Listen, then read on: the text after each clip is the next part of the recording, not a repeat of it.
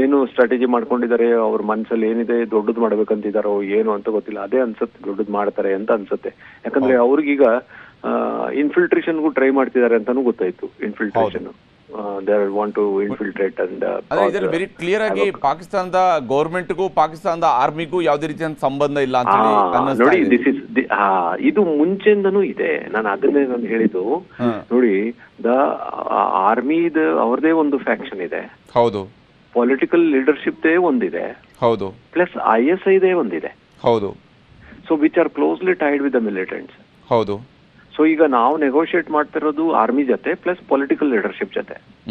ಹೌದು. So ISI ಒಂದು ಭಾಗ ಇದೆ ನೋಡಿ. ದಟ್ ಈಸ್ ಇಂಡಿಪೆಂಡೆಂಟ್ ಆಗಿ ಆಕ್ಟ್ ಮಾಡ್ತಿದ್ದಾರೆ. ಹೌದು. And they are calling the shots. ಅಂದ್ರೆ they are trying to take control of everything. ಹೌದು. ಸೊ ಅವರು ಸುಮ್ಮನೆ ಕೂತಿಲ್ಲ ಅನ್ನೋದಕ್ಕೆ ಇದು ಈಗ ನಡೀತಿರೋ ಘಟನೆಗಳಿದೆ ಸಾಕ್ಷಿ. ನಿಜ ನಿಜ ನಿಜ. ಬಹುಶಃ ಇಲ್ಲಿ ಈಗ ನಡೀತಾ ಇರುವಂತಹ ವಿಚಾರಗಳು ನೋಡ್ತಾ ಹೋದ್ರೆ ನೋಡಿ, ವಿಶೇಷವಾಗಿ ಪೋಖ್ರಾನ್ನಲ್ಲೂ ಕೂಡ 8 ಡ್ರೋನ್ಗಳು ಪತ್ತೆಯಾಗಿದ್ದಾವೆ ಅನ್ನುವಂಥದ್ದನ್ನ ಹೇಳ್ತಾ ಇದ್ದಾರೆ. ಬಹುತೇಕ ಎಲ್ಲ ಕಡೆಗಳಲ್ಲಿ ಬ್ಲಾಕ್ಔಟ್ ಅಂತೂ ಎಲ್ಲ ಭಾಗಗಳಲ್ಲೂ ಕೂಡ ಮಾಡಿದ್ದಾರೆ. ಕಂಪ್ಲೀಟ್ ಬ್ಲಾಕ್ಔಟ್ ಇದೆ. ಆದರೆ ಬ್ಲಾಕ್ಔಟ್ ಓಕೆ, ನಾವು ಒಂದು ಪ್ರಿಕಾಷನರಿ ಆಗಿ ಇವತ್ತು ನಾಳೆ 2 ದಿವಸ ಕಂಟಿನ್ಯೂ ಮಾಡಬೇಕಾಗತ್ತೆ, ಪರಿಸ್ಥಿತಿಯನ್ನು ನೋಡಿಕೊಳ್ಳುವಂತಹ ದೃಷ್ಟಿಯಿಂದ ಮಾಡಿರ್ತಾರೆ.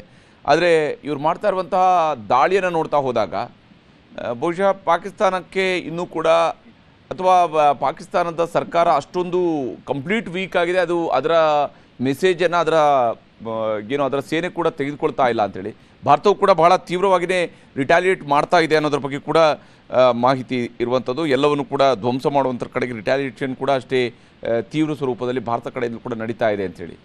ಅಲ್ಲಲ್ಲ ಹರಿಪ್ರಸಾದ್, ಏನಂದ್ರೆ ರಿಟಾಲಿಯೇಷನ್, ವಾರು ಇದೆಲ್ಲ ಸರಿ ಇದೆ. ಬಟ್ ಏನಂದ್ರೆ ನಾವು ಸರೆಂಡರ್ ಆಗ್ತೀವಿ ಅಂತ ಬರೋದು, ಇಂದ ಅಟ್ಯಾಕ್ ಮಾಡೋದು, ನಾವು ಸೀಸ್ ಫೈರ್ ಮಾಡ್ತೀವಿ ಅಂತ ಬರೋದು, ಬೇರೆ ಸ್ಟ್ರಾಟಜಿಯಿಂದ ಬೇರೆ ತರ ಅಟ್ಯಾಕ್ ಮಾಡೋದು.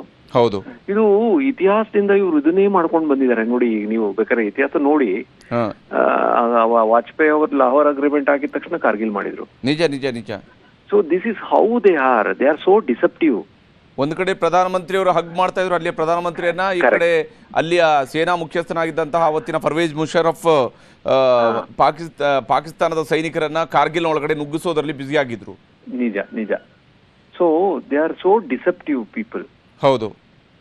ದಿಸ್ ಕಂಟ್ರಿ ನೆಗೋಷಿಯೇಷನ್ಸ್ ಇದೆಲ್ಲ ಅವ್ರಿಗೆ ಆ ಭಾಷೆ ಸರಿ ಹೊಂದೋದೇ ಇಲ್ಲ ಅವ್ರಿಗೆ. ನಿಜ ನಿಜ. ಸರಿ ಹೊಂದೋದೇ ಇಲ್ಲ ಇವರಿಗೆ.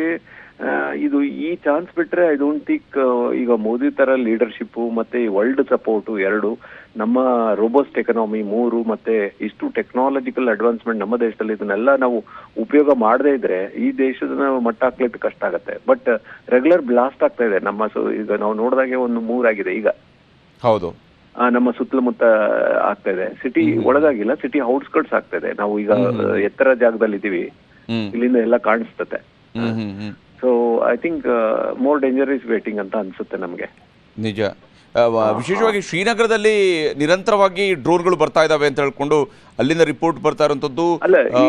ಕಾನ್ಸ್ಟೆಂಟ್ ಆಗಿ ಡ್ರೋನ್ಗಳು ವಿಸಿಬಲ್ ಇದಾವೆ, ಅವುಗಳನ್ನ ಹ್ಯೂಜ್ ಫೈರಿಂಗ್ ಆಗ್ತಾ ಇದೆ ಅಲ್ಲಿ ಅಂತ ಹೇಳಿ ಆಗ್ತಾ ಇದೆ ಅಂತ. ಈಗ ನಮ್ಮ ಕಾಲೇಜ್ ಕ್ಯಾಂಪಸ್ ಅಲ್ಲಿ nearly around 8 drones were spotted. 8 drones were spotted just some 15 minutes back. So this is how they are. This is what is called ceasefire. I think the government should take note of it ಅಂತ ಅನ್ಸುತ್ತೆ. ಏನ್ ಮಾಡ್ಬೇಕು ಅಂತ ಅವರೇ ಅನ್ಕೋಬೇಕು. ಇದು ಸರಿನಾ ತಪ್ಪಂತ ಅವ್ರಿಗೂ ಯೋಚನೆ ಮಾಡ್ಬೇಕು. ಹೌದು. But I think they should not go for negotiation at least for some 10-15 days. ಹೌದು. ಯಾಕಂದ್ರೆ they have to burn their pockets. ಹೌದು ಹೌದು ಹೌದು. ಬಿಕಾಸ್ ಇದು ಅತಿಯೆಲ್ಲ ತುಂಬಾ ಜಾಸ್ತಿ ಆಗಿದೆ. they have crossed all barriers. ಹೌದು ಹೌದು ಹೌದು ಹೌದು. ಬೇರೆ ಬೇರೆ ಕಡೆಗಳಲ್ಲಿ ಈಗ ದಾಳಿ ಆಗ್ತಿದೆ. ಏನ್ ನಿನ್ನೆ ಮೊನ್ನೆ ಯಾವ ರೀತಿಯಾಗಿ ಆಗಿತ್ತು ಬಹುತೇಕ ಅದೇ ಸ್ವರೂಪದಲ್ಲಿ ಇದೆ. ಬಹುತೇಕ ಅದೇ ಆ ಎಲ್ಲ ನಗರಗಳಲ್ಲೂ ಕೂಡ ಇದೆ. ಬಟ್ ಆ ತೀವ್ರತೆ ಇಲ್ಲ. ಬಟ್ ಈಗ ಏನಾಗಿದೆ ಅಂದ್ರೆ ಯು ವಿಲ್ ಬಿ ಸರ್ಪ್ರೈಸ್ಡ್. ಈಗ 6 ಗಂಟೆಗೆ ನ್ಯೂಸ್ ಬಂತಲ್ಲ ಸೀಸ್ಫೈರ್ ಅಂದ್ಬಿಟ್ಟು, ಎಲ್ಲ ಜನ ಸ್ವಲ್ಪ ಆಚೆ ಓಡಾಡ್ಲಿಕ್ಕೆ ಸ್ಟಾರ್ಟ್ ಮಾಡಿದ್ರು. ಹೌದು. ಬಟ್ ಸಡನ್ ಆಗಿ ನಮಗೆ 7:45 ಅಷ್ಟು 8 ಅಷ್ಟರೊಳಗೆ ನಮ್ಮ ಈ ಜಮ್ಮು ಕಾಶ್ಮೀರ ವಾಟ್ಸಪ್ ಗ್ರೂಪ್ ಅಲ್ಲೆಲ್ಲ ಸರ್ಕ್ಯುಲೇಟ್ ಸ್ಟಾರ್ಟ್ ಆಯ್ತು ನಮಗೆ ವಿತ್ ಫೋಟೋಗ್ರಾಫ್ಸ್ ಇನ್ಫಾರ್ಮೇಶನ್, ಶೆಲ್ ದಾಳಿ ಮತ್ತೆ ಡ್ರೋನ್ ದಾಳಿದು ಬಂತು. ಸೊ ಸಡನ್ ಆಗಿ ಇಲ್ಲಿ ಲೈಟ್ ತೆಗೆದ್ರು. ಆಮೇಲೆ ತದನಂತರ 8:45 9 ಗಂಟೆಗೆ ಕಂಟಿನ್ಯೂಸ್ ಆಗಿ ನಮ್ಗೆ ಇಲ್ಲಿ ಡ್ರೋನ್ಸ್ ಎಲ್ಲ ರಿಪೋರ್ಟ್ ಬಂತು. ಸೊ ಈಗ ನಾವು ಇಟ್ ಹಸ್ ಬಿನ್ ಕಂಪ್ಲೀಟ್ಲಿ ಎಲ್ಲರೂ ಭಯದಿಂದನೇ ಇದ್ದಾರೆ. ಇಲ್ಲಿ ಭಯ ಅನ್ನೋದಿಲ್ಲ ಒಂದು, ಅಂದ್ರೆ ಒಂದು ಆತಂಕ, ಒಂದು ಇನ್ನೊಂದೇನಂದ್ರೆ ಇಷ್ಟು ಮೋಸ ಮಾಡಬಹುದ ಒಂದು ದೇಶ ಅಂತ. ಅದು ಇದು ಆಶ್ಚರ್ಯ ಅಲ್ಲ, ಇದು ಗೊತ್ತಿರೋದಲ್ಲ, ಇವರು ಪದೇ ಪದೇ ಮೋಸ ಮಾಡ್ತಾನೆ ಇದಾರಲ್ಲ ಈ ದೇಶ, ಇನ್ನೆಂತದು ಅಂತ ಅನ್ಸುತ್ತೆ. ಮತ್ತೆ ಇದು ಇವಾಗೇನು ನೋ ಫೈರ್ ಅನ್ನುವಂತಹದ್ರ ಬಗ್ಗೆ ಏನು ಅಗ್ರಿಮೆಂಟ್ ರೀತಿಯಲ್ಲಿ ಆಯ್ತು, ಅದರ ಮೇಲೆ ಕೂಡ ಈಗ ದೊಡ್ಡ ಕ್ವಶನ್ ಮಾರ್ಕ್ ಬಂದೇ ಬರುತ್ತೆ ಇವಾಗ. ಅಲ್ಲ, ಅಫ್ಕೋರ್ಸ್, ಯಾಕಂದ್ರೆ this is an official statement release by the ministry. ಹೌದು. So they should have verified everything and then release the statement. ಹೌದು. ಅಂಡ್ ಇದರಿಂದ ಅನಾನುಕೂಲ ಜಾಸ್ತಿ ಆಗಿದೆ ಹೊರತು, ಯಾಕಂದ್ರೆ ಅವ್ರು ಸೀಸ್ ಫೈರ್ ಆರ್ಡರ್ ಆಗಿದಾರಲ್ಲ ಅಂತ ಎತ್ತು ಕಾಣಿಸ್ತಾ ಇದೆಲ್ಲ. ಹೌದು, ಕನಿಷ್ಠ ಪಕ್ಷ ಇವತ್ತು ಅವ್ರ ಕಡೆಯಿಂದ ಯಾವುದೇ ದಾಳಿಗಳು ಆಗದೆ ಇರ್ತಿದ್ರೆ ಬಹುಶಃ ನಾಳೆ ಅಥವಾ ನಾಡಿದ್ದಿದ್ದನ್ನು ಅನೌನ್ಸ್ ಆಗಿರ್ತಾರೆ. ಕಂಟಿನ್ಯೂಸ್ 2 ದಿವಸ ಏನೂ ಆಗಿರಲಿದ್ದರೆ ಅನೌನ್ಸ್ ಆಗಿರ್ತಾರೆ, ಅದೊಂದು ಬೇರೆ ಸಂದೇಶ ಹೋಗ್ತಿತ್ತು. ಆದರೆ ಇದು ಈ ದಾಳಿಯ ನಡುವೆನೇ ಸೀಸ್ ಫೈರ್ ಕೂಡ ಘೋಷಣೆ ಆಗಿತ್ತು. ಆದರೆ ಬಹುಶಃ US ಕೂಡ ಅಮೆರಿಕದ ವಿಚಾರದಲ್ಲೂ ಕೂಡ ಅಮೆರಿಕ ಬಹಳ ಉತ್ಸಾಹದಿಂದ ಎಲ್ರಿಗೂ ಅಂತ ಬಂದೆ ನಾವೇ ಇದನ್ನೇನೋ ನಿಲ್ಲಿಸಿದ್ವಿ ಅನ್ನೋ ರೀತಿಯಲ್ಲಿ ಹೇಳೋದಕ್ಕೆ ಹೊರಟಿದ್ರು. ಈಗ ಇದು ಹರಿಪ್ರಸಾದ್, ಇದೇನಂದ್ರೆ ಈ ಕಪಟಿತನ ಅಂತ ಇದೆ ನೋಡಿ, ಕಳ್ಳತನ, ಕಪಟತನ, ಮೋಸ, ದಗ, ವಂಚನೆ ಅಂತ ಇದೆಲ್ಲ ನಾವು ಶಬ್ದಗಳನ್ನ ಪಠ್ಯ ಪುಸ್ತಕದಲ್ಲಿ ನೋಡಿದೀವಿ. ಆಮೇಲೆ ಈ ರಸ್ತೆ ಮೇಲೆ ಕೆಲವರು ಕೆಟ್ಟ ಜನ ಮಾಡ್ತಾರೆ ನೋಡಿದೀವಲ್ಲ. ಅದು ಒಂದು ದೇಶ ಯಾವ್ದಾದ್ರ ಪ್ರಪಂಚದಲ್ಲಿ ದೇಶ ಮಾಡುತ್ತೆ ಅಂದ್ರೆ ಈ ಪಾಕಿಸ್ತಾನ. ನಿಜ. ಅವ್ರಿಗೆ ಇದೆಲ್ಲ ಕ್ವಾಲಿಟೀಸ್ ಇದೆ. ಹೌದು. ಅಂತವ್ರ ಹತ್ರ ಯಾರಾದ್ರೂ ನೆಗೋಷಿಯೇಷನ್ ಯಾರು ಮಾಡ್ತಾರೆ ಅವ್ರು ಮೂರ್ಖರಷ್ಟೇ. ನಿಜ ನಿಜ ನಿಜ. ಇಷ್ಟಂತ ಹೇಳ್ಬೋದು ನಾವು. ಅವ್ರಿಗೂ ನಾವು ಕಪಟಿತನ, ಮೋಸ, ವಂಚನೆ ಈ ರೀತಿ ಭಾಷೆ ಉಪಯೋಗಿಸಿದ್ರೆ ಮಾತ್ರ ನೀವು ಅಂತವ್ರ ಹತ್ರ ನೀವು ಮಾಡ್ಲಿಕ್ಕೆ ಸರಿ. ಅಂತವ್ರ ಹತ್ರ ನೀವು ಧರ್ಮದ ಪ್ರಕಾರ, ನ್ಯಾಯದ ಪ್ರಕಾರ, ಪಾಪ ಪುಣ್ಯದ ಪ್ರಕಾರ ನೀವು ಮಾತಾಡಿದ್ರೆ you will be losing the war. ನೋಡಿ, ನಿನ್ನೆಗಿಂತಲೂ ಜಾಸ್ತಿ ಪ್ರದೇಶವರೆಗೆ ಇವತ್ತು ಕಚ್ನಲ್ಲೂ ಕೂಡ, ಅಂದ್ರೆ ಗುಜರಾತ್ನ ಡೀಪ್ ಗುಜರಾತ್ನಲ್ಲೂ ಕೂಡ, ಕೆಳಭಾಗದಲ್ಲೂ ಕೂಡ, ಕಚ್ನಲ್ಲೂ ಕೂಡ ಇವತ್ತು ಡ್ರೋನ್ಗಳು ಕಾಣಿಸ್ಕೊಳ್ತಾ ಇದಾವೆ ಅನ್ನೋದ್ರ ಬಗ್ಗೆ ಇನ್ಫಾರ್ಮೇಶನ್ ಈಗ ಸಿಗ್ತಾ ಇರುವಂತದ್ದು. ಅಂದ್ರೆ ನಿನ್ನೆಗಿಂತಲೂ ಹೆಚ್ಚು ಪ್ರದೇಶಗಳ ಕಡೆಗೆ ಡ್ರೋನ್ಗಳು ಬರ್ತಿದ್ದಾವೆ. ಇದು ಅಂದ್ರೆ ಕಂಟ್ರೋಲ್ ನಲ್ಲಿ ಇಲ್ವಾ ಅಥವಾ ಮೊದಲೇ ಸೆಟ್ ಮಾಡಿದ್ದಾರೆ ಅಂತಲಾ, ಏನಿದು ಇವ್ರಿಗೆ ಅದನ್ನ ಡಿಫ್ಯೂಸ್ ಮಾಡಕ್ ಆಗೋದಿಲ್ಲ ಅಂತ? ನಿಮ್ಗೆ ಅದೇ ಹೇಳಿದ್ನಲ್ಲ, this is part of their strategy. ಹೌದು. How to win the war. ಇವರು ನ್ಯಾಯವಾಗಿ ಹೇಳಿದ್ರೆ ಕೇಳ್ತಾರೆ, ಇವ್ರಿಗೆ ಧರ್ಮದ ಪ್ರಕಾರ ಹೇಳಿದ್ರೆ ಕೇಳ್ತಾರೆ. ಸೊ ಇವರು ಧರ್ಮದ ಪ್ರಕಾರ ಹೇಳಿ ನಾವು ಮೋಸ ಮಾಡೋಣ, ಯಾಕಂದ್ರೆ ಅವರು ಹುಟ್ಟಿ ಬೆಳೆದಿರೋದೆಲ್ಲ ಮೋಸ, ವಂಚನೆ, ದಗ, ಸೊ ಸುಳ್ಳು, ಇದರಿಂದ ಬರ್ದಿರ್ತಕ್ಕಂಥ ಜನ. ಹೌದು. ಸೊ ಆ ತರ ದೇಶಕ್ಕೆ ನೀವು ಇಲ್ಲ ನಾವು ಅವ್ರು ಹೇಳಿದ್ದಾರೆ ಅಂತ ನಂಬಿಕೆ ಇಡ್ತಾರಲ್ಲ, ಅವ್ರು ಮೂರ್ಖರು ಅಂತ ನನ್ನ ಪ್ರಕಾರ. ಇದರಲ್ಲಿ ಸುಳ್ಳು ಸತ್ಯ ಅಂತ ನೀವೀಗ ಪ್ರಸಂಗಗಳಲ್ಲಿ ಏನ್ ನಡೀತದೆ ಅದರಿಂದ ಗೊತ್ತಾಗ್ತಾ ಇದೆ. ಇಲ್ಲ ಹಿಂದೆ ಇತಿಹಾಸ ತೆಗೆದು ನೋಡಿ, ಇವ್ರದ್ದು ಇದೇ ರೀತಿ ಬೆಳೆದು ಬಂದಿದ್ದಾರೆ ಇವರು. ಹೌದು ಹೌದು ಹೌದು. ಕ್ಯಾನ್ ಯು ಎವರ್ ಇಮ್ಯಾಜಿನ್ ಒಂದು ದೇಶದ economy is based on drug trafficking and terrorism and arms smuggling ಅಂದ್ರೆ? ಹೌದು. So that is the only country is Pakistan. ಹೌದು ಹೌದು ಹೌದು. ನಿಜ. ಇವತ್ತು ಇದರ ನಡುವೆ ಕೂಡ IMF ನವರು ಅವ್ರಿಗೆ ಏನೋ ಒಂದು ಅಸಿಸ್ಟೆನ್ಸ್ ಅನ್ನು ಕೊಡ್ತಾರೆ, ಅವ್ರಿಗೆ ಸಾಲವನ್ನು ಕೊಡ್ತಾರೆ, ಫಿನಾನ್ಷಿಯಲ್ ಅಸಿಸ್ಟೆನ್ಸ್ ಅನ್ನು ಕೊಡ್ತಾರೆ. ಅದೇ ನೋಡಿ, ಅವ್ರಿಗೇನಂದ್ರೆ ಪಾವರ್ಟಿ ಮತ್ತೆ ಇನ್ಫ್ರಾಸ್ಟ್ರಕ್ಚರಲ್ ಡೆವಲಪ್ಮೆಂಟ್ ಅಂತ ಕೊಡ್ತಾರೆ. ಹೌದು. ಸೊ ಈಗ ಅದನ್ನ ತಕೊಂಡು ಇವರು ಉಪಯೋಗ ಮಾಡೋದು ಯುದ್ಧಕ್ಕೆ ಉಪಯೋಗ ಮಾಡ್ತಾರೆ ನೋಡಿ. ಹೌದು ಹೌದು. That is what is. C, ಇವ್ರು ಹೇಳಿದ್ನಲ್ಲ, ಇವರ ಕ್ಯಾರೆಕ್ಟರ್ಸ್ ಏನಿದೆ ಅಂದ್ರೆ ಕಪಟಿತನ, ಮೋಸ, ದಗ, ವಂಚನೆ, ಸುಳ್ಳು, ಕಳ್ಳತನ, ಈ ತರ ಜನಕ್ಕೆ ಈ ನ್ಯಾಯವಾಗಿರ್ತಾರಲ್ಲ ಅವ್ರಿಗೆ ಮೋಸ ಮಾಡೋದು ತುಂಬಾ ಈಸಿ. ಬಟ್ ಇವ್ರಿಗೆ ನಾವು ಯಾವ ರೀತಿ ಡೀಲ್ ಮಾಡ್ಬೇಕು ಅಂದ್ರೆ, ನಾವು ಮೋಸ, ಕಪಟಿತನ, ವಂಚನೆ, ಸುಳ್ಳು ಈ ಆಧಾರದ ಮೇಲೆನೆ ಅವ್ರನ್ನ ನಾವು ಡೀಲ್ ಮಾಡ್ಬೇಕು ಹೊರತು ನೀವು ಅವ್ರ ಹತ್ರ ತುಂಬಾ ಧರ್ಮದ ಪ್ರಕಾರ ನಡೆಯೋದು, ತುಂಬಾ ಸುಳ್ಳು ಹೇಳ್ದಲ್ಲೇ ನಡ್ಕೊಳ್ಳೋದು ಅಂದ್ರೆ ನಿಮ್ಮನ್ನ ಮುಗಿಸ್ತಾರೆ. ಹೌದು ಹೌದು this is the type of characters they have. ಹೌದು. ಈ IMF ಮಾಡಿರುವಂತಹ ಫಂಡ್ ಬಗ್ಗೆ ಇವತ್ತು ಒಮರ್ ಅಬ್ದುಲ್ಲಾ ಕೂಡ ಒಂದಿಷ್ಟು ಪ್ರಶ್ನೆಗಳನ್ನು ಎತ್ತಿದ್ರು. ಇವ್ರಿಗೆ ಹೆಂಗೆ ಡಿಎಸ್ಕಲೇಟ್ ಆಗಕ್ಕೆ ಮೊದಲೇ ಈ ರೀತಿಯಾಗಿ ಕೊಟ್ಟಿರುವಂಥದ್ದು, ಭಾರತದ ಇಷ್ಟೆಲ್ಲ ಪ್ರದೇಶ ಮೇಲೆ ಇವರು ದಾಳಿ ಮಾಡ್ತಾ ಇದ್ದಾರೆ, ಇವ್ರನ್ನ ಹೆಂಗೆ ನಂಬ್ತಾ ಇದ್ದಾರೆ ಇವರೆಲ್ಲ ಸೇರ್ಕೊಂಡು ಅಂತ ಹೇಳ್ಕೊಂಡು ಅವರನ್ನೇ ಈ ವಿಚಾರಗಳಲ್ಲಿ ಪ್ರಶ್ನೆಗಳನ್ನು ಎತ್ತಿದ್ರು. ನಿಜ ನಿಜ ನಿಜ. I think they have to introspect. ಈಗ ಎಲ್ಲದಕ್ಕಿಂತ ಈಗ ಸೀಸ್ ಫೈರ್ ಅಂತ ಹೇಳಿ ಹೌದು ಈಗ ನಡೆದಿದೆ ನೋಡಿ ಘಟನಾವಳಿ. ಹೌದು, ಇದು ಬೆನ್ನಿಗೆ ಕೆಲಸ ಅಂತ ಅಲ್ಲ ಯಾವುದು, ಇದು ಸುಮಾರು ಸಲ ಹಾಕಿದ್ದಾರೆ. ಹೌದು, ಬಟ್ ಈಗಲಾದ್ರೂ ನಮ್ಮ ಸರ್ಕಾರ ಇವರ ಬಗ್ಗೆ ಅರ್ಥ ಮಾಡಿಕೊಂಡು ಸರಿಯಾದ ಒಂದು ಕ್ರಮ ತಗೊಳ್ದೆ ಹೋದ್ರೆ ಹೌದು this will be another Gaza and Hamas 2 ಅಂತ ಹೇಳ್ತೀವಲ್ಲ, ಅದು ಆಗತ್ತೆ ಅಂತ ನನ್ನ ಅನಿಸಿಕೆ. ಹೌದು, it is likely to be an Hamas in making. ಹೌದು ಹೌದು, ಅಷ್ಟು ತಲೆನೋವಾಗ್ಬಿಡ್ತಾರೆ. ಇನ್ನು ಮುಂದಿನ ಪೀಳಿಗೆಗೆಲ್ಲ ತಲೆನೋವಾಗ್ಬಿಡ್ತಾರೆ. ಹೌದು ಹೌದು ಹೌದು ಹೌದು ಹೌದು ಹೌದು. ಧನ್ಯವಾದ ಡಾಕ್ಟರ್ ದಿನೇಶ್ ಅವರೇ. ನಮ್ಮ ಜೊತೆಗೆ ಮಾತನಾಡೋದಕ್ಕೆ ಬೇಕಾಗಿ ಮತ್ತೆ ನಿಮ್ಮನ್ನು ಸಂಪರ್ಕಿಸ್ತೀನಿ. ಈಗ ಬೇರೆ ಬೆಳವಣಿಗೆಗಳಿದ್ದಂಥ ಸಂದರ್ಭಗಳಲ್ಲಿ ನಿಮ್ಮನ್ನು ಮತ್ತೆ ಸೇಫ್ ಆಗಿರಿ, ನೀವು ಕೂಡ ಜಮ್ಮುವಿನಲ್ಲಿದ್ದೀರಿ, ಸೇಫ್ ಆಗಿರಿ ಅಂತೇಳಿ ನಿಮ್ಮ ಹತ್ರ ಕೂಡ ನಾವು ಕೇಳ್ತಾ ಇರುವಂಥದ್ದು. ಈಗಾಗಲೇ ಬೇರೆ ಬೇರೆ ಕಡೆಗಳಲ್ಲಿ ಡ್ರೋನ್ ದಾಳಿಯನ್ನು ನಡೆಸ್ತಾ ಇದೆ ಪಾಕಿಸ್ತಾನ ನಿರಂತರವಾಗಿ ಡ್ರೋನ್ ದಾಳಿಯನ್ನು ನಡೆಸ್ತಾ ಇರುವಂಥದ್ದು ಕಂಡು ಬರ್ತಾ ಇದೆ. ಒಂದಾದ ಮೇಲೊಂದು ಕಡೆಗಳಲ್ಲಿ ಡ್ರೋನ್ ದಾಳಿ ಆಗ್ತಾ ಇದೆ. ಬಹುತೇಕ ಪಾಕಿಸ್ತಾನದ ಕಡೆಯಿಂದ ಬಂದಿರುವಂತಹ ಡ್ರೋನ್ಗಳು ಇವತ್ತು ಬಂದಿರುವಂತಹ ಡ್ರೋನ್ಗಳು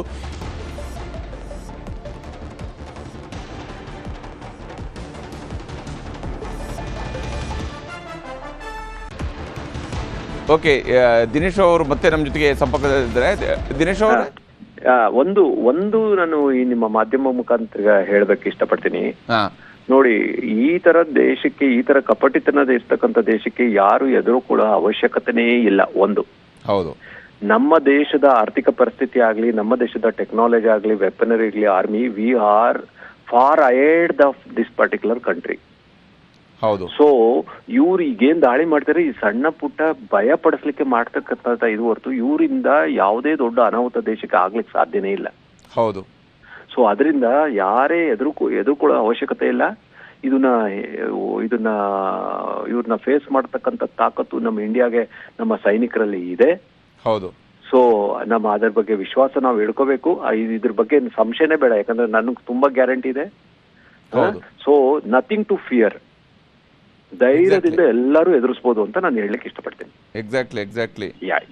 ಇದು ಈಗಿರೋದು ಮತ್ತೆ ಭಾರತ ಸರ್ಕಾರವು ಕೂಡ ಈಗ ಹೇಳ್ತಿದೆ, ಭಾರತ ಸರ್ಕಾರದ ಮೂಲಗಳು ಕೂಡ ಈಗ ಖಚಿತಪಡ್ತಾ ಇರುವಂಥದ್ದು, ಇವರು ವೈಲೇಟ್ ಮಾಡ್ತಾ ಇದ್ದಾರೆ, ಸೀಸ್ ಫೈರ್ನ ವೈಲೇಟ್ ಮಾಡ್ತಾ ಇದ್ದಾರೆ ಅನ್ನುವಂತಹ ಒಂದು ಅಭಿಪ್ರಾಯ ಈಗ ಸರ್ಕಾರದ ಮಟ್ಟದಲ್ಲೂ ಕೂಡ ಚರ್ಚೆ ಆಗ್ತಾ ಇದೆ ಅಂತೇಳಿ. ಇದು ಬಹಳ ಮುಖ್ಯವಾಗಿ ನಡೀತಾ ಇರುವಂಥದ್ದು. ಆದರೆ ಭಾರತದಲ್ಲಿ ನಿರಂತರವಾಗಿ ಡ್ರೋನ್ಗಳು ಕಾಣಿಸ್ತಾ ಇದ್ದಾವೆ. ಆದರೆ ಈ ಬಾರಿಯ ಡ್ರೋನ್ಗಳಲ್ಲಿ ಅವರು ಸ್ಫೋಟಕಗಳನ್ನು ಅಳವಡಿಸಿದಾರಾ ಇಲ್ವಾ, ಯಾಕಂದರೆ ಇದುವರೆಗೆ ಯಾವುದೇ ರೀತಿಯಾದಂತಹ ಹಾನಿ ಸಂಭವಿಸಿಲ್ಲ ಡ್ರೋನ್ನಿಂದ ಅನ್ನುವಂಥರ ಬಗ್ಗೆ ಸದ್ಯಕ್ಕಿರುವಂತಹ ಮಾಹಿತಿ ಎಲ್ಲ ರಾಜ್ಯಗಳ ಎಲ್ಲ ಪ್ರದೇಶಗಳಿಂದ ಸಿಗ್ತಾ ಇರುವಂಥ ಅಪ್ಡೇಟ್ಸನ್ನು ಕೂಡ ನ್ಯೂಸ್ 18 ಮೂಲಕವಾಗಿ ನಿಮಗೆ ತೋರಿಸ್ತಾ ಇದ್ವಿ. ಪ್ರತಿ ಭಾಗದಲ್ಲೂ ಕೂಡ ಯಾವುದೇ ರೀತಿಯಾದಂತಹ ತೊಂದರೆಗಳು ಸೋಫಾರ್ ಇದುವರೆಗೆ ಯಾವುದೇ ರೀತಿಯ ಸ್ಫೋಟಗಳು ಸಂಭವಿಸಿಲ್ಲ. ಅವುಗಳನ್ನು ನಾಶಪಡಿಸುವಂಥದ್ದು ಆಗ್ತಾ ಇದ್ದಾವೆ ಒಂದು ಕಡೆಗಳಲ್ಲಿ, ಆದರೆ ಬೇರೆ ಯಾವುದೇ ಹಾನಿಯನ್ನು ಇದುವರೆಗೆ ಮಾಡಿಲ್ಲ ಅನ್ನೋಂಥದ್ದು ಸದ್ಯಕ್ಕಿರುವಂತಹ ಮಾಹಿತಿ. ಆದರೆ ಮುಂದುವರೆದು ಏನಾಗುತ್ತೆ ಅನ್ನೋದ್ರ ಬಗ್ಗೆ ಇನ್ನೂ ಕೂಡ ಗೊತ್ತಿಲ್ಲ, ಯಾಕಂದರೆ ಕಳೆದ 2 ದಿವಸಗಳಿಂದ ನಾವು ಇದನ್ನು ನೋಡಿದ್ದೀವಿ. ಇಂತಹ ಸಂದರ್ಭದಲ್ಲಿ ಈಗ ಮತ್ತೆ ಡ್ರೋನ್ ದಾಳಿಯನ್ನು ಮಾಡಿರುವಂಥದ್ದು ನಿಜಕ್ಕೂ ಕೂಡ ಯಾವ ಸ್ವರೂಪದಲ್ಲಿ ನಡೀತಾ ಇರುವಂತಹ ಬೆಳವಣಿಗೆ ಇದು ಅನ್ನುವಂತಹ ಪ್ರಶ್ನೆಯನ್ನು ಹುಟ್ಟು ಹಾಕಿದೆ. ಇಲ್ಲಿ ಪಾಕಿಸ್ತಾನದ ಕಡೆಯಿಂದ ನಡೀತಾ ಇರುವಂತಹ ದಾಳಿಯ ಸಂದರ್ಭದಲ್ಲಿನೇ ಪೋಖ್ರಾನ್ ಬಳಿಯಲ್ಲಿ ಬಾಂಬ್ ಮಾದರಿಯ ವಸ್ತು ಪತ್ತೆಯಾಗಿದೆ. ಭಾರತದ ಪೋಖ್ರಾನ್ ಬಳಿಯಲ್ಲಿ ಬಾಂಬ್ ಮಾದರಿಯ ವಸ್ತು ಪರಿಶೀಲನೆಯನ್ನು ಮಾಡಲಾಗ್ತಾ ಇದೆ. ಬಾಂಬ್ ಮಾದರಿಯ ವಸ್ತುವೊಂದು ಸಿಕ್ಕಿದೆ. ಸೇನಾ ಸಿಬ್ಬಂದಿ ಮತ್ತು ಪೊಲೀಸರು ಈಗ ತಪಾಸಣೆಯನ್ನು ಮಾಡ್ತಾ ಇದ್ದಾರೆ. ಬಾಂಬ್ ಮಾದರಿಯ ವಸ್ತುವಿನ ಬಗ್ಗೆ ಜನರಲ್ಲಿಯೂ ಕೂಡ ಆತಂಕ ಇದ್ದೇ ಇದೆ. ಯಾವ ಸ್ವರೂಪದಲ್ಲಿ ಈಗ ಪಾಕಿಸ್ತಾನ ತನ್ನ ಕಡೆಯಿಂದ ಬಾಂಬ್ಗಳನ್ನು ಕೂಡ ಕಳಿಸ್ತಾ ಇದೆ ಅನ್ನೋದ್ರ ಬಗ್ಗೆ ಸೇನಾ ಸಿಬ್ಬಂದಿ ಮತ್ತು ಪೊಲೀಸರು ತಪಾಸಣೆಯನ್ನು ಮಾಡ್ತಾ ಇದ್ದಾರೆ. ಇದು ಸಜೀವ ಬಾಂಬ್ ಇದೆಯಾ ಅನ್ನೋದ್ರ ಬಗ್ಗೆ ಕೂಡ ಪರಿಶೀಲನೆ ನಡೆಸಲಾಗ್ತಾ ಇದೆ. ಪೋಖ್ರಾನ್ ಬಳಿಯಲ್ಲಿ ಬಾಂಬ್ ಮಾದರಿ ಪತ್ತೆ ಆಗಿರುವಂಥದ್ದು. ಹೀಗೆ ಪಾಕಿಸ್ತಾನ ನಡೆಸ್ತಾ ಇರುವಂತಹ ಒಂದೊಂದು ದಾಳಿಯ ಸಂದರ್ಭದಲ್ಲೂ ಕೂಡ ಒಂದೊಂದು ಮಾದರಿಯ ಸ್ಫೋಟಕಗಳನ್ನು ಅದು ಕಳಿಸ್ತಾ ಇದೆ. ಅದರ ಡ್ರೋನ್ಗಳಲ್ಲಿ ಕಳಿಸ್ತಾ ಇರುವಂಥದ್ದು ಬಹಳ ಸಣ್ಣ ಪ್ರಮಾಣದ ಸ್ಫೋಟಕಗಳನ್ನು ಕಳಿಸ್ತಾ ಇದೆ. ಅದರ ಮೂಲಕವಾಗಿ ದಾಳಿಯನ್ನು ಮಾಡ್ತಾ ಇದೆ. ಬಹುತೇಕ ಪಾಕಿಸ್ತಾನ ತನ್ನ ಸ್ಫೋಟಕಗಳನ್ನು ಕಳಿಸೋದ್ರ ಮೂಲಕವೂ ಕೂಡ, ಸಣ್ಣ ಸ್ಫೋಟಕಗಳನ್ನು ಕಳಿಸೋದ್ರ ಮೂಲಕವೂ ಕೂಡ ಈಗ ಅದಕ್ಕೆ ಒಂದು ಪಾಕಿಸ್ತಾನಕ್ಕೆ ಅದರ ಅಸ್ತಿತ್ವದ ಪ್ರಶ್ನೆ ಎದುರಾಗಿದೆ. ಪಾಕಿಸ್ತಾನ ತನ್ನ ಅಸ್ತಿತ್ವವನ್ನು ತೋರಿಸ್ಕೊಳ್ಳುವಂತಹ ಒಂದು ಯುದ್ಧವನ್ನು ಘೋಷಣೆ ಮಾಡಿದಂಗೆ ಕಾಣ್ತಾ ಇದೆ. ಆದರೆ ಅಧಿಕೃತವಾಗಿ ಅದು ಯುದ್ಧ ಘೋಷಣೆ ಮಾಡುವಂತಹ ಶಕ್ತಿಯನ್ನು ಪಾಕಿಸ್ತಾನ ಕೂಡ ಹೊಂದಿಲ್ಲ. ಈ ಕಾರಣಕ್ಕಾಗಿಯೇ ಇದು ನಾವು ನೋಡ್ತಾ ಇರುವಂಥದ್ದು. ಈಗ ದೃಶ್ಯದಲ್ಲಿ ನಾನು ನಿಮಗೆ ತೋರಿಸ್ತಾ ಇದ್ದೀನಿ ಲಾಹೋರ್, ಹಾಗೆಯೇ ರಾವಲ್ಪಿಂಡಿ ಮತ್ತು ಪಾಕಿಸ್ತಾನದ ಮತ್ತೊಂದು ಲಾಂಚ್ ಪ್ಯಾಡನ್ನು ಧ್ವಂಸ ಮಾಡಿರ್ತಕ್ಕಂತಹ ರೀತಿ. ಇದು ಭಾರತ ನಡೆಸ್ತಾ ಇರುವಂತಹ ಒಂದೊಂದು ದಾಳಿಯ ಸಂದರ್ಭದಲ್ಲಿ ಕೂಡ ಲಾಹೋರ್ನಲ್ಲಿ ಒಂದು ಕಡೆಯಲ್ಲಿ ದಾಳಿಯನ್ನು ನಡೆಸ್ತಾ ಇದ್ದರೆ, ಮತ್ತೊಂದು ಕಡೆಯಲ್ಲಿ ಅಲ್ಲಿ ಲಾಹೋರ್ನಲ್ಲಿ ಬಿದ್ದಿರುವಂತಹ ಭಾರತದ ಕ್ಷಿಪಣಿಗಳ ಅವಶೇಷಗಳನ್ನು ಕೂಡ ನಾವು ನಿಮಗೆ ತೋರಿಸ್ತಾ ಇದ್ವಿ. ಪಾಕಿಸ್ತಾನ ನಿಜಕ್ಕೂ ಕೂಡ ಅಲುಗಾಡಿ ಹೋಗುವಂಥ ರೀತಿಯಲ್ಲಿ, ಪಾಕಿಸ್ತಾನ ಪೀಸ್ ಆಗುವಂತಹ ರೀತಿಯಾದಂತಹ ದೃಶ್ಯಗಳಿವು. ರಾವಲ್ಪಿಂಡಿಯ ಏರ್ಬೇಸನ್ನು ಈಗಾಗಲೇ ಧ್ವಂಸ ಮಾಡಲಾಗಿದೆ. ರಾವಲ್ಪಿಂಡಿಯ ಏರ್ಬೇಸನ್ನು ಈಗಾಗಲೇ ಧ್ವಂಸ ಮಾಡಿರುವಂಥದ್ದು. ಆ ಮೂಲಕವಾಗಿ ಪಾಕಿಸ್ತಾನ ಯಾವ ಸ್ವರೂಪದಲ್ಲಿ ಭಾರತದ ಮೇಲೆ ದಾಳಿಯನ್ನು ಮಾಡುವಂತಹ ಪ್ರಯತ್ನವನ್ನು ಮಾಡ್ತಾ ಇದೆಯೋ ಅವುಗಳಿಗೆ ಉತ್ತರವಾಗಿ ಈಗ ಪಾಕಿಸ್ತಾನದ ಏರ್ ಬೇಸನ್ನು ಉಡೀಸ್ ಮಾಡುವಂತಹ ಕೆಲಸವನ್ನು ಭಾರತ ಮಾಡಿದೆ. ಒಂದೊಂದು ಏರ್ ಬೇಸನ್ನು ಕೂಡ ಹೊಡೆದುರುಳಿಸ್ತಾ ಹೋದಾಗ ಪಾಕಿಸ್ತಾನ ಎಲ್ಲಿಂದ ಅದು ತನ್ನ ಬಾಂಬ್ಗಳನ್ನು ಕಳಿಸುತ್ತೆ, ಎಲ್ಲಿಂದ ಅದು ತನ್ನ ಡ್ರೋನ್ಗಳನ್ನು ಕಳಿಸುತ್ತೆ, ಎಲ್ಲಿಂದ ಅದು ತನ್ನ ಕ್ಷಿಪಣಿಗಳನ್ನು ಕಳಿಸುತ್ತೆ ಅನ್ನೋದನ್ನು ಹುಡುಕಿ ಹೊಡೆಯುವಂತಹ ಕೆಲಸವನ್ನು ಈಗ ಭಾರತ ಶುರು ಮಾಡಿದೆ. ಬೇಟೆ ಜಾರಿಯಲ್ಲಿದೆ. ಈಗ ಪಾಕಿಸ್ತಾನದ ಬೇಟೆಯಾಡುವಂತಹ ಕೆಲಸವನ್ನು ಭಾರತ ಈಗಾಗಲೇ ಪಾಕಿಸ್ತಾನ ಕದನ ವಿರಾಮವನ್ನು ಮತ್ತೆ ಉಲ್ಲಂಘನೆ ಮಾಡಿರುವಂಥದ್ದು ಸ್ಪಷ್ಟ ಇದೆ. ಯಾವ ಮಾತುಗಳನ್ನು ಪಾಕಿಸ್ತಾನ ಹೇಳುತ್ತೋ ಅದನ್ನು ಪಾಕಿಸ್ತಾನ ಮಾಡುವುದಿಲ್ಲ ಅನ್ನುವಂಥದ್ದು ಸ್ಪಷ್ಟವಾಗಿ ಗೋಚರಿಸ್ತಾ ಇರುವಂಥದ್ದು. ಪಾಕಿಸ್ತಾನ ನಿರಂತರವಾದಂತಹ ಡ್ರೋನ್ ದಾಳಿಯನ್ನು ಈಗ ಭಾರತದ ಮೇಲೆ ಮಾಡ್ತಾ ಇದೆ. ಶ್ರೀನಗರದಿಂದ ಹಿಡಿದು ಕಚ್ವರೆಗೆ ಬೇರೆ ಬೇರೆ ಭಾಗಗಳಲ್ಲಿ ಏಕಕಾಲದಲ್ಲಿ ಡ್ರೋನ್ ದಾಳಿಯನ್ನು ಮಾಡ್ತಾ ಇದೆ. ನಿರಂತರವಾಗಿ ಡ್ರೋನ್ ದಾಳಿಯನ್ನು ಮುಂದುವರೆಸಿರುವಂಥದ್ದು ಪಾಕಿಸ್ತಾನ. ಇದರಿಂದಾಗಿ ಈಗ ಭಾರತದ NSA ಮುಖ್ಯಸ್ಥರಾಗಿರುವಂತಹ ಅಜಿತ್ ಧೋವಲ್ ಅವರು ಕೂಡ ತಮ್ಮ ಎಕ್ಸ್ ಪೋಸ್ಟ್ನಲ್ಲಿ ಅವರು ಕೂಡ ಈಗ ಉಲ್ಲೇಖ ಮಾಡಿದ್ದಾರೆ. ಯಾವ ಸ್ವರೂಪದ್ದು ಇದು ಅನ್ನೋದರ ಬಗ್ಗೆಯೂ ಕೂಡ ಅವರು ಹೇಳಿದ್ದಾರೆ. ಪಾಕಿಸ್ತಾನವನ್ನು ನಂಬಲು ಸಾಧ್ಯವೇ ಅನ್ನುವ ಪ್ರಶ್ನೆಯನ್ನ ಧೋವಲ್ ಅವರು ಕೂಡ ಹೇಳಿದ್ದಾರೆ. ಪಾಕಿಸ್ತಾನವನ್ನು ನಂಬಲು ಸಾಧ್ಯವೇ, ಪಾಕಿಸ್ತಾನದಿಂದ ಕದನ ವಿರಾಮ ಉಲ್ಲಂಘನೆ ಆಗಿದೆ ಅನ್ನುವಂಥದ್ದು ಕೂಡ ಅವರು ಸ್ಪಷ್ಟವಾಗಿ ಹೇಳ್ತಾ ಇದ್ದಾರೆ. ಅಲ್ಲಿಗೆ ಪಾಕಿಸ್ತಾನ ನಿಜಕ್ಕೂ ಕೂಡ ತಾನು ಈ ಭೂಮಿಯ ಮೇಲೆ ಉಳುಗಾಲದಲ್ಲಿ ಇರುವಂತಹ ದೇಶ ಅಲ್ಲ ಅನ್ನುವಂಥದ್ದನ್ನು ಮತ್ತೆ ಸ್ಪಷ್ಟವಾಗಿ ಹೇಳ್ತಾ ಇರುವಂಗೆ ಭಾಸವಾಗ್ತಾ ಇದೆ. ವಿಶೇಷವಾಗಿ ಪಾಕಿಸ್ತಾನ ನಡೆಸ್ತಾ ಇರುವಂತಹ ದಾಳಿ, ಭಾರತವನ್ನು ಗುರಿಯಾಗಿಸಿಕೊಂಡು ನಡೆಸ್ತಾ ಇರುವಂತಹ ದಾಳಿ ಇದು.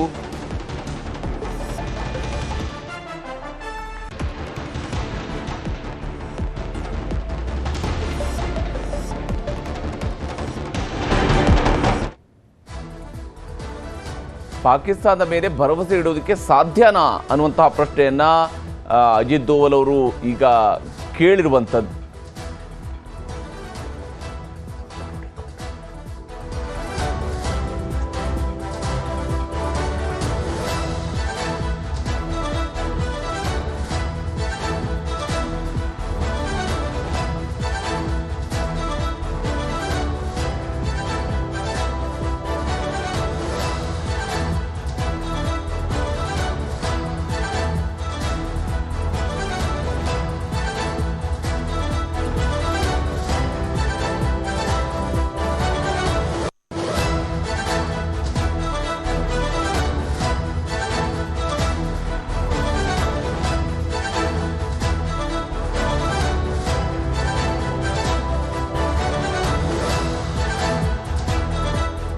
ಪಾಕಿಸ್ತಾನ ನಿರಂತರವಾಗಿ ನಡೆಸ್ತಾ ಇರುವಂತಹ ದಾಳಿ, ಪಾಕಿಸ್ತಾನದ ಕಡೆಯಿಂದ ನಿರಂತರವಾಗಿ ದಾಳಿ ಆಗ್ತಾ ಇದೆ. ವಿಶೇಷವಾಗಿ ಭಾರತದ ಬೇರೆ ಬೇರೆ ನಗರಗಳ ಮೇಲೆ, ಕಚ್ನಿಂದ ಹಿಡಿದು ಕಾಶ್ಮೀರದವರೆಗೆ ನಿರಂತರವಾದಂತಹ ಡ್ರೋನ್ ದಾಳಿಯನ್ನು ಇವತ್ತು ಪಾಕಿಸ್ತಾನ ಮಾಡ್ತಾ ಇದೆ. ನಿರಂತರವಾದಂತಹ ಡ್ರೋನ್ ದಾಳಿ ಈಗ ಪಾಕಿಸ್ತಾನದ ಕಡೆಯಿಂದ ಆಗ್ತಾ ಇರುವಂಥದ್ದು.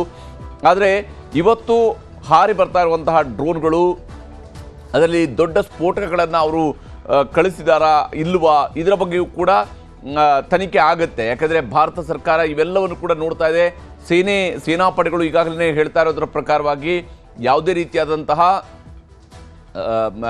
ಈ ಹಂತದವರೆಗೂ ಕೂಡ ಯಾವುದೇ ರೀತಿಯಾದಂತಹ ಹಾನಿ ಆಗಿಲ್ಲ. ಇವೆಲ್ಲವನ್ನು ಕೂಡ ನಾವು ತಡೆಯುವಂತಹ ಪ್ರಯತ್ನವನ್ನು ಮಾಡಿದ್ದೀವಿ ಅನ್ನೋದನ್ನು ಈಗಾಗಲೇ ತಿಳಿಸಿರುವಂಥದ್ದು ಭಾರತೀಯ ಸೇನೆ. ಆದರೆ ಜಮ್ಮು ಕಾಶ್ಮೀರದಿಂದ ಹಿಡಿದು ಗುಜರಾತ್ವರೆಗೆ ಬೇರೆ ಬೇರೆ ನಗರಗಳಲ್ಲಿ ಬೇರೆ ಬೇರೆ ಪ್ರದೇಶಗಳಲ್ಲೂ ಕೂಡ ಸದ್ಯಕ್ಕೆ ಬ್ಲಾಕ್ಔಟ್ ಮಾಡಲಾಗಿದೆ. ಕಂಪ್ಲೀಟ್ ಆಗಿ ಕರೆಂಟ್ ತೆಗೆಯಲಾಗಿದೆ. ಯಾವುದೇ ರೀತಿಯಾದಂತಹ ಜನರ ಓಡಾಟಕ್ಕೂ ಕೂಡ ನಿರ್ಬಂಧವನ್ನು ಹೇರಲಾಗಿದೆ. ಈ ಮೂಲಕವಾಗಿ ಸದ್ಯಕ್ಕೆ ಪರಿಸ್ಥಿತಿಯನ್ನು ಕಂಟ್ರೋಲ್ಗೆ ತೆಗೆದುಕೊಳ್ಳುವಂತಹ ಪ್ರಯತ್ನವನ್ನು ಭಾರತ ಸೇನಾಪಡೆಗಳು ಮಾಡ್ತಾ ಇರುವಂಥದ್ದು. ಮತ್ತು ಯಾವೆಲ್ಲ ಡ್ರೋನ್ಗಳು ಹಾರಿ ಬರ್ತಾ ಇದ್ದಾವೋ ಅವುಗಳನ್ನು ಆಗಸದಲ್ಲೇ ಹೊಡೆದುರುಳಿಸುವಂತಹ ಕೆಲಸವನ್ನು ಕೂಡ ಈಗ ಮಾಡಲಾಗ್ತಾ ಇದೆ. ಆದರೆ ಪ್ರಶ್ನೆ ಇರುವಂಥದ್ದು, ಈ ಹಂತದಲ್ಲಿ ಒಂದು ಕಡೆ ಹಗಲಿನಲ್ಲಿ ಕದನ ವಿರಾಮವನ್ನು ಹೇಳ್ತಾರೆ, ರಾತ್ರಿ ಆಗ್ತಾ ಇದ್ದಂತೆಯೇ ಡ್ರೋನ್ ಹಾರಿಸ್ತಾರೆ, ರಾತ್ರಿ ಆಗ್ತಿದ್ದಂಗೆ ಫೈರಿಂಗ್ ಮಾಡ್ತಾರೆ. ಹಾಗಾದರೆ ಪಾಕಿಸ್ತಾನದ DGMO ಭಾರತದ DGMO ಜೊತೆ ಮಾತಾಡಿ ರಿಕ್ವೆಸ್ಟ್ ಮಾಡಿರುವಂಥದ್ದು ಏನನ್ನ, ಯಾವ ಕಾರಣಕ್ಕಾಗಿ ಕದನವನ್ನು ನಿಲ್ಲಿಸಬೇಕು ಅಥವಾ ಯುದ್ಧದ ವಾತಾವರಣದಿಂದ ನಾವು ಹಿಂದೆ ಸರಿಬೇಕು ಅನ್ನೋಂತಹ ಮನವಿಯನ್ನು ಭಾರತ ಜೊತೆಗೆ ಮಾಡಿಕೊಂಡ್ರು. ಈ ಮನವಿಯನ್ನು ಮಾಡಿಕೊಂಡ ನಂತರವೂ ಕೂಡ ಪಾಕಿಸ್ತಾನದ ವಿದೇಶಾಂಗ ಸಚಿವರು ದೃಢಪಡಿಸಿದ್ದಾರೆ, ಪಾಕಿಸ್ತಾನದ ಪ್ರಧಾನಮಂತ್ರಿ ದೃಢಪಡಿಸಿದ್ದಾರೆ, ಹೌದು ನಾವು ಕದನ ವಿರಾಮ ಮಾಡಿದ್ದೀವಿ ಅಂತೇಳಿ, ಅಂದರೆ ನಾವು ಡಿಎಸ್ಕಲೇಟ್ ಮಾಡೋದ್ರ ಕಡೆಗೆ ಹೊರಟಿದ್ದೀವಿ ಅಂತ ಹೇಳ್ತಿದ್ದಾರೆ.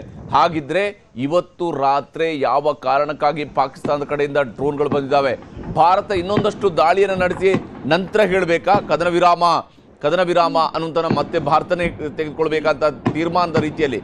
ಯಾಕಂದರೆ ಪಾಕಿಸ್ತಾನದಿಂದ ಬರಬಹುದಾಗಿರುವಂತಹ ಎಲ್ಲ ಡ್ರೋನ್ಗಳನ್ನು ಕೂಡ ಸರ್ವನಾಶ ಮಾಡಿದ ನಂತರನೇ ಭಾರತವೇ ಘೋಷಣೆ ಮಾಡಬೇಕಾಗಿರುವಂತಹ ಅನಿವಾರ್ಯನ, ಯಾವ ಸ್ವರೂಪದಲ್ಲಿ ಇದು ನಡೀತಾ ಇದೆ ಅನ್ನುವಂತಹ ಪ್ರಶ್ನೆಗಳು ಕೂಡ ಹುಟ್ಟುಹಾಕಿರುವಂಥದ್ದು. ಒಂದಾದ ಮೇಲೆ ಒಂದು ನಿರಂತರವಾಗಿ ಡ್ರೋನ್ಗಳು ಬರ್ತಾ ಇದ್ದಾವೆ. ಅವುಗಳನ್ನು ಇಂಟರ್ಸೆಪ್ಟ್ ಮಾಡುವಂಥ, ಅಂದರೆ ಅವುಗಳನ್ನು ಹೊಡೆದುರುಳಿಸುವಂತಹ ಕೆಲಸವನ್ನು ಭಾರತದ ಸೇನಾಪಡೆಗಳು ಮಾಡ್ತಾ ಇದ್ದಾವೆ. ಈಗಾಗಲೇ ಏನು ಏರ್ ಡಿಫೆನ್ಸ್ ಸಿಸ್ಟಮನ್ನು ಆಕ್ಟಿವೇಟ್ ಮಾಡಿರುವಂಥದ್ದು, ಅವುಗಳ ಮೂಲಕವಾಗಿ ನಿರಂತರವಾಗಿ ಪ್ರತಿಯೊಂದು ಡ್ರೋನನ್ನು ಕೂಡ ಹೊಡೆದುರುಳಿಸುವಂತಹ ಕೆಲಸವನ್ನು ಭಾರತ ಮಾಡ್ತಾ ಇದೆ.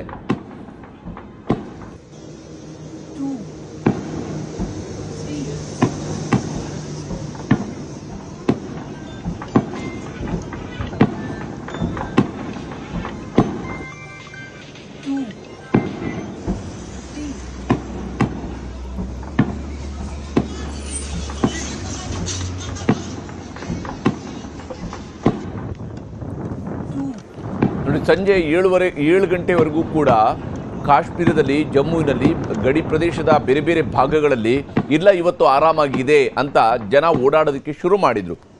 ಸೀಸ್ ಫೈರ್ ಆಗಿದೆ, ಓಕೆ ನಾವು ಆರಾಮಾಗಿ ಇದ್ದೀವಿ ಅನ್ನೋದನ್ನು ತಿಳ್ಕೊಳ್ಳುವಂತಹದ್ದು ಆಗಿತ್ತು. ಆದರೆ ಅದು ಕೂಡ ಜಾಸ್ತಿ ಹೊತ್ತು ನಿಲ್ಲಿಲ್ಲ. ಕಾಶ್ಮೀರದ ಹಲವು ಸ್ಥಳಗಳಲ್ಲಿ ಡ್ರೋನ್ಗಳು ಕಾಣಿಸ್ತಾ ಇದ್ದಾವೆ, ಬೇರೆ ಬೇರೆ ಭಾಗಗಳಲ್ಲಿ ಡ್ರೋನ್ಗಳು ಕಾಣಿಸ್ತಾ ಇರುವಂಥದ್ದು. ಶ್ರೀನಗರದ ಹಲವು ಭಾಗಗಳಲ್ಲಿ ಡ್ರೋನ್ಗಳ ಹಾರಾಟ ಪತ್ತೆಯಾಗಿದೆ. ಶ್ರೀನಗರದ ಬೇರೆ ಬೇರೆ ಭಾಗಗಳಲ್ಲಿ ಈಗ ಡ್ರೋನ್ಗಳು ಕಾಣಿಸ್ಕೊಳ್ತಿದ್ದಾವೆ. ಭಾರತೀಯ ಸೇನೆ ಡ್ರೋನ್ ದಾಳಿಯನ್ನು ಹತ್ತಿಕ್ಕುವಂತಹ ಕೆಲಸವನ್ನು ಮಾಡ್ತಾ ಇದೆ.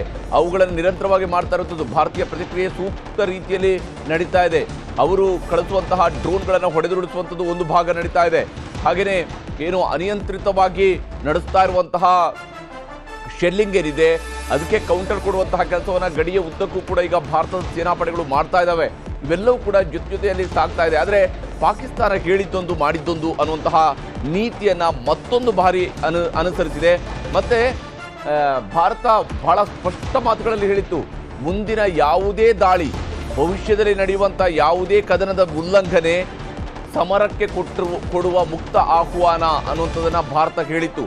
ಇಷ್ಟಾದರೂ ಕೂಡ ಪಾಕಿಸ್ತಾನ ಅಥವಾ ಪಾಕಿಸ್ತಾನದಲ್ಲಿರ್ತಕ್ಕಂತಹ ಉಗ್ರರು, ಯಾಕೆಂದರೆ ಅಲ್ಲಿಯ ಸೇನೆಯು ಕೂಡ ಉಗ್ರರ ರೂಪವನ್ನೇ ತೊಟ್ಟಿರುವಂಥದ್ದು, ಅದು ಸಮವಸ್ತ್ರದಲ್ಲಿ ಇದೆ ಅನ್ನೋದನ್ನು ಬಿಟ್ಟರೆ ಸೇನಾ ಮುಖ್ಯಸ್ಥನೇ ಉಗ್ರನ ರೀತಿಯಲ್ಲಿ ಮಾತನಾಡಿರುವಾಗ, ಧರ್ಮದ ಆಧಾರದಲ್ಲಿ ಮಾತನಾಡಿರುವಾಗ ಆ ಸೇನೆಗೆ ಯಾವುದೇ ರೀತಿಯಾದಂತಹ ಕಿಮ್ಮತ್ತು ಕೂಡ ಇರೋದಿಲ್ಲ. ಸೇನಾ ನಾಯಕನಿಗೂ ಕೂಡ ಕಿಮ್ಮತ್ತು ಇರೋದಿಲ್ಲ. ಆ ಸೇನೆ ಮತ್ತು ಸೇನಾ ನಾಯಕ ಇವೆಲ್ಲರೂ ಕೂಡ ಉಗ್ರರ ವೇಷದಲ್ಲಿ ಇರುವಂತಹ, ಏನು ಸೈನಿಕರ ವೇಷದಲ್ಲಿರುವಂತಹ ಉಗ್ರರಾಗಿದ್ದಾರೆ. ಆ ಕಾರಣಕ್ಕಾಗಿಯೇ ಈ ಸ್ವರೂಪದಲ್ಲಿ ದಾಳಿ ಹಾಗಾದರೆ ಶುರುವಾಗಿದೆಯಾ? ಮತ್ತಷ್ಟು ಡೀಟೇಲ್ಸನ್ನು ಕೊಡೋದಕ್ಕೆ ರಾಘವೇಂದ್ರ ಗುಡಿ ಈಗ ನಮ್ಮ ಜೊತೆಗೆ ನೇರ ಸಂಪರ್ಕದಲ್ಲಿ ಜಾಯ್ನ್ ಆಗಿದ್ದಾರೆ. ರಾಘವೇಂದ್ರ, ಈಗ ನಡೀತಾ ಇರುವಂತಹ ಕದನ ವಿರಾಮದ ಉಲ್ಲಂಘನೆಯನ್ನು ನೋಡ್ತಾ ಹೋದರೆ ಇನ್ನೂ 24 ಗಂಟೆ ಅಲ್ಲ, 12 ಗಂಟೆಯೂ ಅಲ್ಲ, 6 ಗಂಟೆಯೂ ಕೂಡ ಆಗಿಲ್ಲ. ಅದಕ್ಕೂ ಮುಂಚಿತವಾಗಿಯೇ ನಡೆದಿರುವಂತಹ ದಾಳಿಯನ್ನ ನೋಡ್ತಾ ಹೋದ್ರೆ ಬಹುಶಃ ಎಲ್ಲೊಂದು ಕಡೆಯಲ್ಲಿ ಪಾಕಿಸ್ತಾನದ ಮಾತನ್ನ ನಂಬಿ ಓಕೆ ನಾವು ಕೂಡ ಫೈರಿಂಗ್ ಅನ್ನು ಸ್ಟಾಪ್ ಮಾಡ್ತೀವಿ ಅಂತ ಹೇಳಿರುವಂಥದ್ದೇ ಬಹಳ ಬೇಗನೆ ತೆಗೆದುಕೊಂಡಂಥ ತೀರ್ಮಾನದ ರೀತಿಯಲ್ಲೇ ಕಾಣಿಸ್ತಾ ಇದೆ. ಈ ಪಾಕಿಸ್ತಾನವನ್ನು ಕೂಡ ನಂಬೋದಕ್ಕೆ ಸಾಧ್ಯ ಇಲ್ಲ ಅನ್ನೋಂಥದ್ದು ಮತ್ತೊಂದು ಬಾರಿ ಸಾಬೀತಾಗ್ತಾ ಇದೆ ಅಂತೇಳಿ. ಹರಿಪ್ರಸಾದ್, ಖಂಡಿತವಾಗಿ ಭಾರತ ಕೂಡ ಆ ರೀತಿಯಾಗಿರ್ತಕ್ಕಂಥ ಒಂದು ನಿರ್ಧಾರವನ್ನ ತೆಗೆದುಕೊಂಡಿದ್ರು ಪ್ರಮುಖವಾಗಿ ಆ ಹೈ ಅಲರ್ಟ್ನೆಸ್ ಏನಿತ್ತು ಮತ್ತೆ ಎಲ್ಲ ಸೇನೆಗಳು ಕೂಡ ಸಿದ್ಧವಾಗಿದ್ದಂತ ಪರಿ ಏನಿತ್ತು ಅದರಲ್ಲಿ ಯಾವುದೇ ಒಂದು ಡೈಲ್ಯೂಷನ್ ಅನ್ನ ಮಾಡಿರ್ಲಿಲ್ಲ. ಯಾಕಂದ್ರೆ ಭಾರತಕ್ಕೆ ಸರಿಯಾಗಿ ಗೊತ್ತಿತ್ತು ಪಾಕಿಸ್ತಾನದ ಹುನ್ನಾರ ಹೇಗಿರುತ್ತೆ, ಅದಕ್ಕೆ ಎಷ್ಟು ಮುಖವಾಡಗಳಿದಾವೆ ಅಂತ ಹೇಳಿ. ಏನಾದ್ರೂ ಅಲ್ಲಿಯ ಪ್ರಧಾನಿ ಒಪ್ಪಿದ್ರೆ ಆರ್ಮಿ ಒಪ್ಪೋದಿಲ್ಲ, ಆರ್ಮಿ ಒಪ್ಪಿದ್ರೆ ISI ಒಪ್ಪೋದಿಲ್ಲ, ISI ಒಪ್ಪಿದ್ರೆ ಡಿವಿಷನಲ್ ಹೆಡ್ಸ್ ಏನಿರ್ತಾರೆ ಅವರು ಒಪ್ಪೋದಿಲ್ಲ. ಇಲ್ಲಿ ಪ್ರತಿಯೊಬ್ಬರಿಗೂ ಕೂಡ ತಮ್ಮ ತಮ್ಮ ಒಂದು ಸಾಧನೆ ಅಥವಾ ತಮ್ಮ ತಮ್ಮ ಒಂದು ಹುನ್ನಾರ ಏನಿದೆ ಅದನ್ನು ಈಡೇರಿಸಿಕೊಳ್ಳಬೇಕೇ ಹೊರತು ಅದು ಒಂದು ದೇಶವಾಗಿ ಯಾವತ್ತೂ ಕೂಡ ಕಾರ್ಯವನ್ನ ನಿರ್ವಹಿಸೋದಿಲ್ಲ. ಆದ್ರೆ ಇಲ್ಲಿ ಎಲ್ಲಕ್ಕಿಂತ ಅತಿ ದೊಡ್ಡ ಮುಖಭಂಗ ಆಗ್ತಾ ಇರುವಂತದ್ದು ಮಾತ್ರ ಡೊನಾಲ್ಡ್ ಟ್ರಂಪ್ಗೆ, ಅಮೆರಿಕ ಅಧ್ಯಕ್ಷರಾಗಿರ್ತಕ್ಕಂಥ ಡೊನಾಲ್ಡ್ ಟ್ರಂಪ್ಗೆ. ಭಾರತ ಅದನ್ನ ಅಧಿಕೃತವಾಗಿ ಹೇಳೋದಕ್ಕಿಂತ ಮುಂಚಿತವಾಗಿ ತಾನೇ ಏನೋ ಒಂದು ದನ್ನ ಸಾಧಿಸಿಬಿಟ್ಟಿವಿ ಅಂತ ಹೇಳಿ ಒಂದು ಮೊದಲು ಟ್ವೀಟ್ ಅನ್ನ ಮಾಡ್ತಾರೆ. ಅಮೆರಿಕ ಅಧಿಕೃತವಾಗಿ ಒಂದು ಲೆಟರ್ ಅನ್ನ ಬಿಡುಗಡೆ ಮಾಡುತ್ತೆ. ಅದ್ರಲ್ಲಿ ಹೇಳುತ್ತೆ ಭಾರತದ ಮತ್ತು ಪಾಕಿಸ್ತಾನದ ಮಧ್ಯದಲ್ಲಿ ನಾವು ಮೀಡಿಯೇಟ್ ಮಾಡಿದ್ವಿ, ನಾವು ಮಧ್ಯಸ್ಥಿಕೆಯನ್ನು ವಹಿಸಿರೋ ಕಾರಣದಿಂದಾಗಿ ಸೀಸ್ ಫೈರ್ ಆಗ್ತಾ ಇದೆ, ಎರಡೂ ದೇಶಗಳು ತಮ್ಮ ಇಂಟೆಲಿಜೆನ್ಸ್ ಅನ್ನ ಬಳಸ್ಕೊಳ್ತಾ ಇದಾವೆ, ಇದನ್ನ ನಾವು ಸ್ವಾಗತಿಸ್ತೀವಿ. ಮುಂಬರುವಂತಹ ಹಂತದಲ್ಲಿ ಅವರು ಎಲ್ಲ ರೀತಿಯಾಗಿರ್ತಕ್ಕಂಥ ಸಮಸ್ಯೆಯನ್ನ ಬಗೆಹರಿಸಿಕೊಳ್ಬೇಕು ಅಂತ ಹೇಳಿ ಒಂದು ಕಡೆ ಅಮೆರಿಕ ಹೇಳುತ್ತೆ. ಆದ್ರೆ ಮತ್ತೊಂದು ಕಡೆಯಿಂದ ಕೇವಲ ಇದೇನ್ ಡ್ರೋನ್ಗಳ ಅಟ್ಯಾಕ್ ಆಗುತ್ತಲ್ಲ ಹರಿಪ್ರಸಾದ್, ಅದಕ್ಕಿಂತ ಕೇವಲ 10 ನಿಮಿಷ ಮೊದಲು ಅಂದ್ರೆ 8:45 ಸುಮಾರಿಗೆ ಪಾಕಿಸ್ತಾನದ ಪ್ರಧಾನಮಂತ್ರಿ ಶಹಬಾಜ್ ಶರೀಫ್ ಒಂದು ಟ್ವೀಟ್ ಅನ್ನ ಮಾಡ್ತಾರೆ. ನಾವು ಈ ಒಂದು ಮಧ್ಯಸ್ಥಿಕೆಯನ್ನ ವಹಿಸಿರ್ತಕ್ಕಂಥ ಡೊನಾಲ್ಡ್ ಟ್ರಂಪ್ ಅವರಿಗೆ ಧನ್ಯವಾದವನ್ನ ಅರ್ಪಿಸ್ತೇವೆ. ಇಲ್ಲಿ ರೀಜನಲ್ ಶಾಂತಿ ಮತ್ತು ಸುವ್ಯವಸ್ಥೆಯನ್ನ ಕಾಪಾಡಿಕೊಳ್ಳೋದಕ್ಕೆ ಪಾಕಿಸ್ತಾನ ಸದಾ ಬದ್ಧವಾಗಿರುತ್ತೆ ಅನ್ನುವಂತ ಮಾತುಗಳನ್ನ ಶಹಬಾಜ್ ಶರೀಫ್ ಹೇಳ್ತಾರೆ. ನೋಡಿ, ಒಂದು ಕಡೆ ಅಮೆರಿಕ ಅಧ್ಯಕ್ಷ, ಮತ್ತೊಂದು ಕಡೆ ಪಾಕಿಸ್ತಾನ ಪ್ರಧಾನಿ, ಇವರಿಬ್ಬರು ಕೂಡ ತಮ್ಮ ತಮ್ಮ ಒಂದು ಬೇಳೆಯನ್ನ ಬೇಯಿಸ್ಕೊಳ್ತಾ ತಮ್ಮ ತಮ್ಮ ಹೆಗ್ಗಳಿಕೆಯನ್ನ ಸಾರ್ಕೊಳ್ತಾ ಇದ್ರೆ, ಮತ್ತೊಂದು ಕಡೆ ಆರ್ಮಿ ಮತ್ತೆ ನಾಯಿ ಬಾಲ ಡೊಂಕು ಅನ್ನೋ ಹಾಗೆ ಒಂದು ವೇಳೆ ನಾಯಿಯ ಬಾಲ ಸೀದಾ ಆಗ್ಬೋದು, ಆದ್ರೆ ಪಾಕಿಸ್ತಾನ ಆರ್ಮಿ ಯಾವತ್ತೂ ಕೂಡ ಸೀದಾ ಆಗೋದಕ್ಕೆ ಸಾಧ್ಯ ಇಲ್ಲ. ಅದಕ್ಕೆ ಆ ದೇಶದ ಏಳಿಗೆ ಆಗ್ಲಿ, ಆ ದೇಶ ಆಗ್ಲಿ ಯಾವತ್ತೂ ಮುಖ್ಯ ಅಲ್ಲ. ಅದಕ್ಕೆ ಒಂದು ಮಾತಿರುವಂತದ್ದು, ಎಲ್ಲ ದೇಶದ ಬಳಿಯಲ್ಲಿ ಆರ್ಮಿ ಇದ್ರೆ ಅಲ್ಲಿ ಮಾತ್ರ ಆರ್ಮಿ ಬಳಿಯಲ್ಲಿ ಒಂದು ಪಾಕಿಸ್ತಾನ ಅನ್ನುವಂತ ದೇಶ ಇರುವಂತದ್ದು. ಅವರ ನಡವಳಿಕೆ ಕೂಡ ಅದೇ ರೀತಿಯಾಗಿರ್ತಕ್ಕಂಥದ್ದು. ಇನ್ನು ಇವತ್ತಿನ ದಾಳಿಯನ್ನ ಗಮನಿಸಬೇಕು ಹರಿಪ್ರಸಾದ್. ನಾವು ನೋಡಿ, ಮಧ್ಯಾಹ್ನ ಎಲ್ಲ ಸೀಸ್ ಫೈರ್ ಬಗ್ಗೆ ಮಾತನಾಡಲಾಗುತ್ತೆ. ಅಲ್ಲಿರ್ತಕ್ಕಂಥ ಒಂದು ಸೇನೆಯ ಸುದ್ದಿಗೋಷ್ಠಿ ಸಂದರ್ಭದಲ್ಲೂ ಇದ್ರ ಬಗ್ಗೆ ಒಂದು ಮಾತುಕತೆಗಳಾಗುತ್ತೆ. ಅಮೆರಿಕದ ಮಧ್ಯಸ್ಥಿಕೆ ವಹಿಸಬೇಕು. ನಿನ್ನೆ ಪಾರ್ಲಿಮೆಂಟ್ ಅಲ್ಲೂ ಕೂಡ ಅಲ್ಲಿಯ ಒಂದು ರಾಜಕಾರಣಿಗಳು ಮಾತನಾಡುವಂತ ಸಂದರ್ಭದಲ್ಲಿ ಹೇಳ್ತಾ ಇದ್ರು, ಎಲ್ಲರೂ ಈಗ ಕತಾರ್ ಇರ್ಬೋದು ಅಥವಾ ಸೌದಿ ಅರೇಬಿಯಾ ಇರ್ಬೋದು, ಅಮೆರಿಕ, ಚೈನಾ ಮಧ್ಯಸ್ಥಿಕೆ ವಹಿಸಿ ಶಾಂತಿಯನ್ನ ಕಾಪಾಡ್ಕೊಳ್ಬೇಕು ಅನ್ನುವಂತ ಮಾತುಗಳನ್ನ ಅಲ್ಲಿ ರಾಜಕಾರಣಿಗಳು ಹೇಳ್ತಾ ಇದ್ರು. ಇಲ್ಲಿ ನಡೀತಾ ಇದ್ದಂತ ಹುನ್ನಾರವೇ ಬೇರೆ, ಆ ಹುನ್ನಾರದ ಪ್ರದರ್ಶನ ಆಗ್ತಾ ಇದೆ. ಇವತ್ತು ಅವರು ಟಾರ್ಗೆಟ್ ಮಾಡಿರುವಂತದ್ದು ಅಲ್ಲಿ, ನಿನ್ನೆ ಕೂಡ ಅಲ್ಲಿ ಟಾರ್ಗೆಟ್ ಮಾಡಿರಲಿಲ್ಲ. ಇವತ್ತು ವೈಷ್ಣೋದೇವಿ, ಮಾತಾ ವೈಷ್ಣೋದೇವಿ ಏನಿದೆ, ಇವತ್ತು ಯಾತ್ರೆ ನಡೀತಾ ಇರುವಂತದ್ದು. ಲಕ್ಷಾಂತರ ಭಕ್ತರು ಆಗಮಿಸಿರ್ತಾರೆ ಕಟ್ರಾಗೆ, ಜಮ್ಮುವಿನ ಕಟ್ರಾಗೆ. ವೈಷ್ಣೋ ದೇವಿಯನ್ನ ಟಾರ್ಗೆಟ್ ಮಾಡಿ ಡ್ರೋನ್ಗಳು ಹಾರು ಹೋಗ್ತಾ ಇದಾವೆ. ಇನ್ನ ಶಂಕರಾಚಾರ್ಯ, ಕಾಶ್ಮೀರದಲ್ಲಿರ್ತಕ್ಕಂಥ ಅತ್ಯಂತ ಓಲ್ಡೆಸ್ಟ್ ಆಗಿರ್ತಕ್ಕಂಥ ಟೆಂಪಲ್ ಅದು. ಈ ಒಂದು ಏನು ದಾಳಿಕೋರರು ಬರ್ತಾರೆ ಅಥವಾ ಅಲ್ಲಿ ಕಾಶ್ಮೀರದ ಒಂದು ತಮ್ಮದು ಅಂತ ಹೇಳ್ಕೊಳ್ಳುವಂತ ಈ ಪಾಕಿಸ್ತಾನದ ರೀತಿಯಾಗಿರ್ತಕ್ಕಂಥ ಅವರ ಪೂರ್ವಜರು ಇರ್ತಾರೆ, ಅವ್ರು ಯಾರು ಬರೋದಕ್ಕಿಂತ ಮುಂಚಿತವಾಗಿದ್ದಂತ ಒಂದು ದೇವಸ್ಥಾನ ಅದು. ಆ ದೇವಸ್ಥಾನದವನ್ನ ಟಾರ್ಗೆಟ್ ಮಾಡ್ಲಾಗ್ತಾ ಇದೆ. ಅಲ್ಲಿಗೂ ಕೂಡ ಡ್ರೋನ್ ಅನ್ನ ಹಾರಿ ಬಿಡ್ಲಾಗಿದೆ. ಕಾಶ್ಮೀರದ ಏರ್ ಬೇಸ್ ಏನಿದೆ, ಅಲ್ಲಿಯ ಒಂದು ಏರ್ಪೋರ್ಟ್ ಏನಿದೆ, ಏರ್ಪೋರ್ಟ್ ಅನ್ನ ಬಳಿಯಲ್ಲೂ ಕೂಡ ದೊಡ್ಡ ಮಟ್ಟದ ಸ್ಫೋಟಗಳು ಕಾಣಿಸ್ತಾ ಇದಾವೆ. ಜಮ್ಮು ಕಾಶ್ಮೀರದ ಮುಖ್ಯಮಂತ್ರಿ ಆಗಿರ್ತಕ್ಕಂಥ ಒಮರ್ ಶರೀಫ್ ಅವರು ಒಂದು ಟ್ವೀಟ್ ಅನ್ನ ಮಾಡಿದ್ದಾರೆ ಈಗಷ್ಟೇ. ಅದರಲ್ಲಿ ಅವರು ಒಂದು ವಿಡಿಯೋವನ್ನ ಪೋಸ್ಟ್ ಮಾಡಿದ್ದಾರೆ ತಮ್ಮ ಮೊಬೈಲ್ ಅಲ್ಲಿ ಅವರೇ ತೆಗೆದುಕೊಂಡಿರುವಂತದ್ದು. ಕೇವಲ ಕೆಲವು ಸೆಕೆಂಡ್ಗಳಲ್ಲಿ 14 ಬಾರಿ ಸ್ಫೋಟದ ಶಬ್ದ ಅದರಲ್ಲಿ ಕೇಳಿಸ್ತಾ ಇದೆ. ಅಂದ್ರೆ ಎಷ್ಟು ದೊಡ್ಡ ಮಟ್ಟದಲ್ಲಿ ಸುವ್ಯವಸ್ಥಿತವಾಗಿರ್ತಕ್ಕಂಥ ತಮ್ಮ ಹುನ್ನಾರದ ಬೇಳೆಯನ್ನ ಬೇಯಿಸ್ಕೊಳ್ಳೋದಕ್ಕೋಸ್ಕರ ಈ ದಾಳಿಯನ್ನ ನಡೆಸಿರಬಹುದು ಅಂತ. ಇನ್ನೊಂದು ಕಡೆಯಿಂದ ಪಾಕಿಸ್ತಾನದ ಮೀಡಿಯಾ, ಇವತ್ತು ಭಾರತದ ಮೀಡಿಯಾ ನಾವು ಎಷ್ಟೇ ಒಂದು ಟೀಕೆ ಟಿಪ್ಪಣಿಗಳಿದ್ರು ಕೂಡ ಇಲ್ಲಿ ಸ್ವತಂತ್ರವಾಗಿದ್ರು ಸಹಿತ ಪಾಕಿಸ್ತಾನದಲ್ಲಿ ಹಾಗಿಲ್ಲ. ಅಲ್ಲಿ ISPR, DGISPR ಏನಿದೆ ಅವರ ಒಂದು ಅನುಮತಿ ಇಲ್ಲದೆ ಸುದ್ದಿಗಳು ಪ್ರಸಾರವಾಗೋದಿಲ್ಲ. ಅಲ್ಲಿ ಸುದ್ದಿ ಏನು ಪ್ರಸಾರ ಆಗ್ತಾ ಇದೆ ಅಂತ ನೋಡೋದಾದ್ರೆ, ಪಾಕಿಸ್ತಾನ ಭಾರತಕ್ಕೆ ಅತಿ ದೊಡ್ಡ ಪೆಟ್ಟನ್ನ ಕೊಡ್ತಾ ಇದೆ. ದೆಹಲಿಯನ್ನ ವಶಪಡಿಸಿಕೊಳ್ಳೋದು ಇನ್ನು ಏನು ದೂರ ಇಲ್ಲ ಅನ್ನುವಂತ ಮಾತುಗಳನ್ನ ಹೆಗ್ಗಳಿಕೆಯಿಂದ ಹೇರ್ಕೊಳ್ತಾ ಇದೆ. ಅಂದ್ರೆ ಒಂದು ಕಡೆ ರಾಜಕಾರಣಿಗಳೇ ಒಂದ್ ಹೇಳ್ತಾ ಇದ್ದಾರೆ, ಅಲ್ಲಿ ಸೇನೆಯೇ ಒಂದ್ ಹೇಳ್ತಾ ಇದೆ, ಅಲ್ಲಿ ಮಾಧ್ಯಮಗಳು ಆ ಸೇನೆಯ ಪರವಾಗಿ ಹೇಳ್ತಾ ಇರುವಂತದ್ದು. ಇವು ಎಲ್ಲದರ ಮಧ್ಯದಲ್ಲಿ ಮಧ್ಯಸ್ಥಿಕೆಯನ್ನು ವಹಿಸಕ್ಕೂ ಬಂದಂತ ಡೊನಾಲ್ಡ್ ಟ್ರಂಪ್ಗೆ ತೀವ್ರತರವಾಗಿರ್ತಕ್ಕಂಥ ಮುಖಭಂಗ ಇದು. ಒಂದ್ಸರಿ ನಾವು ನೋಡ್ತಾ ಇದ್ವಿ, ರಷ್ಯಾ ಮತ್ತು ಉಕ್ರೇನ್ ಮಧ್ಯದಲ್ಲಿ ಮಧ್ಯಸ್ಥಿಕೆ ಮಾಡ್ತೀನಿ ಅಂತ ಹೋಗಿ ಅಲ್ಲೂ ಕೂಡ ಸೀಸ್ಫೈರ್ ಅನ್ನು ತರಕಾಗ್ಲಿಲ್ಲ. ಇಲ್ಲಿ ಅತ್ಯಂತ ಅವಸರದಲ್ಲಿ ನಾನು ಏನೋ ಸಾಧಿಸೇ ಬಿಟ್ಟೆ ಅನ್ನುವಂತ ಮಟ್ಟದಲ್ಲಿ ಟ್ವೀಟ್ ಅನ್ನ ಮಾಡಿ ಇಲ್ಲಿ ಮುಖಭಂಗ ಅನುಭವಿಸ್ತಾ ಇರುವಂತದ್ದು. ಆದ್ರೆ ಭಾರತದ ಮೇಲೆ ನಿರಂತರವಾಗ್ತಿರುವಂತಹ ದಾಳಿಯನ್ನ ಮಾತ್ರ ನಾವಿಲ್ಲಿ ಗಮನಿಸಿಕೊಳ್ಳಲೇಬೇಕಾಗತ್ತೆ. ನೋಡಿ, ಒಂದೆರಡು ದಾಳಿಗಳಾಗ್ತಾ ಇಲ್ಲ, ಇಲ್ಲಿ ನಿರಂತರವಾಗಿ ಆಗ್ತಿರುವಂತಹ ದಾಳಿಗಳನ್ನ ನೋಡ್ತಾ ಇದೀವಿ. ಒಂದು ಇಲ್ಲಿ ಗುಜರಾತ್ ನ ಮುಖ್ಯಮಂತ್ರಿ, ಅಲ್ಲಿಯ ಗೃಹ ಸಚಿವ ಆಗಿರ್ತಕ್ಕಂಥ ಸಿಂಘ್ವಿ ಅವರು ಒಂದು ಟ್ವೀಟ್ ಅನ್ನ ಮಾಡಿದ್ದಾರೆ. ಇಲ್ಲಿ ನಿರಂತರವಾಗಿ ಡ್ರೋನ್ ನ ಶಬ್ದಗಳು ಕೇಳ್ತಾ ಇದಾವೆ ಅಂತ. ರಾಜಸ್ಥಾನದ ಉಧಂಪುರವನ್ನ ಟಾರ್ಗೆಟ್ ಮಾಡಲಾಗ್ತಾ ಇದೆ, ಪಂಜಾಬ್ ಅನ್ನ ಟಾರ್ಗೆಟ್ ಮಾಡಲಾಗ್ತಾ ಇದೆ, ಅಮೃತ್ಸರ್ ಬಳಿಯಲ್ಲಿ ಮತ್ತೆ ಸ್ಫೋಟದ ಶಬ್ದಗಳು ಕೇಳ್ತಾ ಇದಾವೆ. ಕಂಪ್ಲೀಟ್ ಆಗಿ ಬ್ಲಾಕ್ಔಟ್ ಅನ್ನ ಮಾಡಿರುವಂತದ್ದು. ಅಂತಾರಾಷ್ಟ್ರೀಯ ಗಡಿಗೆ ಹೊಂದಿಕೊಂಡಿರ್ತಕ್ಕಂಥ ಜಮ್ಮು ಕಾಶ್ಮೀರದ ಭಾಗ ಏನಿದೆ ಅಲ್ಲೂ ಕೂಡ ದಾಳಿಗಳಾಗ್ತಾ ಇದಾವೆ. ಸೀಸ್ ಫೈರ್ ದೊಡ್ಡ ಮಟ್ಟದಲ್ಲಿ ವೈಲೇಷನ್ ಆಗ್ತಾ ಇದೆ. ಇನ್ನು ಪಾಕಿಸ್ತಾನ ಆಕ್ರಮಿತ ಕಾಶ್ಮೀರ ಏನಿದೆ ಅದರ ಸುತ್ತಮುತ್ತಲೂ ಕೂಡ ದೊಡ್ಡ ಮಟ್ಟದಲ್ಲಿ ಒಂದು ದಾಳಿಗಳಾಗ್ತಾ ಇರುವಂತದ್ದು ಶಬ್ದಗಳು ಕೇಳಿಸ್ತಾ ಇದಾವೆ. ಈಗ ಭಾರತ ಸ್ಪಷ್ಟವಾಗಿ ಹೇಳಿರೋ ರೀತಿಯಾಗಿ ರೈಟ್ ಟು ರಿಟಾಲಿಯೇಟ್ ಈಗ ಭಾರತದ ಬಳಿಯಲ್ಲಿರುವಂತದ್ದು. ಪಾಕಿಸ್ತಾನವೇ ತನ್ನ ಎರಡೂ ಕೈಯಿಂದ ಭಾರತಕ್ಕೆ ತಂದು ಕೊಟ್ಟಿದೆ. ಈಗ ಭಾರತದ ಮೇಲೆ 22ನೇ ತಾರೀಕು ಆದಂತ ಭಯೋತ್ಪಾದಕ ದಾಳಿ ಬಳಿಕ ಭಾರತ ಸ್ಪಷ್ಟವಾಗಿ ಹೇಳಿತು, ನಾವು ಇಲ್ಲಿ ಯಾವುದೇ ರೀತಿಯಾಗಿರ್ತಕ್ಕಂಥ ನಿಮ್ಮ ಮಿಲಿಟರಿ ಇನ್ಸ್ಟಾಲೇಷನ್ ಜನಸಾಮಾನ್ಯರನ್ನ ಟಾರ್ಗೆಟ್ ಮಾಡಿಲ್ಲ, ಕೇವಲ ಉಗ್ರರನ್ನ ಟಾರ್ಗೆಟ್ ಮಾಡಿದೀವಿ ಅಂತ ಹೇಳಿ. ಅದಾದ ಮೇಲೆ ಕೂಡ ಭಾರತದ ಮೇಲೆ ಮಗದೊಂದು ಬಾರಿ ದಾಳಿಯನ್ನ ಮಾಡಿ ಆಲ್ರೆಡಿ ಸಾಕಷ್ಟು ನಷ್ಟವನ್ನ ಅನುಭವಿಸ್ತಾ ಇದೆ. ಇವತ್ತು ಇದು ನೇರವಾಗಿ ಬೆನ್ನಿಗೆ ಚೂರಿ ಹಾಕಿರುವಂತದ್ದು. ಈಗ ಭಾರತದ ಬೆನ್ನಲ್ಲಂತೂ ಈಗ ಒಂದ್ ರೀತಿಯಿಂದ ಅದಕ್ಕೆ ಒಂದೆರಡು ಅಲ್ಲ ಸಾವಿರಾರು ಚೂರಿಗಳನ್ನ ಪಾಕಿಸ್ತಾನ ಹಾಕಿದ್ರು. ಮತ್ತೆ ಈ ಟ್ರಂಪ್ ಕಾರಣದಿಂದಾಗಿ ಇನ್ನೊಂದು ಚೂರಿಯನ್ನು ಹಾಕಿಸ್ಕೊಳ್ಳಲಾಗಿದೆ. ಈಗ ನರೇಂದ್ರ ಮೋದಿ ಅವರಿಗೂ ಕೂಡ ಇದು ಅತಿ ದೊಡ್ಡ ಚಾಲೆಂಜ್ ಆಗುತ್ತೆ. ಯಾಕಂದ್ರೆ ಇಡೀ ದೇಶ ಹೇಳ್ತಾ ಇತ್ತು, ನೀವು ಸೀಸ್ ಫೈರ್ಗೆ ಒಪ್ಕೊಳ್ಬೇಡಿ, ಪಾಕಿಸ್ತಾನವನ್ನು ಒಪ್ಕೊಳ್ಳೋದಕ್ಕೆ ಸಾಧ್ಯ ಇಲ್ಲ, ಅವರನ್ನು ನಂಬೋದಕ್ಕೆ ಸಾಧ್ಯ ಇಲ್ಲ ಅಂತ. ಹಾಗಿದ್ದಾಗಿಯೂ ಕೂಡ ಒಂದು ರೀತಿಯಿಂದ ಎಲ್ಲ ಸಾಕಷ್ಟು ಚರ್ಚೆಯನ್ನ ಮಾಡಿ ಸೀಸ್ ಫೈರ್ಗೆ ಒಪ್ಪಿಕೊಂಡಿದ್ರು ಕೂಡ ಪಾಕಿಸ್ತಾನ ಇಂತ ಒಂದು ಉದ್ದಾರವನ್ನ ಮಾಡಿದೆ, ಇದಕ್ಕೆ ಸಂಬಂಧಪಟ್ಟ ಹಾಗೆ ದಾಳಿಯನ್ನ ಮಾಡಿದೆ. ಈಗ ಆಲ್ರೆಡಿ ಸಾಕಷ್ಟು ಮಾಹಿತಿಗಳು ಬರ್ತಾ ಇದಾವೆ. ಭಾರತ ಕೂಡ ತೀವ್ರಗತಿಯಲ್ಲಿ ಈಗ ಪೇಶಾವರ ಇರ್ಬೋದು, ಅಲ್ಲಿ ಕೆಲ ನಗರಗಳಿರ್ಬೋದು, ಕೆಲ ಪ್ರದೇಶಗಳಿಗೆ ಅಲ್ಲಿ ದಾಳಿಯನ್ನ ಮಾಡೋದಕ್ಕೆ ಸಜ್ಜಾಗ್ತಾ ಇದೆ ಅಥವಾ ದಾಳಿಯನ್ನ ಮಾಡ್ತಾ ಇದೆ ಅನ್ನುವಂತ ಸುದ್ದಿಗಳು ಬರ್ತಾ ಇದಾವೆ. ಅದರ ಬಗ್ಗೆ ಮುಂದೆ ಹೋಗ್ತಾ ನಮಗೆ ಸ್ಪಷ್ಟವಾದಂತಹ ಉತ್ತರಗಳು ಗೊತ್ತಾಗ್ತಾ ಇದಾವೆ. ಇಷ್ಟು ದಿನಗಳ ದಾಳಿಯಲ್ಲಿ 4 ದಿನಗಳ ಒಂದು ಏನ್ ಈ ಪ್ರಹಸನ ಆಗ್ತಾ ಇದೆ ಅಂದ್ರೆ ನಮ್ಮ ಆಪರೇಷನ್ ಸಿಂಧೂರ ಆದ ಬಳಿಕ ಶುರುವಾದಂತ ಪ್ರಹಸನ ಇದೆಯಲ್ಲ ಪಾಕಿಸ್ತಾನದ್ದು, ಅವರು ಮಾಡ್ತಾ ಇರುವಂತದ್ದು ಡ್ರೋನ್ ಗಳನ್ನ ಹರಿಸೋದೇನು, ಮಿಸೈಲ್ಸ್ ಗಳನ್ನ ಹರಿಸೋದೇನು. ನಿನ್ನೆ ಕೂಡ ಅದೇ ರೀತಿಯಾಗಿ ಮಾಡಿದ್ರು.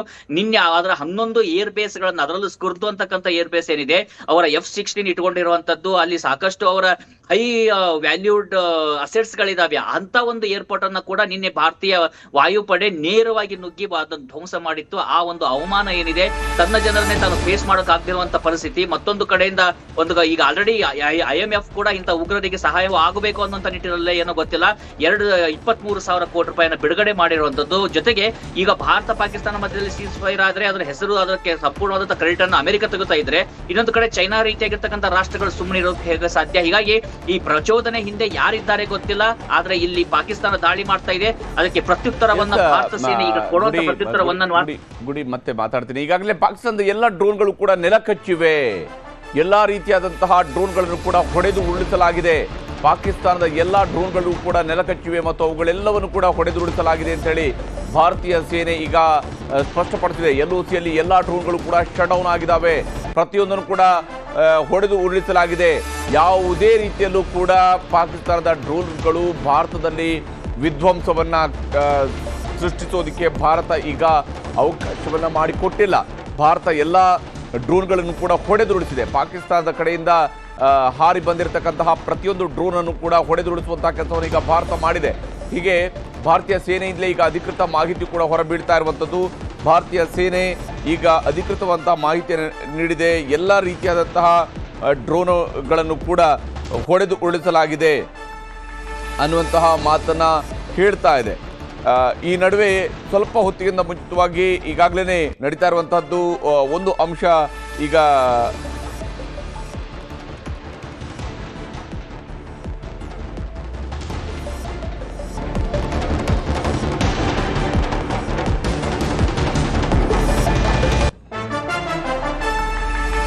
ಹಾಗೆಯೇ ಆರ್ಮಿ ಮೂಲಗಳು ಇನ್ನೊಂದು ಅಂಶವನ್ನು ಕೂಡ ಹೇಳ್ತಾ ಇದ್ದಾವೆ.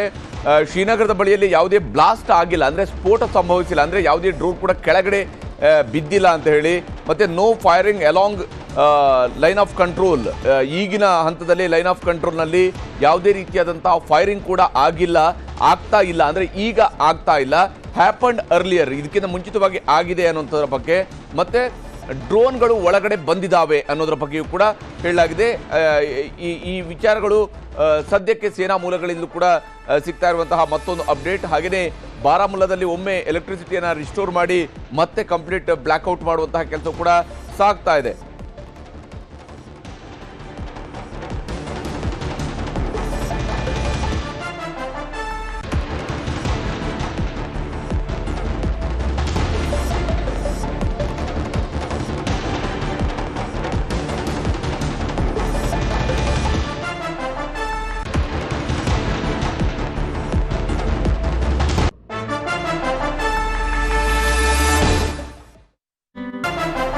ಇಲ್ಲಿ ಪಾಕಿಸ್ತಾನದ ಕಡೆಯಿಂದ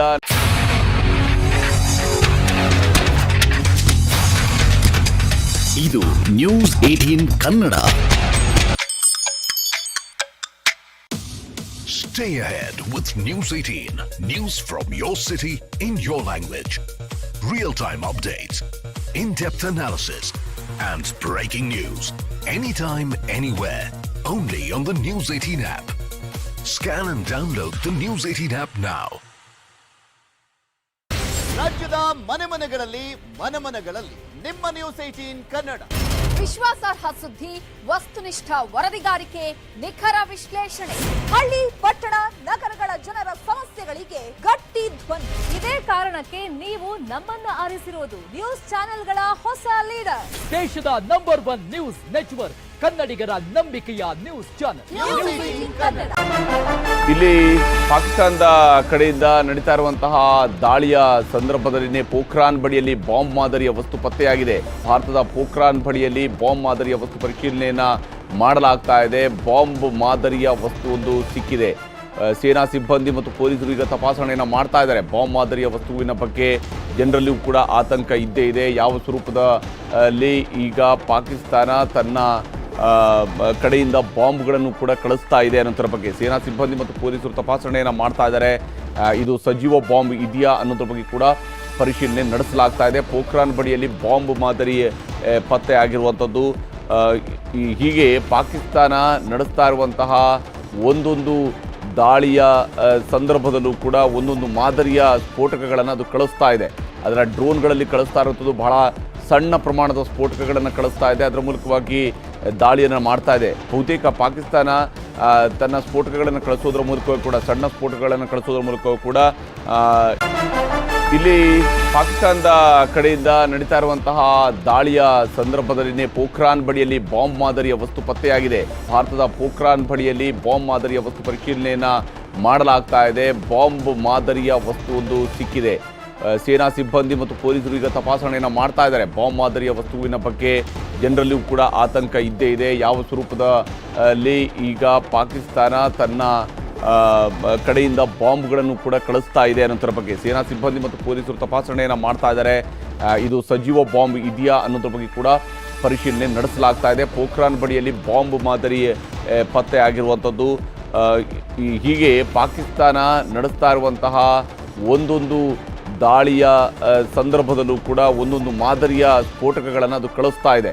ಅದರ ಡ್ರೋನ್ಗಳಲ್ಲಿ ಕಳಿಸ್ತಾ ಇರುವಂಥದ್ದು ಬಹಳ ಸಣ್ಣ ಪ್ರಮಾಣದ ಸ್ಫೋಟಕಗಳನ್ನು ಕಳಿಸ್ತಾ ಇದೆ. ಅದರ ಮೂಲಕವಾಗಿ ದಾಳಿಯನ್ನು ಮಾಡ್ತಾ ಇದೆ. ಬಹುತೇಕ ಪಾಕಿಸ್ತಾನ ತನ್ನ ಸ್ಫೋಟಕಗಳನ್ನು ಕಳಿಸೋದ್ರ ಮೂಲಕವೂ ಕೂಡ ಸಣ್ಣ ಸ್ಫೋಟಕಗಳನ್ನು ಕಳಿಸೋದ್ರ ಮೂಲಕವೂ ಕೂಡ ಈಗ ಅದಕ್ಕೆ ಒಂದು ಪಾಕಿಸ್ತಾನಕ್ಕೆ ಅದರ ಅಸ್ತಿತ್ವದ ಪ್ರಶ್ನೆ ಎದುರಾಗಿದೆ.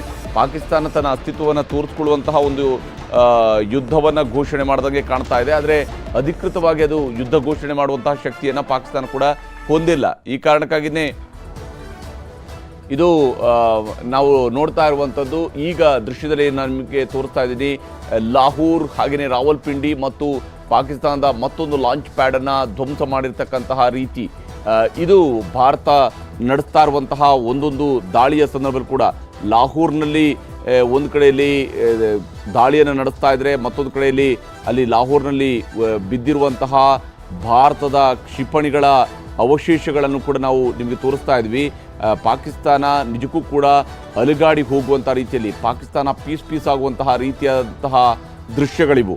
ರಾವಲ್ಪಿಂಡಿಯ ಏರ್ಬೇಸನ್ನು ಈಗಾಗಲೇ ಧ್ವಂಸ ಮಾಡಲಾಗಿದೆ. ರಾವಲ್ಪಿಂಡಿಯ ಏರ್ಬೇಸನ್ನು ಈಗಾಗಲೇ ಧ್ವಂಸ ಮಾಡಿರುವಂಥದ್ದು. ಆ ಮೂಲಕವಾಗಿ ಪಾಕಿಸ್ತಾನ ಯಾವ ಸ್ವರೂಪದಲ್ಲಿ ಭಾರತದ ಮೇಲೆ ದಾಳಿಯನ್ನು ಮಾಡುವಂತಹ ಪ್ರಯತ್ನವನ್ನು ಮಾಡ್ತಾ ಇದೆಯೋ ಅವುಗಳಿಗೆ ಉತ್ತರವಾಗಿ ಈಗ ಪಾಕಿಸ್ತಾನದ ಏರ್ ಬೇಸನ್ನು ಉಡೀಸ್ ಮಾಡುವಂತಹ ಕೆಲಸವನ್ನು ಭಾರತ ಮಾಡಿದೆ.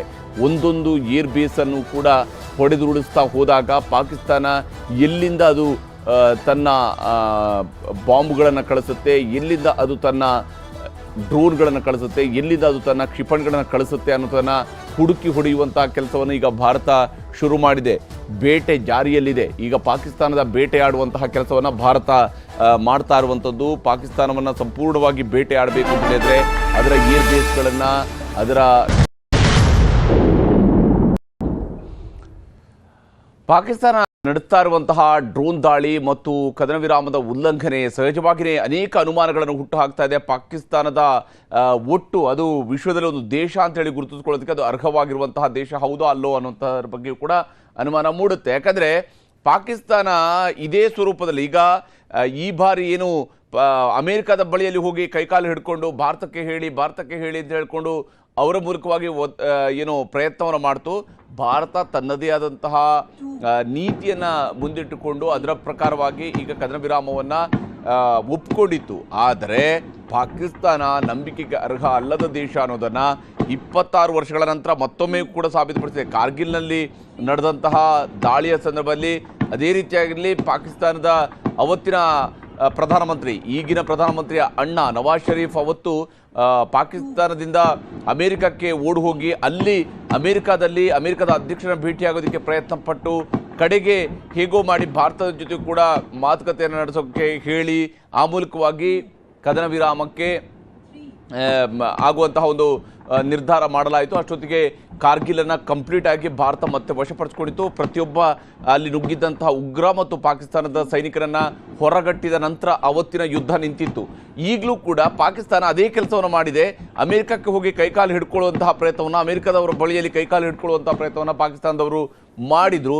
ಒಂದು ಕಡೆಯಲ್ಲಿ ಡ್ರೋನನ್ನು ಭಾರತ ಕಡೆ ಕಳಿಸೋದು, ಮತ್ತೊಂದು ಕಡೆಯಲ್ಲಿ ಅಮೆರಿಕದ ಕಡೆಗೆ ಮುಖ ಮಾಡಿಕೊಂಡು ಅವ್ರಿಗೆ ಸಾಷ್ಟಾಂಗ ನಮಸ್ಕಾರ ಹಾಕ್ಕೊಂಡು ಬೀಳೋದು. ಇದು ಪಾಕಿಸ್ತಾನ ಈ ಹಿಂದೆಯೂ ಕೂಡ ಮಾಡ್ಕೊಂಡಿರುವಂಥದ್ದು. ಈ ಬಾರಿಯೂ ಕೂಡ ಅದೇ ಕೃತ್ಯವನ್ನು ಪಾಕಿಸ್ತಾನ ಎಸಗಿದೆ. ಆದರೆ ಪಾಕಿಸ್ತಾನದ ಸರ್ಕಾರ ಅದು ನಂಬಿಕೆಗೆ ಅರ್ಹ ಅಲ್ಲ, ಅದು ವಿಶ್ವಾಸಾರ್ಹ ಸರ್ಕಾರ ಅಲ್ಲ, ಅದಕ್ಕೆ ಯಾವುದೇ ರೀತಿಯಾದಂತಹ ಬೆಲೆಯೂ ಇಲ್ಲ, ಗೊತ್ತು ಗುರಿಯೂ ಇಲ್ಲ ಅನ್ನುವಂಥದ್ದು ಮತ್ತೆ ಸಾಬೀತಾಗಿರುವಂಥದ್ದು. ಇವತ್ತು ನಡೆದಿರುವಂತಹ ಡ್ರೋನ್ ದಾಳಿಯನ್ನು ನಾವು ನೋಡ್ತಾ ಹೋದರೆ ಹಲವು ಪ್ರದೇಶಗಳಲ್ಲಿ ಡ್ರೋನ್ ದಾಳಿಯನ್ನು ನಡೆಸಿದೆ.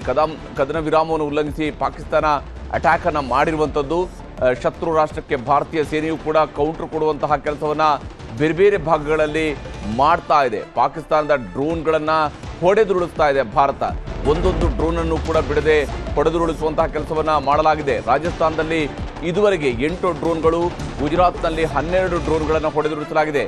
ಭುಜ್, ಲಕಿನಾಲಾದಲ್ಲಿ ಪಾಕ್ ಡ್ರೋನ್ಗಳನ್ನು ಉಡೀಸ್ ಮಾಡಲಾಗಿದೆ. ಅಂದರೆ ಇದು ಬೇರೆ ಬೇರೆ ಪ್ರದೇಶಗಳಲ್ಲಿ ಈ ರೀತಿಯಾಗಿ ಹೊಡೆದುರುಳಿಸಲಾಗಿದೆ. ಕದನ ವಿರಾಮ ಉಲ್ಲಂಘಿಸಿ ಪಾಕಿಸ್ತಾನ ಅಟ್ಯಾಕನ್ನು ಭಾರತ ಕಡೆಗೆ ಮಾಡ್ತಾ ಇದೆ. ಈ ಅಟ್ಯಾಕನ್ನು ಈಗ ಭಾರತ ತಡೆಯುವಂತಹ ಮತ್ತು ಹೊಡೆಯುವಂತಹ ಕೆಲಸವನ್ನು ಏಕಕಾಲದಲ್ಲಿ ಮಾಡ್ತಾ ಇದೆ. ಆದರೆ ಇದು ಇಲ್ಲಿಗೆ ನಿಲ್ಲುತ್ತಾ? ಯಾಕಂದರೆ ಇವತ್ತು ಕಳಿಸಿರ್ತಕ್ಕಂತಹ ಡ್ರೋನ್ಗಳಲ್ಲಿ ಬಹುತೇಕ ಡ್ರೋನ್ಗಳು ಡ್ರೋನ್ಗಳನ್ನು ಕಳಿಸಿದೆ. ಆದರೆ ದೊಡ್ಡ ಪ್ರಮಾಣದ ಸ್ಫೋಟಕಗಳನ್ನು ಅದರಲ್ಲಿ ತುಂಬಿದ ರೀತಿಯಲ್ಲೂ ಕೂಡ ಇಲ್ಲ. ಯಾವ ಉದ್ದೇಶ ಹಾಗಾದರೆ ಪಾಕಿಸ್ತಾನದ್ದು? ಯಾವ ಸ್ವರೂಪದಲ್ಲಿ ಈ ರೀತಿಯಾದಂತಹ ಡ್ರೋನ್ಗಳನ್ನು ಭಾರತದ ಕಡೆಗೆ ಅದು ನುಗ್ಗಿಸ್ತಾ ಇದೆ? ಭಾರತದ ಏರ್ ಡಿಫೆನ್ಸ್ ಸಿಸ್ಟಮನ್ನು ಟೆಸ್ಟ್ ಮಾಡುವಂತಹ ಉದ್ದೇಶ ಪಾಕಿಸ್ತಾನಕ್ಕೆ ಇನ್ನೂ ಇದೆಯಾ?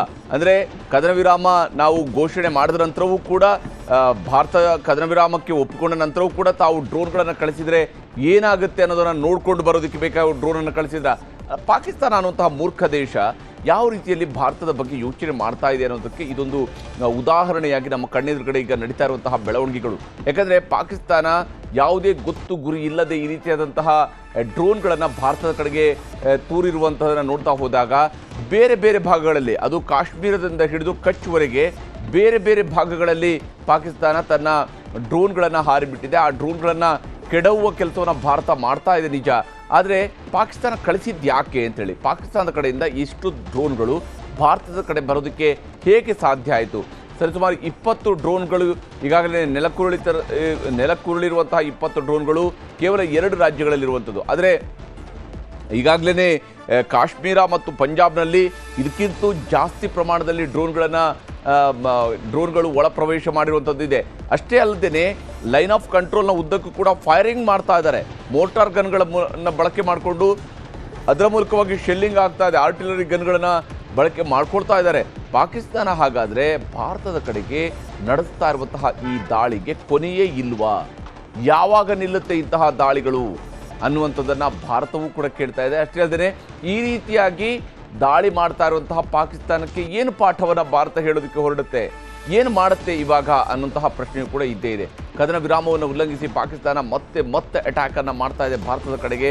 ಭಾರತದ ಕಡೆಗೆ ತನ್ನ ಡ್ರೋನ್ಗಳನ್ನು ತೂರಿಬಿಟ್ಟಿರ್ತಕ್ಕಂತಹ ಪಾಕಿಸ್ತಾನ ಮತ್ತು ಆ ಎಲ್ಲ ಡ್ರೋನ್ಗಳನ್ನು ಕೂಡ ಹೊಡೆದುರುಳಿಸುವಂತಹ ಕೆಲಸವನ್ನು ಭಾರತದ ಏರ್ ಡಿಫೆನ್ಸ್ ಸಿಸ್ಟಮ್ ವಾಯು ಭದ್ರತಾ ಪರಿಕರಗಳನ್ನು ಬಳಕೆ ಮಾಡಿಕೊಂಡು ಈಗಾಗಲೇ ಆ ಪ್ರತಿಯೊಂದು ದಾಳಿಯನ್ನು ಕೂಡ ಪ್ರತಿಯೊಂದು ಡ್ರೋನನ್ನು ಕೂಡ ಹೊಡೆದುರುಳಿಸುವಂತಹ ಕೆಲಸವನ್ನು ಈಗ ಭಾರತ ಮಾಡ್ತಾ ಇದೆ.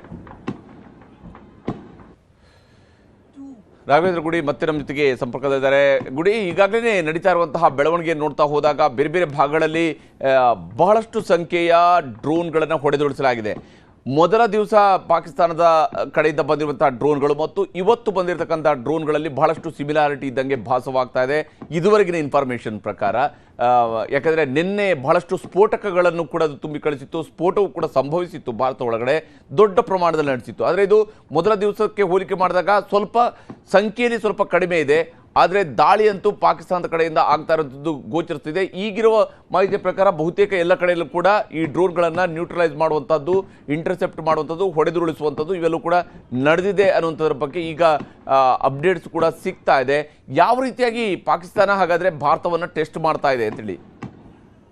ಇಲ್ಲಿ ಪಾಕಿಸ್ತಾನ ಭಾರತವನ್ನ ಟೆಸ್ಟ್ ಮಾಡ್ತಾ ಇದೆ ಅಂತ ನಾವು ಅಂದ್ಕೊಳ್ಳೋದಕ್ಕಿಂತ ಹೆಚ್ಚಾಗಿ ಹರಿಪ್ರಸಾದ್, ಪಾಕಿಸ್ತಾನದಲ್ಲಿರ್ತಕ್ಕಂಥ ಪವರ್ ಸ್ಟ್ರಗಲ್ ಏನಿದೆ, ಆ ಪವರ್ ಸ್ಟ್ರಗಲ್ ಇವತ್ತು ತನ್ನನ್ನ ತಾನೇ ಒಂದು ಮೃತ್ಯು ಕೂಪಕ್ಕೆ ತಳ್ಕೊಳ್ಳುವಂತ ಪ್ರಯತ್ನದಲ್ಲಿ ಆ ದೇಶ ನಿರತವಾಗೋದಕ್ಕೆ ಪ್ರಮುಖವಾಗಿ ಕಾರಣವಾಗ್ತಾ ಇದೆಯಾ ಅನ್ನುವಂತ ಸಂಶಯಗಳು ಬರ್ತಾ ಇದಾವೆ. ಯಾಕಂದ್ರೆ ಅಮೆರಿಕಾದಂತ ದೇಶ, ಅದರಲ್ಲೂ ಈ ಡೊನಾಲ್ಡ್ ಟ್ರಂಪ್ಗೆ ಒಂದು ಅಹಮ್ಯ ಜಾಸ್ತಿ, ತಾನು ಮಾಡದೆ, ನನ್ನಿಂದ ಆಯ್ತು, ನಾನೇ ಮಾಡಿದೆ ಅಂತ ಹೇಳ್ಕೊಂಡಂತ ಸಂದರ್ಭದಲ್ಲಿ ಆ ಡೊನಾಲ್ಡ್ ಟ್ರಂಪ್ ಮಾತಿಗೂ ಕೂಡ ಯಾವುದೇ ಗೌರವ ಇಲ್ಲದಂತ ಒಂದು ನಡೆಯನ್ನ ಇವತ್ತು ಪಾಕಿಸ್ತಾನ ಪ್ರದರ್ಶನ ಮಾಡ್ತಾ ಇದೆ ಅಂದ್ರೆ ಖಂಡಿತವಾಗಿಯೂ ಕೂಡ ಆ ದೇಶ ನಿರ್ಧಾರ ಮಾಡ್ದಾಗಿದೆ, ನಾನಿನ್ನ ಇರೋದಕ್ಕೆ ಲಾಯಕ್ಕಿಲ್ಲ ಅಂತ ಹೇಳಿ. ಯಾಕಂದ್ರೆ ಇಲ್ಲ ಅಂದ್ರೆ ಈ ರೀತಿಯಾದ ದಾಳಿಗಳನ್ನ ನಡೆಸೋದಕ್ಕೆ ಸಾಧ್ಯನೇ ಇಲ್ಲ. ಇವತ್ತಾಗಿರ್ತಕ್ಕಂಥ ದಾಳಿ ಮತ್ತೆ ನೀವು ಹೇಳ್ತಾ ಇದ್ರ ಕೆಲವು ಸಿಮಿಲಾರಿಟಿಗಳು ಇದಾವೆ, ಇಲ್ಲಿ ಕೆಲವು ಡಿಫರೆನ್ಸ್ ಗಳು ಇದಾವೆ. ನಾನು ಅದ್ರ ಬಗ್ಗೆ ಹೇಳೋದಾದ್ರೆ ಹರಿಪ್ರಸಾದ್, ನೋಡಿ ಮೊನ್ನೆ ಫಸ್ಟ್ ಡೇ ಏನ್ ದಾಳಿ ಆಗುತ್ತೆ, ಸ್ವಾರ್ಣ ಡ್ರೋನ್ ಗಳನ್ನ ಬಳಸಲಾಗುತ್ತೆ. ಅಂದ್ರೆ ಅತಿ ದೊಡ್ಡ ಸಂಖ್ಯೆಯಲ್ಲಿ ಏಕದಮ್ ಆಗಿ ನೂರಾರು ಸಂಖ್ಯೆಯಲ್ಲಿ ಡ್ರೋನ್ ಗಳು ಬರೋದಕ್ಕೆ ಶುರುವಾಗುತ್ತೆ. ಆದ್ರೆ ಇವತ್ತು ಬರ್ತಿರುವಂತ ಡ್ರೋನ್ ನಲ್ಲಿ ಏನಂದ್ರೆ ಒಂದು ಸೆಲೆಕ್ಟಿವ್ ಆಗಿ ಗುಂಪಾಗಿ ಬರ್ತಾ ಇದಾವೆ. ಆ ಒಂದು ಗುಂಪಿನಲ್ಲಿ 8 ರಿಂದ 14 ಡ್ರೋನ್ಗಳು, ಕೆಲವೊಂದು ಗುಂಪಿನಲ್ಲಿ 20ರವರೆಗೂ ಡ್ರೋನ್ಗಳು ಇರೋದನ್ನ ಕೂಡ ನಾವು ಗಮನಿಸಬಹುದಾಗಿದೆ. ಅಂದ್ರೆ ಸ್ವಾರ್ಣ ಡ್ರೋನ್ ರೀತಿಯಾಗಿ ಬರ್ತಾ ಇಲ್ಲ, ಬಟ್ ಕೇವಲ ಒಂದಿಷ್ಟು ಗುರಿಯನ್ನ ಇಟ್ಟುಕೊಂಡು ಇದನ್ನ ಹಾನಿ ಮಾಡಲೇಬೇಕು ಅನ್ನುವಂತ ದೃಷ್ಟಿಯಲ್ಲಿ ಬರ್ತಾ ಇರುವಂತ ಡ್ರೋನ್ ಗಳ ರೀತಿ ಈಗ ಕಾಣಿಸ್ತಾ ಇದೆ. ಈಗ ನಮ್ಮ ಇಂಡಿಯನ್ ಇದು BSF ಅಲ್ಲಿ ನಮಗೆ ಮಾಹಿತಿಯನ್ನ ಕೊಟ್ಟಿದ್ರು ಕೂಡ ಸದ್ಯಕ್ಕೆ ಸೀಸ್ ಫೈರ್ ಸ್ವಲ್ಪ ದಿನದಿಂದ ಸ್ವಲ್ಪ ಈ ಒಂದು ಬಾರ್ಡರ್ ಇಂದ ಸೀಸ್ ಫೈರ್ ಉಲ್ಲಂಘನೆ ಏನಾಗ್ತಾ ಇತ್ತು ಪಾಕಿಸ್ತಾನದಿಂದ ನಿಂತಿದ್ರು ಕೂಡ ಅಲ್ಲಿ ಕೆಲವೊಂದಿಷ್ಟು ಡೆವಲಪ್ಮೆಂಟ್ ಗಳು ಕೂಡ ಆಗ್ತಾ ಇದಾವೆ. ಗ್ರೌಂಡ್ ಲೆವೆಲ್ ಅಲ್ಲೂ ಕೂಡ ಕೆಲ ಮೂವ್ಮೆಂಟ್ಸ್ ಗಳನ್ನ ಗಮನಿಸಲಾಗ್ತಾ ಇದೆ ಅನ್ನುವಂತ ಮಾಹಿತಿಗಳು ಬರ್ತಾ ಇದಾವೆ. ಅದಕ್ಕೆ ನಮಗೆ ಇನ್ನೊಂದಿಷ್ಟು ಸ್ಪಷ್ಟವಾದಂತ ಎವಿಡೆನ್ಸ್ ಸಿಕ್ಕ ಮೇಲೆ ನಾನು ಅದ್ರ ಬಗ್ಗೆ ಕೂಡ ಹೇಳ್ತಾ ಹೋಗ್ತೀನಿ. ಅಂದ್ರೆ ಅದರ ಹುನ್ನಾರ ಅತಿ ದೊಡ್ಡದಾಗಿರ್ತಕ್ಕಂಥದ್ದು. ನೋಡಿ, ಈಗ ಆಗಸದಲ್ಲಿ ಅವರ ಫೈಟರ್ ಜೆಟ್ ಅನ್ನ ಬಳಸಿ ನಮ್ಮ ಮೇಲೆ ದಾಳಿ ಮಾಡೋದಕ್ಕೆ ನೋಡ್ತು, ಅದು ಸಾಧ್ಯ ಆಗ್ಲಿಲ್ಲ. ಅವರ ಮಿಸೈಲ್ಸ್ ಗಳನ್ನ ಬಳಸಿ, ಅದರಲ್ಲೂ ಕೂಡ ಬ್ಯಾಲಿಸ್ಟಿಕ್ ಮಿಸೈಲ್ಸ್ ಗಳ ರೀತಿಯಂತ ಮಿಸೈಲ್ ಅನ್ನ ಬಳಸಿ ನಮ್ಮ ಮೇಲೆ ದಾಳಿ ಮಾಡೋದಕ್ಕೆ ಪ್ರಯತ್ನವನ್ನ ಮಾಡ್ತು, ಅದು ಕೂಡ ನಿಷ್ಕ್ರಿಯವಾಯಿತು. ಇನ್ನ ಅವರಲ್ಲಿ ಇರ್ತಕ್ಕಂಥ ಈ ಡ್ರೋನ್ ಗಳನ್ನ ಬಳಸಿ ನಮ್ಮ ಮೇಲೆ ದಾಳಿಯನ್ನ ಮಾಡೋದಕ್ಕೆ, ಶೆಲ್ಲಿಂಗ್ ಅನ್ನ ಮಾಡಿ ದೊಡ್ಡ ಮಟ್ಟದ ಒಂದು ನಷ್ಟವನ್ನ ಉಂಟು ಮಾಡೋದಕ್ಕೆ ಎಲ್ಲ ರೀತಿಯ ಪ್ರಯತ್ನವನ್ನ ಪಾಕಿಸ್ತಾನ ಮಾಡ್ತಾ ಇದ್ರು. ಅಷ್ಟೇ ಕಾರುವಕ್ಕಾಗಿ ಅವರಿಗೆ ಉತ್ತರ ಸಿಗ್ತಾ ಇದೆ. ಅದಕ್ಕೆ ನಮ್ಮ ಮೇಲೆ ಎಷ್ಟು ದಾಳಿ ಆಗುತ್ತೆ ಅದಕ್ಕೆ 100 ಪಟ್ಟು ಅವರಿಗೆ ರಿವರ್ಸ್ ಆಗಿರ್ತಕ್ಕಂಥ ದಾಳಿಗಳನ್ನು ಕೂಡ ಭಾರತ ಸೇನೆ ಮಾಡ್ತಾ ಇದೆ. ಈಗ ಅವರಿಗೆ ಇರ್ತಕ್ಕಂಥದ್ದೇನು ಒಂದೊಂದು ಸ್ಪಷ್ಟವಾಗಿದೆ, ಆಗಸದಲ್ಲಿ ನಾವು ಭಾರತಕ್ಕೆ ಏನು ಮಾಡೋದಕ್ಕೆ ಆಗೋದಿಲ್ಲ ಅಂದಾಗ ಗ್ರೌಂಡ್ ಲೆವೆಲ್ ಅಲ್ಲಿ, ಯಾಕಂದ್ರೆ ಈಗ ಸಾಕಷ್ಟು ಇವತ್ತು ಪ್ರೆಸ್ ನೋಟ್ ಸಂದರ್ಭದಲ್ಲೂ ಕೂಡ ಪ್ರಾರಂಭದಲ್ಲಿ ಬಿಗಿನಿಂಗ್ ಅಲ್ಲಿ ಹೇಳುವಂತ ಸಂದರ್ಭದಲ್ಲಿ ಕೆಲವೊಂದಿಷ್ಟು ಕಡೆ ತನ್ನ ಆರ್ಟಿಲರಿ ಗನ್ಗಳನ್ನ ಸಿದ್ಧ ಮಾಡಿ ಇಟ್ಟುಕೊಂಡಿದೆ ಪಾಕಿಸ್ತಾನ. ಅದು ಏನಾಗುತ್ತೆ ಹೇಗೆ ಅನ್ನೋದ್ರ ಬಗ್ಗೆ ಕೂಡ ಸಾಕಷ್ಟು ಸಂಶಯಗಳು, ಚರ್ಚೆಗಳಿತ್ತು. ಈಗ ಸೀಸ್ ಫೈರ್ ಆಗಿರೋದ್ರಿಂದ ಸಹಜವಾಗಿ ಅಲ್ಲಿಂದ ಏನು ಹಲ್ಚಲ್ಗಳು ಆಗೋದಿಲ್ಲ ಅನ್ನುವಂತ ಒಂದು ನಂಬಿಕೆ ಇದ್ರೂ ಕೂಡ ನಂಬಿಕೆಯಾಗ ಅರ್ಹವಾಗಿರ್ತಕ್ಕಂಥ ದೇಶ ಪಾಕಿಸ್ತಾನವ ಅನ್ನುವಂತ ಪ್ರಶ್ನೆ ಇವತ್ತು ಮೂಡ್ತಾ ಇರುವಂತದ್ದು. ಈಗ ಆಗ್ತಿರುವಂತ ದಾಳಿಯ ಪರಿಯನ್ನ ನೋಡಿದ್ರೆ ಒಂದಿಷ್ಟು ಕಡೆಯಲ್ಲಿ ನಾಗೋರ್ಟ ಅಂತ ಒಂದು ಸ್ಥಳ ಇದೆ ಹರಿಪ್ರಸಾದ್, ನಮ್ಮ ಜಮ್ಮು ಕಾಶ್ಮೀರದ ಒಂದು POK ಬಳಿಯಲ್ಲಿ, ಅಲ್ಲೂ ಕೂಡ ಕೆಲವೊಂದಿಷ್ಟು ಜನರು ಕಂಡು ಬಂದಿದ್ದಾರೆ. ಆರ್ಮಿ ಡ್ರೆಸ್ ಅಲ್ಲಿ ಪಾಕಿಸ್ತಾನ ಕಡೆಯಿಂದ ಕೆಲವರು ಬಂದಿರುವಂತ ಸಾಧ್ಯತೆಗಳಿದೆ ಅನ್ನುವಂತ ಅಪ್ಡೇಟ್ಸ್ ಗಳು ಸಿಗ್ತಾ ಇದಾವೆ ಈಗ. ಹೀಗಾಗಿ ಅಂದ್ರೆ ಒಂದೆರಡು ಕಡೆ ಅಲ್ಲ, ತಾನು ಸಾಕಷ್ಟು ಒಂದು ಹುನ್ನಾರವನ್ನ ಮಾಡಿ ಇಡೀ ವಿಶ್ವವನ್ನ ನಾವು ಸೀಸ್ ಫೈರಿಗೆ ಹೋಗಿದೀವಿ ಅಂತ ನಂಬಿಸಿ ಒಳಗಿಂದ ಒಳಗನೆ ಮತ್ತೊಂದು ಬಾರಿ ಬೆನ್ನಿಗೆ ಚೂರಿಯನ್ನ ಹಾಕುವಂತ ಪ್ರಯತ್ನದಲ್ಲಿ ಈಗ ಪಾಕಿಸ್ತಾನ ಇರುವಂತದ್ದು. ಈಗ ನಾವು ಅಂದ್ರೂ ಹೇಳ್ತಾ ಇದ್ವಿ, ಈಗ ಅದಕ್ಕೆ ಅವ್ರಿಗೆ ಯಾವ ರೀತಿಯಾದಂತ ಟೆಸ್ಟಿಂಗ್ ಅನ್ನ ಮಾಡ್ತಾ ಇದೆ ಭಾರತವನ್ನ ಅಂತೇಳಿ. ಇದು ಭಾರತವನ್ನ ಟೆಸ್ಟ್ ಮಾಡ್ತಾ ಇರುವಂತದ್ದಲ್ಲ, ಅದು ಒಂದು ರೀತಿಯಿಂದ ಇಡೀ ದೇಶನೇ ಆತ್ಮಾಹುತಿ ಬಾಂಬರ್ ಇದ್ದಾಗೆ ಅದ. ಅದಕ್ಕೆ ತನ್ನ ಭವಿಷ್ಯದ ಬಗ್ಗೆ ಚಿಂತೆ ಇಲ್ಲ, ತನ್ನ ಜನರ ಭವಿಷ್ಯದ ಬಗ್ಗೆ ಚಿಂತೆ ಇಲ್ಲ. ಅದಕ್ಕೆ ಈಗ ಬೇಕಾಗಿರುವಂತದ್ದು ಸದ್ಯಕ್ಕೆ ಅಲ್ಲಿ ಗುಂಡು ಮತ್ತಿನ ಶಬ್ದಗಳು ಕೇಳಿಸ್ತಾ ಇರಬೇಕು. ಯಾವುದೇ ಕಾರಣಕ್ಕೂ ಕೂಡ ಈ ಒಂದು ಭಾಗದಲ್ಲಿ ಶಾಂತಿ ನೆಲೆಸಲೇಬಾರದು. ಶಾಂತಿ ನೆಲೆಸಿದ್ರೆ ಪಾಕಿಸ್ತಾನದ ಸೇನೆಗೆ ಏನು ಇಲ್ಲ ಆ ದೇಶದಲ್ಲಿ. ಆ ಇಡೀ ದೇಶವೇ ಅದರ ಬಳಿಯಲ್ಲಿ ಇರುವಂತ ಈ ಸಂದರ್ಭದಲ್ಲಿ ಹೇಗಾದ್ರೂ ಮಾಡಿ ಈ ಒಂದು ಮೊಮೆಂಟಮ್ ಅನ್ನ ಮುಂದೆ ಇಡಬೇಕು, ಇಡೀ ಆ ದೇಶದ ಮುಂದೆ ಹೇಳ್ಬೇಕು ನಿಮ್ಮನ್ನ ರಕ್ಷಣೆ ಮಾಡ್ತಿರುವಂತವ್ರೆ ನಾವು ಅಂತ ಹೇಳಿ ಆ ರೀತಿಯಾದಂತ ಒಂದು ಮನಸ್ಥಿತಿಯನ್ನ ಅಲ್ಲಿಯ ಜನರಲ್ಲಿ ತುಂಬುತ್ತಾ ಹೋಗ್ಬೇಕು. ಅದೊಂದೇ ಅವ್ರಿಗೆ ಇರುವಂತದ್ದು. ಬಿಟ್ರೆ ಈ ಆಸಿಫ್ ಮುನೀರ್ ಅಂತಕ್ಕಂತ ಅಲ್ಲಿಯ ಆರ್ಮಿ ಚೀಫ್ ಇದಾರಲ್ಲ, ಆ ವ್ಯಕ್ತಿ ಕೂಡ ಆತ ಮಾತನಾಡುವಂತ ಮಾತುಗಳನ್ನ ಕೇಳ್ತಾ ಇದ್ರೆ ಆತ ಯಾವುದೇ ರೀತಿಯಿಂದ ಕೂಡ ಯೂನಿಫಾರ್ಮ್ ಹಾಕೊಂಡಿರುವಂತ ಒಬ್ಬ ಭಯೋತ್ಪಾದಕ ಅನಿಸ್ತಾನೆ ಹೊರತು ಒಬ್ಬ ಪ್ರೊಫೆಷನಲ್ ಆರ್ಮಿಯ ಒಬ್ಬ ಮುಖ್ಯಸ್ಥ ಅನ್ನುವಂತ ಯಾವುದೇ ರೀತಿಯಾಗಿರ್ತಕ್ಕಂತ ಅಂಶಗಳು ಅಲ್ಲಿ ಕಂಡು ಬರೋದೇ ಇಲ್ಲ. ಇಂತ ಒಂದು ಆರ್ಮಿ, ಆ ರೀತಿಯಾಗಿರ್ತಕ್ಕಂತ ಒಂದಿಷ್ಟು ಮನಸ್ಥಿತಿಯ ಜನ, ಅಲ್ಲಿರ್ತಕ್ಕಂತ ಆ ಒಂದು ಜನಸಾಮಾನ್ಯರಿಗೆ ಒಂದು ನಂಬಿಸುವಂತದ್ದು, ಅಲ್ಲಿ ರಾಜಕಾರಣಿಗಳು, ಇವೆಲ್ಲವನ್ನ ನೋಡಿದಾಗ ಆ ದೇಶಕ್ಕೆ ಶಾಂತಿ ಬೇಕಾಗಿಲ್ಲ. ಅದಕ್ಕೆ ಏನೇ ಇದ್ರೂ ಕೂಡ ಭಾರತದಿಂದ ಎಷ್ಟು ತಿರುಗೇಟ್ ಹೋಗುತ್ತೆ, ಎಷ್ಟು ದೊಡ್ಡ ಮಟ್ಟದಲ್ಲಿ ಭಾರತ ಪ್ರತಿದಾಳಿಯನ್ನ ಮಾಡುತ್ತೆ, ಅದು ಕೂಡ ಮುಖ್ಯ ಆಗುವಂತದ್ದು. ಈಗ ನಾವು ಸಾಕಷ್ಟು ಬಾರಿ ಮಾತನಾಡ್ತಾ ಇದ್ವಿ, ಪ್ರಾರಂಭದ ಪಹಲ್ಗಾಮ್ ಅಲ್ಲಿ ದಾಳಿ ಆದ ಬಳಿಕ ಅಲ್ಲಿರ್ತಕ್ಕಂಥ ಒಂದು ಟೆರರಿಸ್ಟ್ ಅನ್ನ ನಾವು ಟಾರ್ಗೆಟೆಡ್ ಅಟ್ಯಾಕ್ ಅನ್ನ ಮಾಡಿದ್ವಿ, ಟೆರರಿಸ್ಟ್ ಗಳನ್ನ ಧ್ವಂಸ ಮಾಡಿದ್ವಿ. ಆದ್ರೆ ಭಾರತದ ಮೇಲೆ ಅದು ಪದೇ ಪದೇ ಮರಳಿ ದಾಳಿ ಮಾಡಿದಾಗ ಮಾತ್ರ ನಾವು ಮಾಡಿದ್ವಿ ರೈಟ್ ಟು ರಿವರ್ಟ್ ಅನ್ನುವಂತ ಒಂದು ಅವಕಾಶವನ್ನ ಬಳಸಿಕೊಂಡು. ಇಲ್ದಿದ್ರೆ ನಾವು ಅಂತಾರಾಷ್ಟ್ರೀಯ ಗಡಿಯನ್ನು ಸಾಮಾನ್ಯವಾಗಿ ದಾಟಿ ಹೋಗೋದಕ್ಕಾಗೋದಿಲ್ಲ. ಈಗ ಅವರೇ ಮತ್ತೊಂದು ಬಾರಿ ಆಹ್ವಾನವನ್ನ ಕೊಟ್ಟಿದ್ದಾರೆ. ಈ ಬಾರಿ ಅವರಿಂದನೇ ಮತ್ತೊಂದು ಬಾರಿ ದೊಡ್ಡ ಮಟ್ಟದ ಯುದ್ಧ ಶುರುವಾಗುವಂತ ಲಕ್ಷಣಗಳು ಕಾಣಿಸ್ತಾ ಇದಾವೆ. ಸೀಸ್ ಫೈರ್ ಅನ್ನ ಘೋಷಣೆ ಮಾಡಿದ ಬಳಿಕ, ಸೀಸ್ ಫೈರ್ ಗೆ ಒಪ್ಪಿಕೊಂಡ ಬಳಿಕ ಈ ರೀತಿಯಾಗಿರ್ತಕ್ಕಂಥ ದಾಳಿಯನ್ನ ಮಾಡ್ತಾ ಇರುವಂತದ್ದು ನೋಡಿದ್ರೆ ಸ್ಪಷ್ಟವಾಗಿ ಗೋಚರವಾಗ್ತಾ ಇದೆ.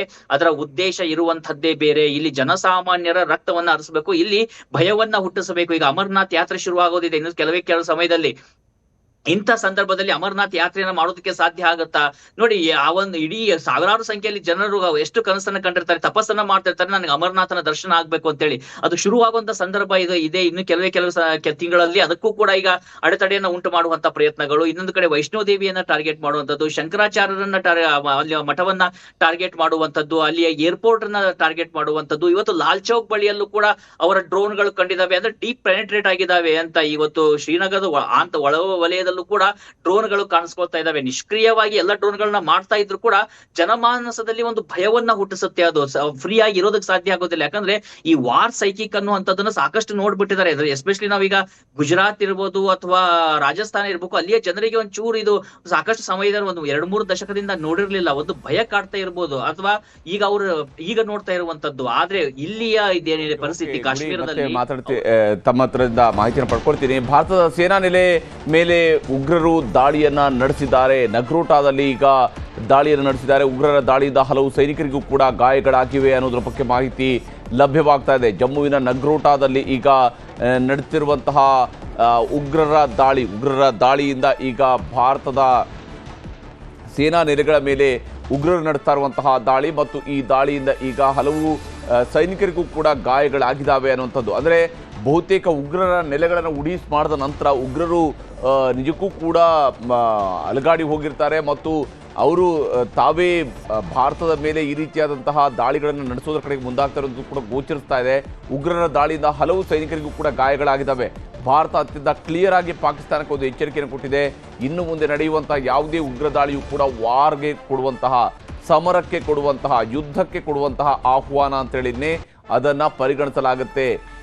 ಇದು ಇಲ್ಲಿವರೆಗೆ ನಾವು ಭಯೋತ್ಪಾದನೆಯ ವಿರುದ್ಧದ ಯುದ್ಧವನ್ನು ಮಾಡ್ತಾ ಇದ್ವಿ, ಆದರೆ ಇನ್ನು ಮುಂದೆ ಭಯೋತ್ಪಾದನೆಯ ಪ್ರತಿಯೊಂದು ಘಟನೆಯನ್ನು ಕೂಡ ಯುದ್ಧ ಅಂತೇಳಿ ಪರಿಗಣಿಸಲಾಗುತ್ತೆ ಮತ್ತು ಅದನ್ನು ಯುದ್ಧದ ರೀತಿಯಲ್ಲಿ ಎದುರಿಸುತ್ತೆ ಭಾರತ ಅನ್ನೋದನ್ನು ಭಾರತ ಅತ್ಯಂತ ಸ್ಪಷ್ಟ ಮಾತುಗಳಲ್ಲಿ, ಸ್ಪಷ್ಟ ಪದಗಳಲ್ಲಿ ಹೇಳಿತ್ತು. ಇಷ್ಟಾದರೂ ಕೂಡ ಈಗ ಜಮ್ಮುವಿನ ನಗ್ರೋಟಾದಲ್ಲಿ ಈಗ ಉಗ್ರರು ದಾಳಿಯನ್ನು ನಡೆಸಿದ್ದಾರೆ.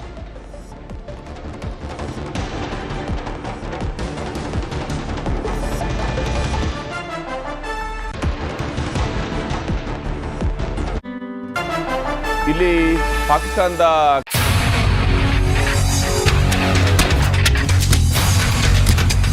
ಇದು news 18 Kannada.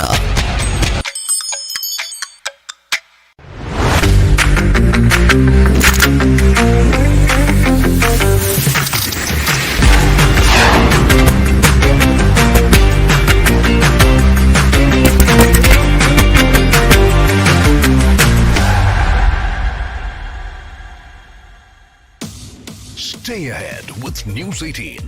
News from your city in your language. Real-time updates, in-depth analysis, and breaking news. Anytime, anywhere. Only on the News 18 app. Scan and download the News 18 app now. ರಾಜ್ಯದ ಮನೆಗಳಲ್ಲಿ ನಿಮ್ಮ ನ್ಯೂಸ್ 18 ಕನ್ನಡ ವಿಶ್ವಾಸಾರ್ಹ ಸುದ್ದಿ, ವಸ್ತುನಿಷ್ಠ ವರದಿಗಾರಿಕೆ, ನಿಖರ ವಿಶ್ಲೇಷಣೆ. ಹಳ್ಳಿ ಪಟ್ಟಣ ನಗರಗಳ ಜನರ ಸಮಸ್ಯೆಗಳಿಗೆ ಗಟ್ಟಿ ಧ್ವನಿ. ಇದೇ ಕಾರಣಕ್ಕೆ ನೀವು ನಮ್ಮನ್ನ ಆರಿಸಿರೋದು, ನ್ಯೂಸ್ ಚಾನೆಲ್ಗಳ ಹೊಸ ಲೀಡರ್, ದೇಶದ ನಂಬರ್ 1 ನ್ಯೂಸ್ ನೆಟ್ವರ್ಕ್, ಕನ್ನಡಿಗರ ನಂಬಿಕೆಯ ನ್ಯೂಸ್ ಚಾನೆಲ್ ನ್ಯೂಸ್ 18 ಕನ್ನಡ. ಇಲ್ಲಿ ಪಾಕಿಸ್ತಾನದ ಕಡೆಯಿಂದ ನಡೀತಾ ಇರುವಂತಹ ದಾಳಿಯ ಸಂದರ್ಭದಲ್ಲಿನೇ ಪೋಖ್ರಾನ್ ಬಳಿಯಲ್ಲಿ ಬಾಂಬ್ ಮಾದರಿಯ ವಸ್ತು ಪತ್ತೆಯಾಗಿದೆ. ಭಾರತದ ಪೋಖ್ರಾನ್ ಬಳಿಯಲ್ಲಿ ಬಾಂಬ್ ಮಾದರಿಯ ವಸ್ತು ಪರಿಶೀಲನೆಯನ್ನ ಮಾಡಲಾಗ್ತಾ ಇದೆ. ಬಾಂಬ್ ಮಾದರಿಯ ವಸ್ತು ಒಂದು ಸಿಕ್ಕಿದೆ. ಸೇನಾ ಸಿಬ್ಬಂದಿ ಮತ್ತು ಪೊಲೀಸರು ಈಗ ತಪಾಸಣೆಯನ್ನು ಮಾಡ್ತಾ ಇದ್ದಾರೆ. ಬಾಂಬ್ ಮಾದರಿಯ ವಸ್ತುವಿನ ಬಗ್ಗೆ ಜನರಲ್ಲಿಯೂ ಕೂಡ ಆತಂಕ ಇದ್ದೇ ಇದೆ. ಯಾವ ಸ್ವರೂಪದಲ್ಲಿ ಈಗ ಪಾಕಿಸ್ತಾನ ತನ್ನ ಕಡೆಯಿಂದ ಬಾಂಬ್ಗಳನ್ನು ಕೂಡ ಕಳಿಸ್ತಾ ಇದೆ ಅನ್ನೋದ್ರ ಬಗ್ಗೆ ಸೇನಾ ಸಿಬ್ಬಂದಿ ಮತ್ತು ಪೊಲೀಸರು ತಪಾಸಣೆಯನ್ನು ಮಾಡ್ತಾ ಇದ್ದಾರೆ. ಇದು ಸಜೀವ ಬಾಂಬ್ ಇದೆಯಾ ಅನ್ನೋದ್ರ ಬಗ್ಗೆ ಕೂಡ ಪರಿಶೀಲನೆ ನಡೆಸಲಾಗ್ತಾ ಇದೆ. ಪೋಖ್ರಾನ್ ಬಳಿಯಲ್ಲಿ ಬಾಂಬ್ ಮಾದರಿ ಪತ್ತೆ ಆಗಿರುವಂಥದ್ದು. ಹೀಗೆ ಪಾಕಿಸ್ತಾನ ನಡೆಸ್ತಾ ಇರುವಂತಹ ಇಲ್ಲಿ ಪಾಕಿಸ್ತಾನದ ಕಡೆಯಿಂದ ನಡೀತಾ ಇರುವಂತಹ ದಾಳಿಯ ಸಂದರ್ಭದಲ್ಲಿನೇ ಪೋಖ್ರಾನ್ ಬಳಿಯಲ್ಲಿ ಬಾಂಬ್ ಮಾದರಿಯ ವಸ್ತು ಪತ್ತೆಯಾಗಿದೆ. ಭಾರತದ ಪೋಖ್ರಾನ್ ಬಳಿಯಲ್ಲಿ ಬಾಂಬ್ ಮಾದರಿಯ ವಸ್ತು ಪರಿಶೀಲನೆಯನ್ನ ಮಾಡಲಾಗ್ತಾ ಇದೆ. ಬಾಂಬ್ ಮಾದರಿಯ ವಸ್ತು ಒಂದು ಸಿಕ್ಕಿದೆ. ಸೇನಾ ಸಿಬ್ಬಂದಿ ಮತ್ತು ಪೊಲೀಸರು ಈಗ ತಪಾಸಣೆಯನ್ನು ಮಾಡ್ತಾ ಇದ್ದಾರೆ. ಬಾಂಬ್ ಮಾದರಿಯ ವಸ್ತುವಿನ ಬಗ್ಗೆ ಜನರಲ್ಲಿಯೂ ಕೂಡ ಆತಂಕ ಇದ್ದೇ ಇದೆ. ಯಾವ ಸ್ವರೂಪದಲ್ಲಿ ಈಗ ಪಾಕಿಸ್ತಾನ ತನ್ನ ಕಡೆಯಿಂದ ಬಾಂಬ್ಗಳನ್ನು ಕೂಡ ಕಳಿಸ್ತಾ ಇದೆ ಅನ್ನೋದ್ರ ಬಗ್ಗೆ ಸೇನಾ ಸಿಬ್ಬಂದಿ ಮತ್ತು ಪೊಲೀಸರು ತಪಾಸಣೆಯನ್ನು ಮಾಡ್ತಾ ಇದ್ದಾರೆ. ಇದು ಸಜೀವ ಬಾಂಬ್ ಇದೆಯಾ ಅನ್ನೋದ್ರ ಬಗ್ಗೆ ಕೂಡ ಪರಿಶೀಲನೆ ನಡೆಸಲಾಗ್ತಾ ಇದೆ. ಪೋಖ್ರಾನ್ ಬಳಿಯಲ್ಲಿ ಬಾಂಬ್ ಮಾದರಿ ಪತ್ತೆ ಆಗಿರುವಂಥದ್ದು. ಹೀಗೆ ಪಾಕಿಸ್ತಾನ ನಡೆಸ್ತಾ ಇರುವಂತಹ ಒಂದೊಂದು ದಾಳಿಯ ಸಂದರ್ಭದಲ್ಲೂ ಕೂಡ ಒಂದೊಂದು ಮಾದರಿಯ ಸ್ಫೋಟಕಗಳನ್ನು ಅದು ಕಳಿಸ್ತಾ ಇದೆ. ಅದರ ಡ್ರೋನ್ಗಳಲ್ಲಿ ಕಳಿಸ್ತಾ ಇರುವಂಥದ್ದು ಬಹಳ ಸಣ್ಣ ಪ್ರಮಾಣದ ಸ್ಫೋಟಕಗಳನ್ನು ಕಳಿಸ್ತಾ ಇದೆ. ಅದರ ಮೂಲಕವಾಗಿ ದಾಳಿಯನ್ನು ಮಾಡ್ತಾ ಇದೆ. ಬಹುತೇಕ ಪಾಕಿಸ್ತಾನ ತನ್ನ ಸ್ಫೋಟಕಗಳನ್ನು ಕಳಿಸೋದ್ರ ಮೂಲಕ ಕೂಡ ಸಣ್ಣ ಸ್ಫೋಟಕಗಳನ್ನು ಕಳಿಸೋದ್ರ ಮೂಲಕ ಕೂಡ ಈಗ ಅದಕ್ಕೆ ಒಂದು ಪಾಕಿಸ್ತಾನಕ್ಕೆ ಅದರ ಅಸ್ತಿತ್ವದ ಪ್ರಶ್ನೆ ಎದುರಾಗಿದೆ. ಪಾಕಿಸ್ತಾನ ತನ್ನ ಅಸ್ತಿತ್ವವನ್ನು ತೋರಿಸ್ಕೊಳ್ಳುವಂತಹ ಒಂದು ಯುದ್ಧವನ್ನು ಘೋಷಣೆ ಮಾಡಿದಂಗೆ ಕಾಣ್ತಾ ಇದೆ. ಆದರೆ ಅಧಿಕೃತವಾಗಿ ಅದು ಯುದ್ಧ ಘೋಷಣೆ ಮಾಡುವಂತಹ ಶಕ್ತಿಯನ್ನು ಪಾಕಿಸ್ತಾನ ಕೂಡ ಹೊಂದಿಲ್ಲ. ಈ ಕಾರಣಕ್ಕಾಗಿಯೇ ಇದು ನಾವು ನೋಡ್ತಾ ಇರುವಂಥದ್ದು. ಈಗ ದೃಶ್ಯದಲ್ಲಿ ನಾನು ನಿಮಗೆ ತೋರಿಸ್ತಾ ಇದ್ದೀನಿ ಲಾಹೋರ್ ಹಾಗೆಯೇ ರಾವಲ್ಪಿಂಡಿ ಮತ್ತು ಪಾಕಿಸ್ತಾನದ ಮತ್ತೊಂದು ಲಾಂಚ್ ಪ್ಯಾಡನ್ನು ಧ್ವಂಸ ಮಾಡಿರ್ತಕ್ಕಂತಹ ರೀತಿ. ಇದು ಭಾರತ ನಡೆಸ್ತಾ ಇರುವಂತಹ ಒಂದೊಂದು ದಾಳಿಯ ಸಂದರ್ಭದಲ್ಲಿ ಕೂಡ ಲಾಹೋರ್ನಲ್ಲಿ ಒಂದು ಕಡೆಯಲ್ಲಿ ದಾಳಿಯನ್ನು ನಡೆಸ್ತಾ ಇದ್ದರೆ, ಮತ್ತೊಂದು ಕಡೆಯಲ್ಲಿ ಅಲ್ಲಿ ಲಾಹೋರ್ನಲ್ಲಿ ಬಿದ್ದಿರುವಂತಹ ಭಾರತದ ಕ್ಷಿಪಣಿಗಳ ಅವಶೇಷಗಳನ್ನು ಕೂಡ ನಾವು ನಿಮಗೆ ತೋರಿಸ್ತಾ ಇದ್ವಿ. ಪಾಕಿಸ್ತಾನ ನಿಜಕ್ಕೂ ಕೂಡ ಅಲುಗಾಡಿ ಹೋಗುವಂಥ ರೀತಿಯಲ್ಲಿ ಪಾಕಿಸ್ತಾನ ಪೀಸ್ ಆಗುವಂತಹ ರೀತಿಯಾದಂತಹ ದೃಶ್ಯಗಳಿವು. ರಾವಲ್ಪಿಂಡಿಯ ಏರ್ಬೇಸನ್ನು ಈಗಾಗಲೇ ಧ್ವಂಸ ಮಾಡಲಾಗಿದೆ. ರಾವಲ್ಪಿಂಡಿಯ ಏರ್ಬೇಸನ್ನು ಈಗಾಗಲೇ ಧ್ವಂಸ ಮಾಡಿರುವಂಥದ್ದು. ಆ ಮೂಲಕವಾಗಿ ಪಾಕಿಸ್ತಾನ ಯಾವ ಸ್ವರೂಪದಲ್ಲಿ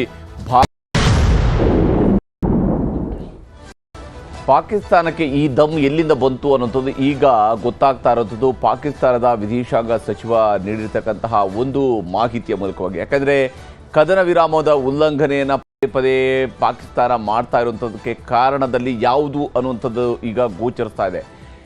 ಭಾರತ ಮತ್ತು ಪಾಕಿಸ್ತಾನದ ನಡುವಿನ ಸಂಘರ್ಷದ ಸ್ಥಿತಿಯ ಸಂದರ್ಭದಲ್ಲಿನೇ ಚೀನಾದಿಂದ ಬಹಳ ದೊಡ್ಡದಾದಂತಹ ಒಂದು ಅಂಶ, ಅದರ ನಿಲುವು ಈಗ ಪಾಕಿಸ್ತಾನದ ಪರವಾಗಿ ವ್ಯಕ್ತವಾಗಿರುವಂಥದ್ದು. ಪಾಕಿಸ್ತಾನವನ್ನು ತನ್ನ ಎಲ್ಲ ಸಮಯಗಳ ಎಲ್ಲ ಸಂದರ್ಭಗಳ ಸ್ನೇಹಿತ ಅಂತೇಳಿ ಪಾಕಿಸ್ತಾನವನ್ನು ಚೀನಾ ಪರಿಗಣಿಸಿದೆ. ಈ ಮಾತುಗಳನ್ನು ಈಗಾಗಲೇ ಚೀನಾದ ಈ ಮಾತುಗಳನ್ನು ಉಲ್ಲೇಖ ಮಾಡಿರುವಂಥದ್ದು ಪಾಕಿಸ್ತಾನದ ಡೆಪ್ಯೂಟಿ ಪ್ರೈಮ್ ಮಿನಿಸ್ಟರ್ ಮತ್ತು ಫಾರಿನ್ ಮಿನಿಸ್ಟರ್ ಆಗಿರುವಂತಹ ಮೊಹಮ್ಮದ್ ಇಶಾಕ್ ದರ್ ಈಗ ನೀಡಿರುವಂತಹ ವಿಚಾರಗಳಿದು. ಇವತ್ತು ಚೀನಾದ ಫಾರಿನ್ ಮಿನಿಸ್ಟರ್ ಜೊತೆಗೆ ಮಾತನಾಡಿರುವುದಾಗಿ ಹೇಳಿಕೊಂಡಿರುವಂಥದ್ದು. ಅಷ್ಟೇ ಅಲ್ಲದೆ ಚೀನಾ ಎಲ್ಲ ರೀತಿಯಲ್ಲೂ ಕೂಡ ಈಗ ಪಾಕಿಸ್ತಾನದ ಸಾರ್ವಭೌಮತ್ವವನ್ನು ಕಾಪಾಡಿಕೊಳ್ಳೋದಕ್ಕೆ ಬದ್ಧ ಅಂತ ಹೇಳ್ಕೊಂಡು ಹೇಳಿದ್ದಾರೆ ಅಂತ ಹೇಳುವಂಥದ್ದನ್ನು ಈಗ ಪಾಕಿಸ್ತಾನಕ್ಕೆ ಹೇಳಿದಾರಂತೆ. ಪಾಕಿಸ್ತಾನಕ್ಕೆ ಬೇರೆನ್ಯಾರು ಕೀ ಕೊಟ್ಟಾಗ ಅದು ಬಹಳ ಜೋರಾಗಿ ಕೂಗಾಡುವಂತಹ ಕೆಲಸವನ್ನು ಮಾಡುತ್ತೆ. ಅಂಥದ್ದೇ ಒಂದು ಸಂದರ್ಭ ಈಗ ಪಾಕಿಸ್ತಾನಕ್ಕೆ ಚೀನಾದ ಕಡೆಯಿಂದ ಸಿಗ್ತಾ ಇರ್ತದೆ. ಆದರೆ ಬಹಳ ಮುಖ್ಯವಾಗಿ ಬಹಳ ಮುಖ್ಯವಾಗಿ ಪಾಕಿಸ್ತಾನದ ಇಂತಹ ಕೃತ್ಯಗಳ ಹಿಂದೆ ವಿಶೇಷವಾಗಿ ಚೀನಾ ನಿರಂತರವಾಗಿ ಇದ್ದೇ ಇತ್ತು ಅನ್ನುವಂಥದ್ದನ್ನು ಭಾರತ ಮೊದಲಿಂದಲೂ ಕೂಡ ಹೇಳ್ತಾ ಇತ್ತು. ಅದು ಈಗ ಮತ್ತೆ ಸಾಬೀತಾಗಿದೆ. ಚೀನಾದ ಕಿತಾಪತಿ ಇದ್ದೇ ಇದೆ. ಯುದ್ಧದ ವಾತಾವರಣದ ಸಂದರ್ಭದಲ್ಲಿ ಇಂಥದ್ದೊಂದು ಕಿತಾಪತಿಯನ್ನು ನಿರೀಕ್ಷೆ ಮಾಡಲಾಗಿತ್ತು. ಅದೇ ಕಿತಾಪತಿ ಈಗ ವ್ಯಕ್ತವಾಗ್ತಾ ಇದೆ.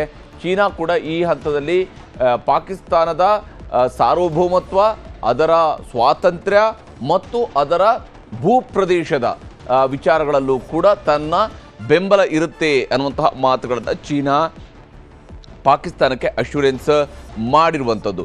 ಈ ಸಂದರ್ಭದಲ್ಲಿನೇ ಪಾಕಿಸ್ತಾನ ಸೀಸ್ ಫೈರನ್ನು ಉಲ್ಲಂಘನೆ ಮಾಡಿರುವಂತಹ ಸಂದರ್ಭದಲ್ಲಿನೇ ಭಾರತದಲ್ಲಿ ಪಾಕಿಸ್ತಾನದ ಕದನ ವಿರಾಮದ ಉಲ್ಲಂಘನೆಯ ನಡುವೆನೇ ಈಗ ಬರ್ತಾ ಇರುವಂತಹ ಮಾಹಿತಿಯ ಪ್ರಕಾರ ಸದ್ಯಕ್ಕೆ ಶ್ರೀನಗರದಲ್ಲಿ ಇಷ್ಟು ಹೊತ್ತು ಬ್ಲ್ಯಾಕ್ಔಟ್ ಮಾಡಲಾಗಿತ್ತು. ಜಮ್ಮು ಕಾಶ್ಮೀರದ ರಾಜಧಾನಿ ಶ್ರೀನಗರವನ್ನು ಬ್ಲ್ಯಾಕ್ಔಟ್ ಮಾಡಲಾಗಿತ್ತು. ಈಗ ಅಲ್ಲಿ ಮತ್ತೆ ವಿದ್ಯುತ್ ಸಂಪರ್ಕವನ್ನು ರೆಸ್ಟೋರ್ ಮಾಡಲಾಗಿದೆ, ಮತ್ತೆ ವಿದ್ಯುತ್ ಸಂಪರ್ಕವನ್ನು ಕೊಡಲಾಗಿದೆ. ಇನ್ನು ಇಡೀ ಕಾಶ್ಮೀರ ವ್ಯಾಲಿಯಲ್ಲೂ ಕೂಡ, ಕಾಶ್ಮೀರ ಕಣಿವೆಯಲ್ಲಿ ಎಲ್ಲ ಕಡೆಗಳಲ್ಲೂ ಕೂಡ ಮತ್ತೆ ವಿದ್ಯುತ್ ಪೂರೈಕೆಯನ್ನು ಯಥಾ ಪ್ರಕಾರಕ್ಕೆ ತಂದು ನಿಲ್ಲಿಸಲಾಗಿದೆ. ನಾರ್ಮಲ್ ಸ್ಥಿತಿಗೆ ತಂದು ನಿಲ್ಲಿಸಲಾಗಿದೆ, ಸಾಮಾನ್ಯ ಸ್ಥಿತಿಗೆ ತಂದು ನಿಲ್ಲಿಸಲಾಗಿದೆ. ಕಾಶ್ಮೀರ ವ್ಯಾಲಿಯ ಎಲ್ಲ ಕಡೆಯಲ್ಲೂ ಕೂಡ, ಕಾಶ್ಮೀರ ಕಣಿವೆಯ ಎಲ್ಲ ಭಾಗಗಳಲ್ಲೂ ಕೂಡ ಈಗ ಸಂಪೂರ್ಣವಾಗಿ ವಿದ್ಯುತ್ ಪೂರೈಕೆಯನ್ನು ಮತ್ತೆ ಮಾಡಲಾಗ್ತಾ ಇದೆ ಅನ್ನುವಂತಹ ಮಾಹಿತಿ ಈಗ ಲಭ್ಯವಾಗ್ತಾ ಇದೆ. ಅಂದರೆ ಅಲ್ಲಿಗೆ ಇಷ್ಟು ಹೊತ್ತು ನಡೆದಿರ್ತಕ್ಕಂತಹ ಡ್ರೋನ್ ದಾಳಿ ಏನಿತ್ತು ಅವುಗಳನ್ನು ಸಂಪೂರ್ಣವಾಗಿ ಧ್ವಂಸ ಮಾಡಲಾಗಿದೆ. ಹೊಸದಾಗಿ ಮತ್ತೆ ಯಾವುದೇ ಡ್ರೋನ್ಗಳು ಬರೋದಿಲ್ಲ ಅನ್ನುವಂತಹ ವಿಶ್ವಾಸವೂ ಕೂಡ ವ್ಯಕ್ತವಾಗಿರುವಂತಹ ಹಿನ್ನೆಲೆಯಲ್ಲಿ ಕಾಶ್ಮೀರ ಕಣಿವೆಯಲ್ಲಿ ಈಗ ಮತ್ತೆ ಎಲೆಕ್ಟ್ರಿಸಿಟಿ ರಿಸ್ಟೋರ್ ಮಾಡಲಾಗಿದೆ. ಈ ಹಂತದಲ್ಲಿ ಈಗ ಸಂಪೂರ್ಣವಾಗಿ ರೆಸ್ಟೋರ್ ಮಾಡಲಾಗಿದೆ. ಇದರ ನಡುವೆ ಕೇಂದ್ರ ಗೃಹ ಸಚಿವರಾಗಿರುವಂತಹ ಅಮಿತ್ ಶಾ ಎಲ್ಲ ರಾಜ್ಯಗಳಿಗೂ ಕೂಡ ಅಲರ್ಟ್ ಆಗಿರುವಂತೆ ಸೂಚನೆ ನೀಡಿದ್ದಾರೆ. ಎಲ್ಲ ರಾಜ್ಯಗಳಿಗೂ ಕೂಡ ಕೇಂದ್ರ ಗೃಹ ಇಲಾಖೆಯಿಂದ ರಾಜ್ಯಗಳಿಗೆ ಸೂಚನೆ ಹೋಗಿದೆ. ಪ್ರತಿಯೊಂದು ರಾಜ್ಯಕ್ಕೂ ಕೂಡ ಸೂಚನೆ ಹೋಗಿದೆ. ಕೇಂದ್ರ ಗೃಹ ಸಚಿವರು ಈಗ ರಾಜ್ಯದ ಎಲ್ಲ ಗೃಹ ಸಚಿವರುಗಳಿಗೆ, ಅಂದರೆ ವಿಶೇಷವಾಗಿ ಬಾರ್ಡರ್ನ ರಾಜ್ಯಗಳ ಎಲ್ಲ ಗೃಹ ಸಚಿವರುಗಳಿಗೂ ಕೂಡ ಮಾತನಾಡಿದ್ದಾರೆ. ಮತ್ತು ಎಲ್ಲ ಗೃಹ ಸಚಿವಾಲಯಗಳಿಗೂ ಕೂಡ, ಎಲ್ಲ ರಾಜ್ಯಗಳಿಗೂ ಕೂಡ ಈಗ ಮಾಹಿತಿ ರವಾನೆಯಾಗಿದೆ. ಹೈ ಅಲರ್ಟ್ನಲ್ಲಿ ಇರಬೇಕು ಅನ್ನುವಂತಹ ಸೂಚನೆಯನ್ನು ನೀಡಲಾಗಿದೆ. ಸೀಸ್ ಫೈರ್ ಅನ್ನು ಉಲ್ಲಂಘನೆ ಮಾಡಿರುವಂತಹ ಪಾಕಿಸ್ತಾನ ನಿಜಕ್ಕೂ ಕೂಡ ಸುಳ್ಳು ಭರವಸೆಯನ್ನು ಭಾರತಕ್ಕೆ ಕೊಟ್ಟಿತ್ತು. ನಾವು ಯುದ್ಧವನ್ನು ನಿಲ್ಲಿಸ್ತೀವಿ ಅನ್ನುವಂತಹ ರೀತಿಯಲ್ಲಿ, ನಾವು ಯಾವುದೇ ರೀತಿಯಾದಂತಹ ದಾಳಿಯನ್ನು ನಡೆಸೋದಿಲ್ಲ ಅನ್ನುವಂತಹ ರೀತಿಯಲ್ಲಿ ಅದು ಹೇಳಿತ್ತು. ಆದರೆ ಆ ಹೇಳಿದ ಮಾತಿನ ರೀತಿಯಲ್ಲಿ ಪಾಕಿಸ್ತಾನ ನಡ್ಕೊಂಡಿರಲಿಲ್ಲ. ಆದರೆ ಈಗ ಪಾಕಿಸ್ತಾನದ ನಡೆಸಿರುವಂತಹ ಎಲ್ಲ ಡ್ರೋನ್ಗಳನ್ನು ಕೂಡ ಕೆಡವಿ ಹಾಕಲಾಗಿದೆ. ಪ್ರತಿಯೊಂದು ಕಡೆಯಲ್ಲೂ ಕೂಡ ಕೆಡವಿ ಹಾಕುವಂತಹ ಪ್ರಯತ್ನವನ್ನು ಮಾಡಲಾಗಿದೆ. ಇದಾದ ನಂತರ ಈಗ ಕಾಶ್ಮೀರ ಕಣಿವೆಯಲ್ಲಿ ಮತ್ತೆ ಯಥಾ ಪ್ರಕಾರ ವಿದ್ಯುತ್ ಸಂಪರ್ಕವನ್ನು, ವಿದ್ಯುತ್ ಪೂರೈಕೆಯನ್ನು ಮತ್ತೆ ಯಥಾ ಪ್ರಕಾರಕ್ಕೆ ತಂದು ನಿಲ್ಲಿಸಲಾಗಿದೆ. ಏನು ಇಷ್ಟು ಹೊತ್ತು ಬ್ಲ್ಯಾಕ್ಔಟ್ ಮಾಡಲಾಗಿತ್ತು, ಈಗ ಅಲ್ಲಿ ಮತ್ತೆ ಯಥಾ ಪ್ರಕಾರ ವಿದ್ಯುತ್ ಸಂಪರ್ಕವನ್ನು ಒದಗಿಸಲಾಗಿರುವಂಥದ್ದು. ಪಾಕಿಸ್ತಾನ ಸೀಸ್ ಫೈರನ್ನು ತೊಡೆದು ಹಾಕಿದೆ. ಅದು ಸೀಸ್ ಫೈರ್ಗೆ ಅದು ಬದ್ಧವಾಗಿಲ್ಲ ಅನ್ನುವಂಥ ಆದೇಶ ಹೇಳಿದೆ. ಸುಳ್ಳು ಭರವಸೆಯನ್ನು ಅದು ಭಾರತಕ್ಕೆ ಕೊಟ್ಟಿತ್ತು. ಈಗ ಭಾರತವೂ ಕೂಡ ಪಾಕಿಸ್ತಾನದ ಈ ಸುಳ್ಳಿಗೆ ಯಾವ ಸ್ವರೂಪದ ಉತ್ತರವನ್ನು ಕೊಡುತ್ತೆ ಅನ್ನೋದು ಕೂಡ ಅಷ್ಟೇ ಮುಖ್ಯ. ರಾಜತಾಂತ್ರಿಕ ನೆಲೆಯಲ್ಲೂ ಕೂಡ ಈ ಉತ್ತರವನ್ನು ಕೊಡಬಹುದು. ನೇರವಾದಂತಹ ಒಂದು, ಈಗ ಅವರು ನಡೆಸಿರುವಂತಹ ಎಲ್ಲ ಡ್ರೋನ್ಗಳನ್ನು ಹೊಡೆದುರುಳಿಸಿರುವಂಥದ್ದು ಆ ಕ್ರಮ ಆಲ್ರೆಡಿ ಆಗಿದೆ. ಹಾಗೆಯೇ ಎಲ್ಲಿ ಗಡಿ ಭಾಗದಲ್ಲಿ ಫೈರಿಂಗ್ ಮಾಡಿದ್ರು, ಶೆಲ್ ದಾಳಿಯನ್ನು ನಡೆಸಿದ್ರು, ಅವೆಲ್ಲವನ್ನು ಕೂಡ ಧ್ವಂಸ ಮಾಡುವಂತಹ ಕೆಲಸವನ್ನು ಮತ್ತು ಅದಕ್ಕೆ ಪ್ರತ್ಯುತ್ತರವನ್ನು ಕೊಡುವಂತಹ ಕೆಲಸವನ್ನು ಭಾರತ ಮಾಡಿದೆ. ಇಷ್ಟಾದರೂ ಕೂಡ ಸದ್ಯಕ್ಕೆ ಕಾಶ್ಮೀರದ ಕಣಿವೆಯಲ್ಲಿ ನಡೀತಾ ಇರುವಂತಹ ಬೆಳವಣಿಗೆಗಳನ್ನು ನೋಡ್ತಾ ಇರುವಾಗ ಪಾಕಿಸ್ತಾನದಕ್ಕೆ ಯಾವ ಸ್ವರೂಪದಲ್ಲಿ ಭಾರತ ಉತ್ತರ ಕೊಡುತ್ತೆ ಅನ್ನೋದು ಕೂಡ ನೋಡಬೇಕು. ಈಗಿರುವಂತಹ ಮಾಹಿತಿಯ ಪ್ರಕಾರ, ಸದ್ಯಕ್ಕೆ ಸಿಕ್ಕಿರುವಂತಹ ಮಾಹಿತಿಯ ಪ್ರಕಾರ ಭಾರತ ಮತ್ತು ಪಾಕಿಸ್ತಾನದ DGMOಗಳ ನಡುವೆ ಮತ್ತೆ ಮಾತುಕತೆ ನಡೆದಿದೆ. ಈಗ ಸಿಗ್ತಾ ಇರುವಂತಹ ಕೇಂದ್ರ ಸರ್ಕಾರದ ಮೂಲಗಳ ಪ್ರಕಾರವಾಗಿ, ಸೇನೆಯ ಮೂಲಗಳ ಪ್ರಕಾರವಾಗಿ ಭಾರತ ಮತ್ತು ಪಾಕಿಸ್ತಾನಗಳ DGMOಗಳ ನಡುವೆ ಈಗ ಮಾತುಕತೆ, ಮತ್ತೊಂದು ಸುತ್ತಿನ ಮಾತುಕತೆಯು ಕೂಡ ನಡೆದಿದೆ. ಯಾಕೆಂದರೆ ಪಾಕಿಸ್ತಾನದ ಕಡೆಯಿಂದ ನಡೆದಿರುವಂತಹ ಒಂದು ದಾಳಿಯ ಬಗ್ಗೆ, ಅದು ನಡೆಸಿರುವಂತಹ ಏನು ಸೀಸ್ ಫೈರ್ ಅನ್ನೋದು ಉಲ್ಲಂಘನೆ ಮಾಡಿತ್ತು, ಏನು ನೋ ಫೈರಿಂಗ್ ಅನ್ನುವಂತಹ ತೀರ್ಮಾನಕ್ಕೇನು ಭಾರತ ಬಂದಿತ್ತು ಮತ್ತು ಅದನ್ನು ಪಾಕಿಸ್ತಾನ ಕೂಡ ಒಪ್ಕೊಂಡಿತ್ತು, ಅದರ ಉಲ್ಲಂಘನೆ ಮಾಡಿರೋದ್ರ ವಿಚಾರದ ನಡುವೆನೇ ಈಗ ಭಾರತ ಮತ್ತು ಪಾಕಿಸ್ತಾನಗಳ DGMOಗಳು ಮಾತುಕತೆಯನ್ನು ನಡೆಸಿದ್ದಾರೆ. ಎರಡೂ ಕಡೆಯ DGMಗಳ ನಡುವೆ ಮಾತುಕತೆ ಆಗಿದೆ ಅನ್ನುವಂತಹ ಮಾಹಿತಿ ಈಗ ಲಭ್ಯವಾಗ್ತಾ ಇದೆ. ಅಲ್ಲಿಗೆ ಮುಂದಿನ ಕ್ರಮಗಳ ಬಗ್ಗೆ ಅಂದರೆ ಬಹುತೇಕ ಈ ಮಾತುಕತೆ ಆಗಿರುವಂಥದ್ದು ಮಧ್ಯಾಹ್ನ 3:45 ಅನ್ನುವಂಥದ್ದು. ಈಗ ಸಿಕ್ಕಿರುವಂತಹ ಮಾಹಿತಿ ಪ್ರಕಾರ DGMOಗಳ ನಡುವೆ ಮಧ್ಯಾಹ್ನ 3:45 ಮಾತುಕತೆ ಆಗಿತ್ತು. ಭಾರತ ಮತ್ತು ಪಾಕಿಸ್ತಾನದ DGMOಗಳ ನಡುವೆ ಮಧ್ಯಾಹ್ನ 3:45 ಒಂದು ಬಾರಿ ಮಾತುಕತೆ ಆಗಿತ್ತು. ಅದಾದ ನಂತರ ಈಗ ಮತ್ತೊಂದು ಬಾರಿ ಮಾತುಕತೆ ನಡೆದಿದೆ. ಅಂದರೆ ಇವತ್ತು DGMOಗಳ ನಡುವೆ ಮಾತುಕತೆ ನಡೆದಿರುವಂಥದ್ದು ಇದು ಎರಡನೇ ಬಾರಿ ಈಗ DGMOಗಳ ನಡುವೆ ಮಾತುಕತೆ ನಡೆದಿದೆ. ಎರಡನೇ ಬಾರಿ DGMOಗಳ ನಡುವೆ ಮಾತುಕತೆ ನಡೆದಿದೆ. ಮಧ್ಯಾಹ್ನ 3:45 ಮೊದಲಿಗೆ DGMOಗಳ ನಡುವೆ ಮಾತುಕತೆ ನಡೆದಿತ್ತು. ಆ ಸಂದರ್ಭದಲ್ಲಿನೇ ಪಾಕಿಸ್ತಾನದ DGMO ಸದ್ಯಕ್ಕೆ ನೀವು ಕೊಟ್ಟಿರುವಂಥ ಹೊಡೆತ ಸಾಕು, ನಿಲ್ಲಿಸಿ ಅನ್ನುವಂತಹ ವಿನಂತಿಯನ್ನು ಮಾಡಿರುವಂಥದ್ದು. ಇನ್ನೊಂದು ಸ್ವಲ್ಪ ಹೊತ್ತಿನಲ್ಲಿ ವಿದೇಶಾಂಗ ಇಲಾಖೆಯಿಂದ ಸುದ್ದಿಗೋಷ್ಠಿ ಕೂಡ ನಡೆಯೋದಿದೆ. ಇನ್ನು ಸ್ವಲ್ಪ ಹೊತ್ತಿನಲ್ಲಿ ವಿದೇಶಾಂಗ ಸಚಿವಾಲಯದಿಂದ ಮಾಹಿತಿಯನ್ನು ನೀಡಲಾಗುತ್ತೆ. ಮತ್ತೆ ಮಾತುಕತೆಗೆ ಪಾಕಿಸ್ತಾನ DGMO ಭಾರತದ DGMO ಜೊತೆಗೆ ಮಾತನಾಡಿದ್ದಾರೆ. ಈ ಎಲ್ಲ ವಿಚಾರಗಳ ಬಗ್ಗೆ ಭಾರತದ ವಿದೇಶಾಂಗ ಇಲಾಖೆಯಿಂದ ಕೆಲವೇ ಹೊತ್ತಿನಲ್ಲಿ ಸುದ್ದಿಗೋಷ್ಠಿ ಕೂಡ ನಡೆಯೋದಿದೆ. ಸ್ವಲ್ಪ ಹೊತ್ತಿನಲ್ಲಿ ಸುದ್ದಿಗೋಷ್ಠಿಯನ್ನು ಕೂಡ ನಡೆಸಲಾಗುತ್ತೆ. ರಾತ್ರಿ ನಡೆದಿರತಕ್ಕಂತಹ ದಾಳಿಯ ವಿಚಾರಕ್ಕೆ ಸಂಬಂಧಪಟ್ಟಂತೆಯೇ ಇಲ್ಲಿ ಮಾಹಿತಿಯನ್ನು ವಿನಿಮಯ ಮಾಡಿಕೊಳ್ಳಲಾಗುತ್ತಾ, ಯಾವ ವಿಷಯಗಳನ್ನು ಹೇಳಲಾಗುತ್ತೆ ಅನ್ನೋದು ಕೂಡ ನೋಡಬೇಕಿದೆ. ಸದ್ಯದ ಪರಿಸ್ಥಿತಿಯ ಬಗ್ಗೆ ವಿದೇಶಾಂಗ ಇಲಾಖೆ ತನ್ನ ನಿಲುವನ್ನು, ತನ್ನ ಘೋಷಣೆಯನ್ನು, ತನ್ನ ಈ ಇಡೀ ವಿಚಾರಗಳ ಬಗ್ಗೆ ಸ್ಪಷ್ಟನೆಯನ್ನು ನೀಡುತ್ತೆ. ಯಾವ ಸ್ವರೂಪದಲ್ಲಿ ಈಗ ಆಗಿರುವಂತಹ ದಾಳಿ, ಈ ದಾಳಿಯ ಸುತ್ತಲೂ ಇರುವಂತಹ ಅಂಶಗಳ ಬಗ್ಗೆಯೂ ಕೂಡ ಪ್ರೆಸ್ ಬ್ರೀಫಿಂಗನ್ನು ಮಾಡುವಂಥದ್ದಿದೆ. ಸ್ವಲ್ಪ ಹೊತ್ತಿನಲ್ಲಿ ಭಾರತದ ವಿದೇಶಾಂಗ ಇಲಾಖೆಯ ಕಡೆಯಿಂದ ಈಗಾಗಲೇ ಸುದ್ದಿಗೋಷ್ಠಿಯನ್ನು ನಡೆಸುವಂತಹ ತೀರ್ಮಾನಕ್ಕೆ ಬರಲಾಗಿದೆ. ಕೆಲ ಹೊತ್ತಿನಲ್ಲಿ ಸುದ್ದಿಗೋಷ್ಠಿ ನಡೆಯೋದಿದೆ. ವಿದೇಶಾಂಗ ಇಲಾಖೆಯಿಂದ ಅವರು ಮಾಹಿತಿಯನ್ನು ವಿನಿಮಯ ಮಾಡಿಕೊಳ್ಬಹುದು. ಯಾವ ಸ್ವರೂಪದಲ್ಲಿ ಈ ದಾಳಿ ನಡೆದಿದೆ ಮತ್ತು ಇಂತಹ ಸಂದರ್ಭದಲ್ಲಿ ಭಾರತದ ನಿಲುವು ಏನು, ಯಾವ ಸ್ವರೂಪದಲ್ಲಿ ಇಲ್ಲಿ ಕದನ ವಿರಾಮವನ್ನು ಪಾಕಿಸ್ತಾನ ಉಲ್ಲಂಘನೆ ಮಾಡಿದೆ ಅಂತೇಳಿ ಪಾಕಿಸ್ತಾನಕ್ಕೆ ಕಡೆಯ ಎಚ್ಚರಿಕೆಯನ್ನು ಈ ಸುದ್ದಿಗೋಷ್ಠಿಯಲ್ಲಿ ಕೊಡಲಾಗುತ್ತಾ ಅಥವಾ ಅದರ ಆಚೆಗಿನ ವಿಚಾರಗಳನ್ನು ಇವತ್ತು ವಿದೇಶಾಂಗ ಇಲಾಖೆ ಹೇಳುತ್ತಾ ಅನ್ನೋದನ್ನು ಕೂಡ ನೋಡಬೇಕು. ಕೆಲ ಹೊತ್ತಿನಲ್ಲಿ ಈಗ ಭಾರತದ ವಿದೇಶಾಂಗ ಇಲಾಖೆಯಿಂದ ವಿಕ್ರಮ್ ಮಿಸ್ರಿ ಅವರು ಈಗ ಸುದ್ದಿಗೋಷ್ಠಿಯನ್ನು ನಡೆಸೋರಿದ್ದಾರೆ. ಅವರು ಈಗ ವಿಚಾರಗಳನ್ನು ತಿಳಿಸೋರಿದ್ದಾರೆ. ಏನು ಆಗಿದೆ, ಯಾವ ಸ್ವರೂಪದಲ್ಲಿ ದಾಳಿ ನಡೆದಿರುವಂಥದ್ದು ಮತ್ತು ಈಗಾಗಲೇ ಪಾಕಿಸ್ತಾನ ನಡೆಸಿರುವಂತಹ ಎಲ್ಲ ದಾಳಿಯನ್ನು, ಎಲ್ಲ ಡ್ರೋನ್ಗಳನ್ನು ಕೂಡ ಕೆಡವಿ ಹಾಕೋದರಲ್ಲಿ ಭಾರತ ಯಶಸ್ವಿಯಾಗಿದೆ.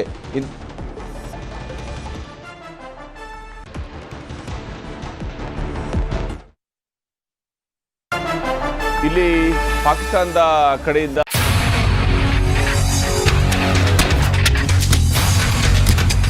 ಇದು ನ್ಯೂಸ್ 18 ಕನ್ನಡ.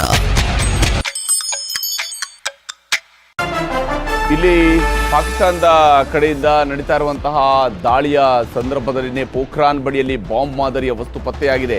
ಭಾರತದ ಪೋಖ್ರಾನ್ ಬಳಿಯಲ್ಲಿ ಬಾಂಬ್ ಮಾದರಿಯ ವಸ್ತು ಪರಿಶೀಲನೆಯನ್ನು ಮಾಡಲಾಗ್ತಾ ಇದೆ. ಬಾಂಬ್ ಮಾದರಿಯ ವಸ್ತು ಒಂದು ಸಿಕ್ಕಿದೆ. ಸೇನಾ ಸಿಬ್ಬಂದಿ ಮತ್ತು ಪೊಲೀಸರು ಈಗ ತಪಾಸಣೆಯನ್ನು ಮಾಡ್ತಾ ಇದ್ದಾರೆ. ಬಾಂಬ್ ಮಾದರಿಯ ವಸ್ತುವಿನ ಬಗ್ಗೆ ಜನರಲ್ಲಿಯೂ ಕೂಡ ಆತಂಕ ಇದ್ದೇ ಇದೆ. ಯಾವ ಸ್ವರೂಪದಲ್ಲಿ ಈಗ ಪಾಕಿಸ್ತಾನ ತನ್ನ ಕಡೆಯಿಂದ ಬಾಂಬ್ಗಳನ್ನು ಕೂಡ ಕಳಿಸ್ತಾ ಇದೆ ಅನ್ನೋದ್ರ ಬಗ್ಗೆ ಸೇನಾ ಸಿಬ್ಬಂದಿ ಮತ್ತು ಪೊಲೀಸರು ತಪಾಸಣೆಯನ್ನು ಮಾಡ್ತಾ ಇದ್ದಾರೆ. ಇದು ಸಜೀವ ಬಾಂಬ್ ಇದೆಯಾ ಅನ್ನೋದ್ರ ಬಗ್ಗೆ ಕೂಡ ಪರಿಶೀಲನೆ ನಡೆಸಲಾಗ್ತಾ ಇದೆ. ಪೋಖ್ರಾನ್ ಬಳಿಯಲ್ಲಿ ಬಾಂಬ್ ಮಾದರಿ ಪತ್ತೆ ಆಗಿರುವಂಥದ್ದು.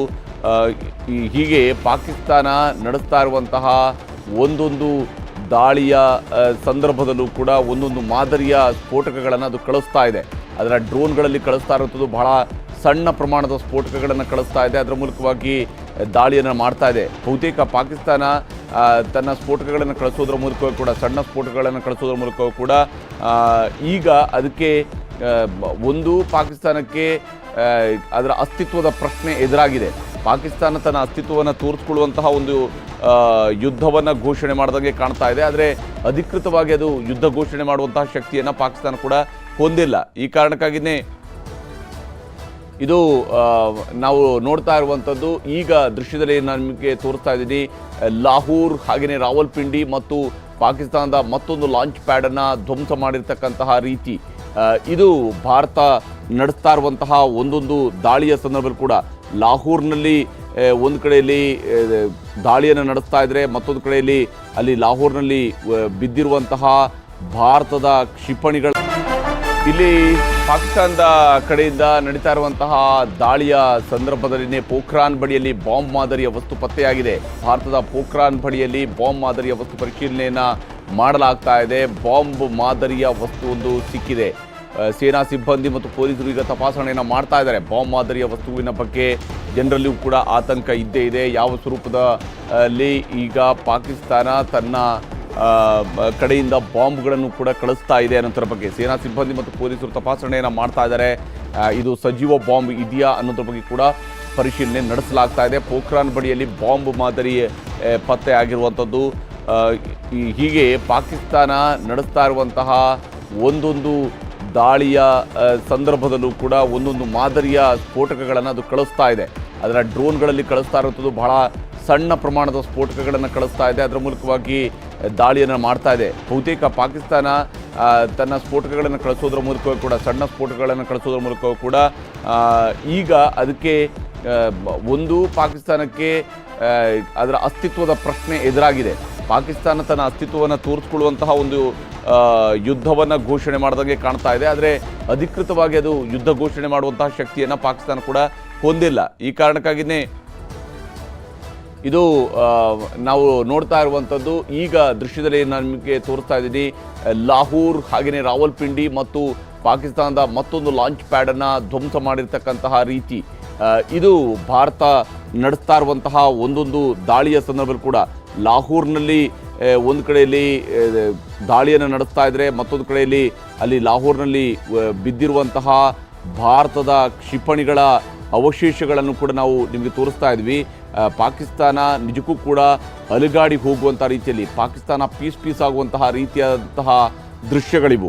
ರಾವಲ್ಪಿಂಡಿಯ ಏರ್ ಬೇಸನ್ನು ಈಗಾಗಲೇ ಧ್ವಂಸ ಮಾಡಲಾಗಿದೆ. ರಾವಲ್ಪಿಂಡಿಯ ಏರ್ ಬೇಸನ್ನು ಈಗಾಗಲೇ ಧ್ವಂಸ ಮಾಡಿರುವಂಥದ್ದು. ಆ ಮೂಲಕವಾಗಿ ಪಾಕಿಸ್ತಾನ ಯಾವ ಸ್ವರೂಪದಲ್ಲಿ ಭಾರತದ ಮೇಲೆ ದಾಳಿಯನ್ನು ಮಾಡುವಂತಹ ಪ್ರಯತ್ನವನ್ನು ಮಾಡ್ತಾ ಇದೆಯೋ ಅವುಗಳಿಗೆ ಉತ್ತರವಾಗಿ ಈಗ ಪಾಕಿಸ್ತಾನದ ಏರ್ ಬೇಸನ್ನು ಉಡೀಸ್ ಮಾಡುವಂತಹ ಕೆಲಸವನ್ನು ಭಾರತ ಮಾಡಿದೆ. ಒಂದೊಂದು ಏರ್ ಬೇಸನ್ನು ಕೂಡ ಹೊಡೆದುರುಳಿಸ್ತಾ ಹೋದಾಗ ಪಾಕಿಸ್ತಾನ ಎಲ್ಲಿಂದ ಅದು ತನ್ನ ಬಾಂಬ್ಗಳನ್ನು ಕಳಿಸುತ್ತೆ, ಎಲ್ಲಿಂದ ಅದು ತನ್ನ ಡ್ರೋನ್ಗಳನ್ನು ಕಳಿಸುತ್ತೆ, ಎಲ್ಲಿಂದ ಅದು ತನ್ನ ಕ್ಷಿಪಣಿಗಳನ್ನು ಕಳಿಸುತ್ತೆ ಅನ್ನೋದನ್ನು ಹುಡುಕಿ ಹೊಡೆಯುವಂತಹ ಕೆಲಸವನ್ನು ಈಗ ಭಾರತ ಶುರು ಮಾಡಿದೆ. ಬೇಟೆ ಜಾರಿಯಲ್ಲಿದೆ. ಈಗ ರೇಖೇಂದ್ರ ಮತ್ತೆ ಸ್ವಾಗತ. ಈಗಾಗಲೇ ಭಾರತ ಮತ್ತು ಪಾಕಿಸ್ತಾನದ ನಡುವಿನ ಕದನ ವಿರಾಮಕ್ಕೆ ಸಂಬಂಧಪಟ್ಟಂತೆ ಬಹಳಷ್ಟು ಅಪ್ಡೇಟ್ಸ್ ಕೂಡ ಸಿಗ್ತಾ ಇರುವಂಥದ್ದು. ಒಂದು ಕಡೆಯಲ್ಲಿ ಅಜಿತ್ ದೋವಲ್ ಅವರು ಈಗಾಗಲೇ ಚೀನಾದ ವಿದೇಶಾಂಗ ಸಚಿವರ ಜೊತೆಗೆ ಮಾತುಕತೆಯನ್ನು ನಡೆಸಿದ್ದಾರೆ. ಚೀನಾ ವಿದೇಶಾಂಗ ಸಚಿವರಿಗೆ ಕರೆ ಮಾಡಿ ಮಾತನಾಡಿದ್ದಾರೆ ಅಜಿತ್ ದೋವಲ್ ಅವರು ಮಾತುಕತೆ ನಡೆಸಿದ್ದಾರೆ. ಪಾಕಿಸ್ತಾನಕ್ಕೆ ಈಗ ಫಾರಿನ್ ಸೆಕ್ರೆಟರಿ ಮಾತಾಡ್ತಾ ಇದ್ದಾರೆ. सैन्य कार्रवाई को रोकने का समझौता आज शाम को हुआ था. पिछले कुछ घंटों से इस समझौते का पाकिस्तान की ओर से घोर उल्लंघन हो रहा है. भारतीय सेना जवाबी कार्रवाई कर रही है और इस सीमा अतिक्रमण से निपट रही है. ये अतिक्रमण अत्यंत ही निंदनीय है और पाकिस्तान इनके लिए जिम्मेदार है. हमारा मानना है कि पाकिस्तान इस स्थिति को ठीक से समझे और इस अतिक्रमण को रोकने के लिए तुरंत उचित कार्रवाई करे. सेना ने इस स्थिति पर कड़ी नजर रखी हुई है और उसे किसी भी अतिक्रमण से निपटने के लिए ठोस और सख्त कदम उठाने के लिए आदेश दे दिए गए हैं.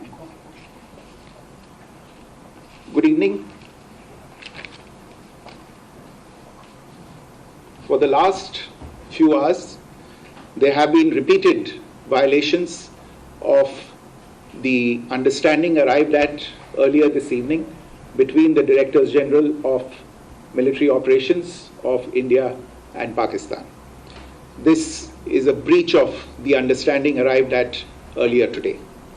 The armed forces are giving an adequate and appropriate response to these violations, and we take very, very serious notice of these violations. We call upon Pakistan to take appropriate steps to address these violations and deal with the situation with seriousness and responsibility. The armed forces are maintaining a strong vigil on the situation.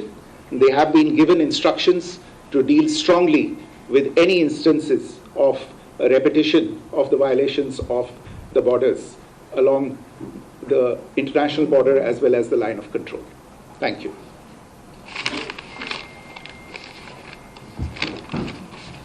ವಿದೇಶಾಂಗ ಕಾರ್ಯದರ್ಶಿಗಳಾಗಿರುವಂತಹ ವಿದೇಶಾಂಗ ಇಲಾಖೆ ಕಾರ್ಯದರ್ಶಿಯಾಗಿರುವಂತಹ ವಿಕ್ರಮ್ ಮಿಸ್ರಿ ಅವರು ನೀಡಿರುವಂತಹ ಸ್ಪಷ್ಟನೆ ಮತ್ತು ಅವರು ಅತ್ಯಂತ ಕಠಿಣ ಶಬ್ದಗಳನ್ನು ಕೂಡ ಅವರು ಇಲ್ಲಿ ಹೇಳಿದ್ದಾರೆ.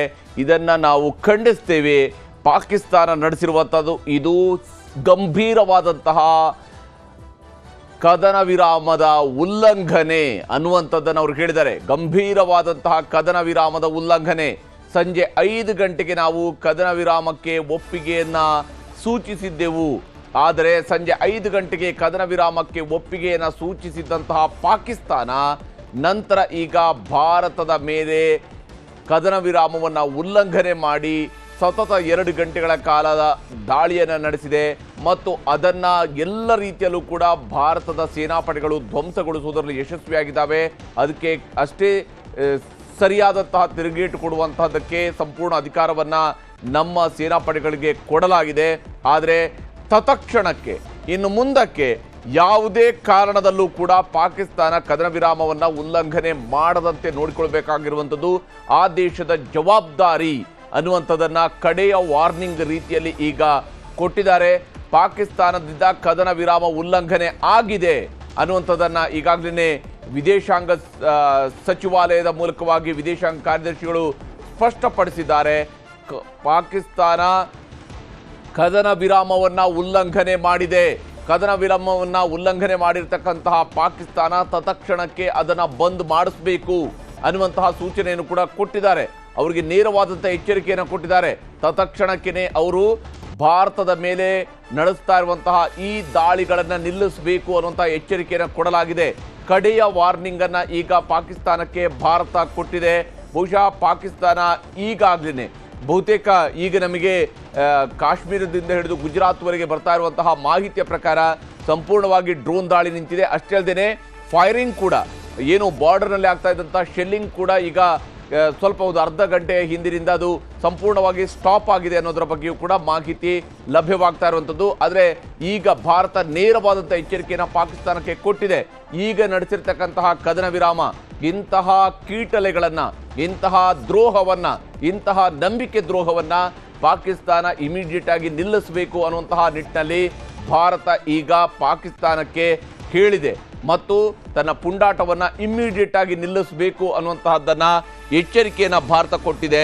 ಹೀಗಾಗಿ ಪಾಕಿಸ್ತಾನದ ಮುಂದಿನ ನಡೆ ಯಾವ ಸ್ವರೂಪದ್ದು ಅನ್ನೋದು ಕೂಡ ನೋಡಲೇಬೇಕಿದೆ. ಯಾಕಂದರೆ ಅದು ಹೇಳಿ ಕೇಳಿ 5 ಗಂಟೆಗೆ ಆಗಿರ್ತಕ್ಕಂತಹ ಏನು ಕದನ ವಿರಾಮದ ಕದನಕ್ಕೆ ವಿರಾಮವನ್ನು ಹಾಕುವ ಅನ್ನುವಂತಹ ತೀರ್ಮಾನವನ್ನು ಈ 9 ಗಂಟೆ ಆಗುವಾಗ ಮುರಿದಿದೆ. ಅದು ಹೀಗಿರುವಾಗ ಕೇವಲ 4 ಗಂಟೆ ಅಂತರದಲ್ಲಿ ನಿಲುವನ್ನು ಬದಲಿಸಿಕೊಂಡಿರುವಂತಹ ದೇಶ ಯಾವ ಸ್ವರೂಪದಲ್ಲಿ ಇಮಿಡಿಯೇಟ್ ಆಗಿ ಕ್ರಮಗಳನ್ನು ಕೈಗೊಳ್ಳುತ್ತೆ ಅನ್ನೋದು ಕೂಡ ನೋಡಬೇಕು.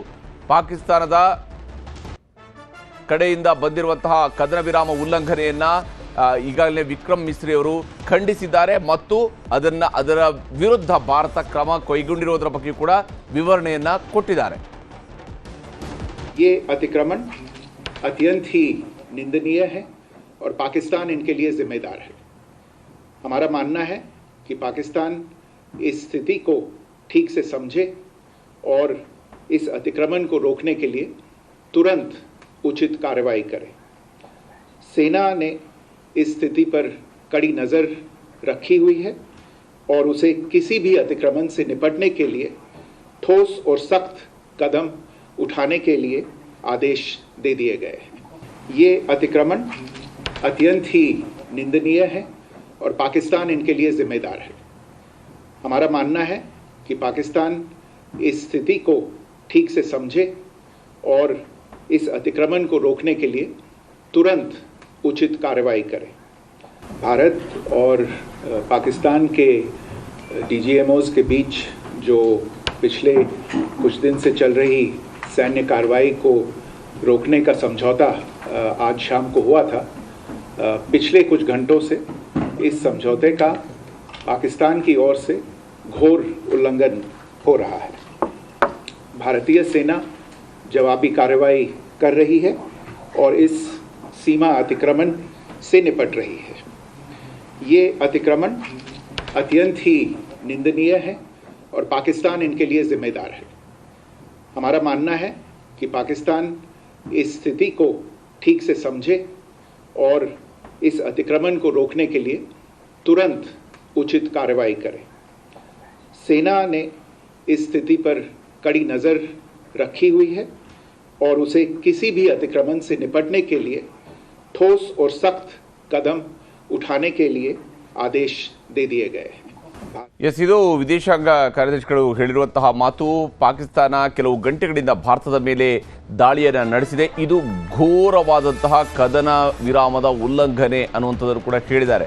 ನಾವು ಈಗಾಗಲೇ ಮಾಡಿಕೊಂಡಿರುವಂತಹ ಕದನ ವಿರಾಮದ ಘೋರ ಉಲ್ಲಂಘನೆಯನ್ನು ಪಾಕಿಸ್ತಾನ ಮಾಡಿದೆ ಮತ್ತು ಇದರ ನೇರ ಹೊಣೆಯನ್ನು ಪಾಕಿಸ್ತಾನ ಹೊರಬೇಕಾಗುತ್ತೆ ಮತ್ತು ಇಮಿಡಿಯೇಟ್ ಆಗಿ ಇದನ್ನು ನಿಲ್ಲಿಸುವುದರ ಕಡೆಗೆ ಕ್ರಮವನ್ನು ಕೈಗೊಳ್ಳಬೇಕಾಗುತ್ತೆ. ಭಾರತದ ಮೇಲೆ ನಡೆಸಿರುವಂತಹ ಸೀಮೆಯ ಅತಿಕ್ರಮಣವನ್ನು ಹಿಮ್ಮೆಟ್ಟಿಸುವಂತಹದ್ದಕ್ಕೆ ಬೇಕಾದಂತಹ ಎಲ್ಲ ಅಧಿಕಾರವನ್ನು, ಪೂರ್ಣ ಅಧಿಕಾರವನ್ನು ಭಾರತೀಯ ಸೇನೆಗೆ ನೀಡಲಾಗಿದೆ ಅನ್ನುವಂಥದ್ದನ್ನು ಕೂಡ ವಿಕ್ರಮ್ ಮಿಸ್ರಿ ಅವರು ಹೇಳಿದ್ದಾರೆ. ಈ ವಿಚಾರದ ಬಗ್ಗೆ ಮಾತನಾಡೋದಕ್ಕೆ ನಮ್ಮ ಜೊತೆಗೆ ನಿವೃತ್ತ ಸೇನಾಧಿಕಾರಿಗಳಾಗಿರುವಂತಹ ಲೆಫ್ಟಿನೆಂಟ್ ಜನರಲ್ PNBM ಪ್ರಸಾದ್ ಅವರು ಜಾಯ್ನ್ ಆಗಿದ್ದಾರೆ. ಪ್ರಸಾದ್ ಸರ್, ಈಗ ನೋಡಿದರೆ ಒಂದು ನಾಯಿಬಾಲ ಡೊಂಕು ಅನ್ನುವಂತಹ ರೀತಿಯಲ್ಲಿನೇ ಪಾಕಿಸ್ತಾನ ವರ್ತಿಸ್ತಾ ಇರುವಂಥದ್ದು ಸ್ಪಷ್ಟ ಇದೆ. ಅದಕ್ಕೆ ಏನು ಕದನ ವಿರಾಮಕ್ಕೆ ಈ ಕಡೆ ಅವರು ಒಪ್ಕೊಳ್ತಾರೆ, 5 ಗಂಟೆಗೆ ಒಪ್ಕೊಳ್ತಾರೆ, 9 ಗಂಟೆಗೆ ಮತ್ತೆ ದಾಳಿಯನ್ನು ಮಾಡ್ತಾರೆ. 4 ಗಂಟೆ ಕೂಡ 24 ಗಂಟೆ ಅಲ್ಲ, ಬರೀ 4 ಗಂಟೆಯಲ್ಲೇ ತನ್ನ ಬುದ್ಧಿಯನ್ನು ಅದು ತೋರಿಸಿದೆ. ಈಗ ಕಡೆಗೆ ಬಹಳ ಸ್ಪಷ್ಟ ಮಾತುಗಳಲ್ಲಿ ಅದಕ್ಕೆ ಎಚ್ಚರಿಕೆಯನ್ನು ಈಗ ಭಾರತದ ವಿದೇಶಾಂಗ ಸಚಿವರು ಕೂಡ ಕೊಟ್ಟಿದ್ದಾರೆ. ಈ ಕದನ ವಿರಾಮ ಉಲ್ಲಂಘನೆಯನ್ನು ಈಗ ನಿಲ್ಲಿಸಬೇಕು ಅನ್ನೋಂಥ ಸೂಚನೆಯನ್ನು ಕೂಡ ಕೊಟ್ಟಿದ್ದಾರೆ ಅವರು. ಎಷ್ಟರ ಮಟ್ಟಿಗೆ ಪಾಕಿಸ್ತಾನ ಇದನ್ನ ಇದೇ ರೀತಿಯಲ್ಲಿ ನಡ್ಕೊಳ್ಳುತ್ತೆ ಅಂದರೆ ನಂಬಬೇಕಾಗತ್ತೆ ಅಂತ ನೋಡಿ. ಇವಾಗ ನಮಗೆ ಗೊತ್ತಾಗಿದೆ ಅವರ ಮುಖವಾಡ ಏನಿದೆ ಅಂತ ಹೇಳಿ. ನೀವು ಹೇಳಿದಾಗೆ ನಾಯಿ ಬಾಲ ಡೊಂಕು, ಅದಕ್ಕೆ ನೀವು ಒಂದು ಪೈಪ್ ಹಾಕಿದ್ರೆ, ಟ್ಯೂಬ್ ಹಾಕಿದ್ರೆ ಅದು ಸರಿಯಾಗೋದಿಲ್ಲ. ಅದಕ್ಕೆ ಅವಕಾಶವೂ ಕೂಡ ಕೊಟ್ಟಿಲ್ಲ ನಾವು. ಅದಕ್ಕೆ ಡೊಂಕಾಗೇ ಉಳಿದಿದೆ ಅದು. ಉಲ್ಲಂಘನೆಯನ್ನು ಮಾಡಿದ್ದಾರೆ. ಈ ಉಲ್ಲಂಘನೆಯನ್ನು ಇವತ್ತೆಲ್ಲ ಮಾಡಿದ್ದವರು. ಯಾವಾಗ ನಮ್ಮ ದೇಶ ವಿಭಜನೆ ಆಯಿತು ಆ ಸಂದರ್ಭದಲ್ಲಿ JNK ಅದು ಮಹಾರಾಜ ಹರಿಸಿಂಗನ ಕೈಯಲ್ಲಿತ್ತು. ನಮ್ಮ ದೇಶಕ್ಕೆ ಅವನು ಎಕ್ಸೆಷನ್ ಟ್ರೀಟಿ ಸೈನ್ ಮಾಡೋಕ್ಕಿಂತ ಮೊದಲೇ ಅವರು ಸೈನ್ಯವನ್ನು ಕಳಿಸಿಬಿಟ್ಟು POJKನ ತಗೊಂಡ್ಬಿಟ್ರು. ಹೌದು, ಇದು ಅವರ ಇತಿಹಾಸ. ಹೌದು ಹೌದು. ಹಾಗೆ 65 ವಾರ್ನಲ್ಲೂ ಕೂಡ ನಾವು ಉಲ್ಲಂಘನೆ ಮಾಡಿದ್ದಾರೆ ಸೀಸ್ ಫೈರ್ ಅನ್ನು. ಹೌದು, ಕಾನ್ಸ್ಟೆಂಟ್ ಅಗ್ರಿಮೆಂಟ್ ಆಯ್ತು. ಹೌದು, ಆಯ್ತಾ, ನಾವು ಅವರಿಗೆ ಬೇಕಾದಷ್ಟು ಅವರಿಗೆ ಸಹಾಯ ಮಾಡಿದ್ದೇವೆ ಅದರಲ್ಲಿ. ಹೌದು. ಕೊನೆಗೆ ನಮಗೆ ಅವರು ಏನ್ ಮಾಡಿದ್ರು ಅಂತಂದ್ರೆ ಉಲ್ಲಂಘನೆ ಮಾಡಿದ್ರು. ಹೌದು, 71 ವಾರ್ನಲ್ಲಿ ಅನಿವಾರ್ಯವಾಯ್ತು ಅಷ್ಟೇ. ಹೌದು. ಕಾರ್ಗಿಲ್ ವಾರಕ್ಕಿಂತ ಮೊದಲು ಲಾಹೋರ್ ಅಗ್ರಿಮೆಂಟ್ ಆದಾಗ ಅದನ್ನು ಉಲ್ಲಂಘನೆ ಮಾಡಿದ್ದು ಅವರು. ಇದಕ್ಕೆ ಮುಖ್ಯ ಕಾರಣ ಏನು ಅಂತ ನೋಡಿ, ಅಲ್ಲಿ ಅಧಿಕಾರ ಅಂತ ಹೇಳಿ ಇರೋದು ಅವರ ಸೇನೆಯ ಹತ್ರ. ಹೌದು. ಆ ಸೇನೆಗೆ ಡಿಪ್ಲೊಮೆಸಿ ಮತ್ತೆ ಎಕ್ಸ್ಟರ್ನಲ್ ರಿಲೇಶನ್ಶಿಪ್ ಅಗತ್ಯವೇ ಇಲ್ಲ. ಅದನ್ನ ಅವರು ಇವರ ಮೂಲಕ, ರಾಜಕಾರಣಿಗಳ ಮೂಲಕ ತಮಗೇನಾಗಬೇಕೋ ಅದನ್ನ ಅವರು ಮಾಡ್ಕೊಳ್ತಾರೆ. ಸೊ ಅಲ್ಲಿಯ ಮುಖ್ಯ ಆಡಳಿತಗಾರ, ಅಲ್ಲಿಯ ಮುಖ್ಯ ಅಧಿಕಾರಿ ಯಾರು ಅಂತಂದ್ರೆ ಮುಲ್ಲಾ ಮುನೀರು. ಹೌದು. ಆ ಮುನೀರನ್ನು ನಾವು ಚೇಂಜ್ ಮಾಡಲಿಕ್ಕೆ ಸಾಧ್ಯ ಉಂಟಾ? ಅವನು ಮಹಾ ದೊಡ್ಡ ದುಷ್ಟ. Is a terrorist, is not A soldier. ಹೌದು. ಈ ಉಲ್ಲಂಘನೆ ಆದ್ಮೇಲೆ ಬರೇ ಅವರು ಉಲ್ಲಂಘನೆ ಅಂತಂದ್ರೆ ಡ್ರೋನ್ ಅಟ್ಯಾಕ್, ಸೀಸ್ ಫೈರ್ ಅಲ್ಲ, ಟೆರರಿಸ್ಟ್ ಅನ್ನ ಕಳಿಸಿದ್ದಾರೆ. ಹೌದು, ಟೆರರಿಸ್ಟ್ ಅನ್ನು ಕಳಿಸಿದ್ದಾರೆ. ಅಲ್ಲಿ ಗೋಲಿಬಾರಿ ಆದಾಗ ನಮ್ಮ ಜವಾನಿಗೆ ಗಾಯ ಆಗಿದೆ, ಅದು ಕೂಡ ಒಂದು ನ್ಯೂಸೇ. ಹೌದು. ಮತ್ತೆ ಅದು it is not a local ceasefire violation. ಇದು it must be central ceasefire violation. Drone attack Gujarat ನಲ್ಲೂ ಮಾಡಿದ್ದಾರೆ, ಈ ಕಡೆ ಕಾಶ್ಮೀರ ಸೈಡ್ ನಲ್ಲೂ ಮಾಡಿದ್ದಾರೆ. ಹೌದು. ಹಾಗಾಗಿ it is not by mistake. ಹೌದು. ಇವಾಗ ನಾವು ಈ ಮಿಸ್ರಿ ಅವರು ನಮ್ಮ ವಿದೇಶಾಂಗ ಸಚಿವರು ಹೇಳಿದಾಗೆ ಏನೋ ಇದು ಗಂಭೀರ ಸಮಸ್ಯೆ, ಸೇನೆಗೆ ನಾವು ತುಂಬಾ ಅಧಿಕಾರ ಕೊಟ್ಟಿದ್ದೇವೆ ಟು ಟೇಕ್ ಮೆಷರ್ಸ್ ಅಂತ. ಆದ್ರೆ ನಾವು ಇನ್ನೂ ಡಿಕ್ಲೇರ್ ಮಾಡಿಲ್ಲ whether we will continue operation Sindoor. ಅದನ್ನ ನಾವು ಡಿಕ್ಲೇರ್ ಮಾಡಿಲ್ಲ. ಹೌದು. We are asking explanation from Pakistan. ಹೌದು. ಅವ್ರೇನ್ ಎಕ್ಸ್ಪ್ಲನೇಷನ್ ಕೊಡ್ಲಿಕ್ಕೆ ಸಾಧ್ಯ ಇದೆ ಹೇಳಿ? ಹೌದು ಹೌದು. ಈಗ ನೋಡಿ, president Trump he tried to bring some sort of agreement between USSR ಮತ್ತೆ ಉಕ್ರೇನ್. ಹೌದು. ಆ ಸೀಸ್ಫೈರ್ ವೈಲೇಷನ್ ಆಯ್ತು. ಹೌದು. ಹಮಾಸ್ ಮತ್ತೆ ಇಸ್ರೇಲ್ ಅದ್ರ ಮಧ್ಯದಲ್ಲಿ ಏನೋ ತಡೆ ಹಾಕೊಂಡ. ಅದು ಸಕ್ಸೀಡ್ ಆಗ್ಲಿಲ್ಲ. ಹೌದು. ಯಾಕಂತಂದ್ರೆ ನೋಡಿ, ನಾವು ಅನುಭವಿಸೋರು ನಾವು. ಹೌದು. ಅಮೆರಿಕದವರಿಗೆ ಅವರಿಗೆ ಸೆಲ್ಫಿಶ್ ಇಂಟ್ರೆಸ್ಟ್ ಇರುತ್ತೆ. ನಾವು ಬುದ್ಧಿವಂತರಾದ್ಮೇಲೆ ನಾನು ಮೊದಲು ಹೇಳಿದಾಗೆ ಒಂದು ರಾಡಿಕಲ್ ಟ್ರೀಟ್ಮೆಂಟ್, ಒಂದು ಅವರನ್ನ bring them to the knees. ಆಮೇಲೆ ಜನದಿಂದ ಆ ಒಂದು ಟೆರರಿಸಮ್ ಅನ್ನ ತೆಗಿಬೇಕು. ಅದು ತೆಗಿಬೇಕು ಅಂತಂದ್ರೆ ನಾವು ಅದಕ್ಕೆ ಸರಿಯಾದಂತಹ ನಮ್ಮ ಉದ್ದೇಶ ಸರಿಯಾಗಿರ್ಬೇಕು, ಗೋಲ್ ಅನ್ನ ಅಚೀವ್ ಮಾಡ್ಬೇಕು. ಈ ಸೀಸ್ ಫೈರ್ ಅವರು ಒಪ್ತಾ ಇದ್ದಾರೆ, ನಾವು ಅದಕ್ಕೆ ಒಪ್ಪಬೇಕು ಅಂತ ಹೇಳಿ ಯಾವ ಪ್ರೆಷರ್ಗೆ ಬರೋದೆ. ಹೌದು. ಈ ದುಷ್ಟನ್ನ ನಾವು ಗುರುತಿಸಿ ಹೌದು ನಾವು ನಮ್ಮ ಸ್ವಾತಂತ್ರ್ಯವನ್ನ ಕಾಪಾಡ್ಕೊಂಡು ಬರ್ಬೇಕು, ನಮ್ಮ ದೇಶದ ಹಿತವನ್ನು ನೋಡ್ಕೊಳ್ಬೇಕು. ನಿಜ. ಇದರಿಂದ ನಾವೇನ್ ಕಲಿಬೇಕು ಅಂತಂದ್ರೆ ಏನೋ it has become A win win situation. ಹೌದು. ಅವ್ರು ಸೀಸ್ ಫೈರ್ ವೈಲೇಟ್ ಮಾಡಿದ್ದಾರೆ, ಅದ್ರ ಜೊತೆಗೆ ಟೆರರಿಸ್ಟ್ ಅಟ್ಯಾಕ್ ಮಾಡಿದ್ದಾರೆ. ಹಾಗಾಗಿ we can declare the war open ಆಗಿ ವಾರ್ ಡಿಕ್ಲೇರ್ ಮಾಡ್ಬೋದು. ಮತ್ತೆ ನಮ್ಮ ಯಾವ್ದು ಒಂದು ಗುರಿ ಇದೆಯೋ ಅದನ್ನ ನಾವು ಯಶಸ್ಸುಗೊಳಿಸ್ಬೋದು. ಅಮೆರಿಕದ ಇಂಟರ್ಫಿಯರೆನ್ಸ್ ಇರೋದಿಲ್ಲ, ಇನ್ನು ಯಾವ ದೇಶಗಳ ಇಂಟರ್ಫಿಯರೆನ್ಸ್ ಇರೋದಿಲ್ಲ. ಅಮೆರಿಕದ ತಪ್ಪು ಕೂಡ ಒಂದು ಬುದ್ಧಿ ಕಲಿಬೇಕು. ಯಾವುದೇ ಒಂದು ನೆಗೋಸಿಯೇಷನ್ ಮಾಡ್ಬೇಕು ಅಂತಂದ್ರೆ ಅದಕ್ಕೆ ಸರಿಯಾದಂತಹ ಏನು ಅಂತಂದ್ರೆ ಇಟ್ ಟೇಕ್ಸ್ ಟೈಮ್. ಹೌದು. ಒಂದು ಎಗ್ರಿಮೆಂಟ್ ಮಾಡಿಸ್ಕೊಳ್ಬೇಕು. ಇವನು ವಾಟ್ಸ್ಆಪ್ ಅಲ್ಲಿ ಅಥವಾ ಅವನ ಇನ್ಸ್ಟಾಗ್ರಾಮ್ ಅಲ್ಲಿ ಕಳಿಸ್ಬಿಟ್ರೆ ಪಾಕಿಸ್ತಾನ ಮತ್ತೆ India has agreed for seize fire ಅಂತಂದ್ರೆ ಅದಕ್ಕೆ ಅರ್ಥ ಇಲ್ಲ. ನಿಜ ನಿಜ. ಟ್ರಂಪ್ ಎಲ್ಲೊಂದು ಕಡೆಯಲ್ಲಿ ಇದನ್ನ ಸಂಪೂರ್ಣ ತನ್ನಿಂದಾಗಿನೇ ಆಯ್ತೇನೋ ಅನ್ನೋಂಥ ರೀತಿಯಲ್ಲಿ ಬಿಂಬಿಸಿಕೊಳ್ಳುವಂತಹ ಪ್ರಯತ್ನವನ್ನು ಮಾಡಿದಾಗ ಕೂಡ ಇತ್ತು ಅದು. ಯಾಕಂದ್ರೆ ಭಾರತ ಈ ವಿಚಾರಗಳಲ್ಲಿ ತನ್ನ ನಿರ್ಧಾರಗಳನ್ನ ಭಾರತ ತೆಗೆದುಕೊಳ್ಳುತ್ತೆ. ನೋಡಿ, ಈಗ ಇದ್ರ ಬಗ್ಗೆ ತುಂಬಾ ವಿಚಾರ ಆಗಿರ್ಬಹುದು. ಮೋದಿ ಮತ್ತೆ ಸೆಕ್ಯೂರಿಟಿ ಅಡ್ವೈಸರ್ಸ್, CDS, ಆಲ್ ಇದು ಅವ್ರಿಗೆ ಗ್ರೌಂಡ್ ರಿಯಾಲಿಟಿ ಗೊತ್ತಿರ್ಬೋದು. ಆದರೆ let us give us A chance for piece ಅಂತ ಹೇಳೋ ಒಂದು ಉದ್ದೇಶ ಇದ್ದಿರ್ಬೇಕು. ಹೌದು. ಆ ಉದ್ದೇಶದಿಂದ ಏನ್ ಮಾಡಿದ್ರು ಅಂತಂದ್ರೆ ನಾವು ಅವರ the spine of the terrorist camps ಅನ್ನ ನಾವು ಮುರಿದಿದ್ದೇವೆ. ಹೌದು. ಆಯ್ತಾ? ಅದನ್ನ ದಡದಿಂದ ಅಥವಾ ರೂಟ್ಸ್ ಇಂದ ತೆಗಿಲಿಕ್ಕೆ ಆಗ್ಲಿಲ್ಲ. It takes time. ಆದ್ರೆ ಅದು ಮುಖ್ಯವಾಗಿ ಏನು ಅಂತಂದ್ರೆ ಆರ್ಮಿ, ISI ಮತ್ತೆ ಟೆರರಿಸಮ್ ಅದೆಲ್ಲ same the two faces of the same coin ಅಂತ ಹೇಳ್ತೀವಿ. ಹೌದು. ಹಾಗಾಗಿ ಯಾವಾಗ ಈ ಆರ್ಮಿಯಲ್ಲಿ ಬದಲಾವಣೆ ಆಗೋದಿಲ್ಲ, ಅಲ್ಲಿ ಸೆಕ್ಯುಲರಿಸಮ್ ಬರೋದಿಲ್ಲ, ಡೆಮೋಕ್ರಸಿ ಬರೋದಿಲ್ಲ ಅಂತಂದ್ರೆ ಈ ಸಮಸ್ಯೆಗಳು ಇದ್ದೇ ಇರುತ್ತೆ. ಅದು ಎಂದಿಗೂ ಅಲ್ಲಿ ಡೆಮೋಕ್ರಸಿ ಬರ್ಲಿಕ್ಕೆ ಸಾಧ್ಯನೂ ಇಲ್ಲ, ಆರ್ಮಿ ರೂಲ್ ಇದ್ದೇ ಇರುತ್ತೆ. ಇದು ಹಾಗಾಗಿ ಈ cease fire has no value. We have to achieve our objective. Open ಆಗಿ ನಾವು ಡಿಕ್ಲೇರ್ ಮಾಡದೇ ಇರ್ಬೋದು ವಾರ್ ಅಂತ ಹೇಳಿ, but we have to go on offensive. ಆದರೆ ಈಗ ಪ್ರಸಾದ್ ಸರ್, ಈಗ ಮಿಸ್ರಿ ಅವರು ಹೇಳಿರುವಂತಹ ಮಾತುಗಳನ್ನ ಗಮನಿಸಿದಾಗ ನಾವು ಸೇನೆಗೆ ಅಧಿಕಾರವನ್ನು ಕೊಟ್ಟಿದ್ದೀವಿ, ಅದನ್ನ ಏನು ಅವರಿಗೆ ನಡೆಸಿರುವಂತಹ ದಾಳಿಗೆ ಸರಿಯಾದಂಥ ಉತ್ತರವನ್ನು ಕೊಡೋದಕ್ಕೆ ಬೇಕಂತ ಅಧಿಕಾರವನ್ನು ಕೊಟ್ಟಿದ್ದೀವಿ ಅಂದ್ಕೊಂಡು ಇದು ವಾಪಸ್ ಏನು ನಿನ್ನೆ ಅಥವಾ ಮೊನ್ನೆ ಆಗಿರುವಂಥ ರೀತಿಯಲ್ಲಿ ಪಾಕಿಸ್ತಾನದ ಒಳಗಡೆ ಹೋಗಿ ಡ್ರೋನ್ ಅಟ್ಯಾಕ್ ಮಾಡುವಂಥದ್ದಕ್ಕೂ ಕೂಡ ಮತ್ತೆ ಕೊಟ್ಟಿರುವಂತಹ ಪರ್ಮಿಷನ್, ಅಥವಾ ಕೇವಲ ಈಗ ಬಂದಿರುವಂತಹ ದಾಳಿಯನ್ನು ಅಲ್ಲಿನೇ ನಿಲ್ಲಿಸಿ ಕದನ ವಿರಾಮದ ವಿಚಾರದಲ್ಲಿ ಪಾಕಿಸ್ತಾನಕ್ಕೆ ಎಚ್ಚರಿಕೆ ಕೊಡೋದಕ್ಕಷ್ಟೇ ಸೀಮಿತ ಆಗಿರುತ್ತಾ? ನೋಡಿ, ಅದು ಏನು ಅಂತಂದ್ರೆ ಅವರು ನಮ್ಮನ್ನ ಅಟ್ಯಾಕ್ ಮಾಡೋ ಸಂದರ್ಭದಲ್ಲಿ ಲೋಕಲ್ ಕಮಾಂಡರ್ಸ್ಗೆ ಅಧಿಕಾರ ಇದ್ದೇ ಇರತ್ತೆ.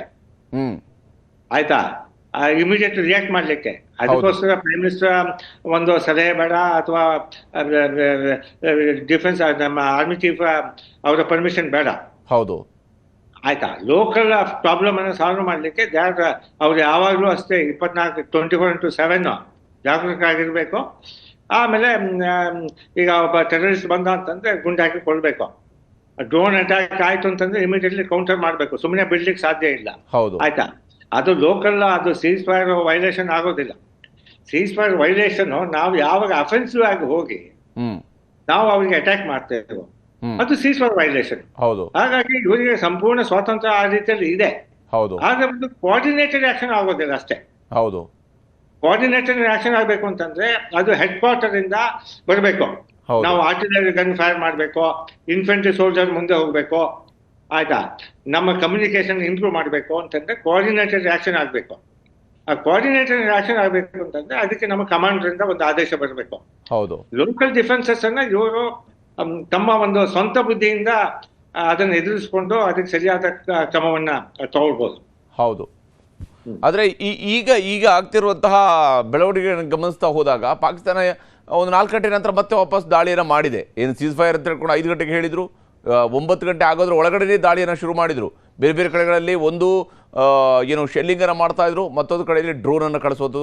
ಅದು ಎಲ್ಲಿಂದ ಕಚ್ಚಿಂದ ಹಿಡಿದು ಕಾಶ್ಮೀರದವರೆಗೆ ಕಳಿಸಿದ್ದಾರೆ. ಇವತ್ತು ಕಚ್ಚಿನಿಂದ ಶುರು ಮಾಡಿದ್ದಾರೆ ಅವರು. ಕಚ್ ಬೇರೆ ಬೇರೆ ಭಾಗಗಳಲ್ಲಿ ಆಗಿದೆ ಇವತ್ತು.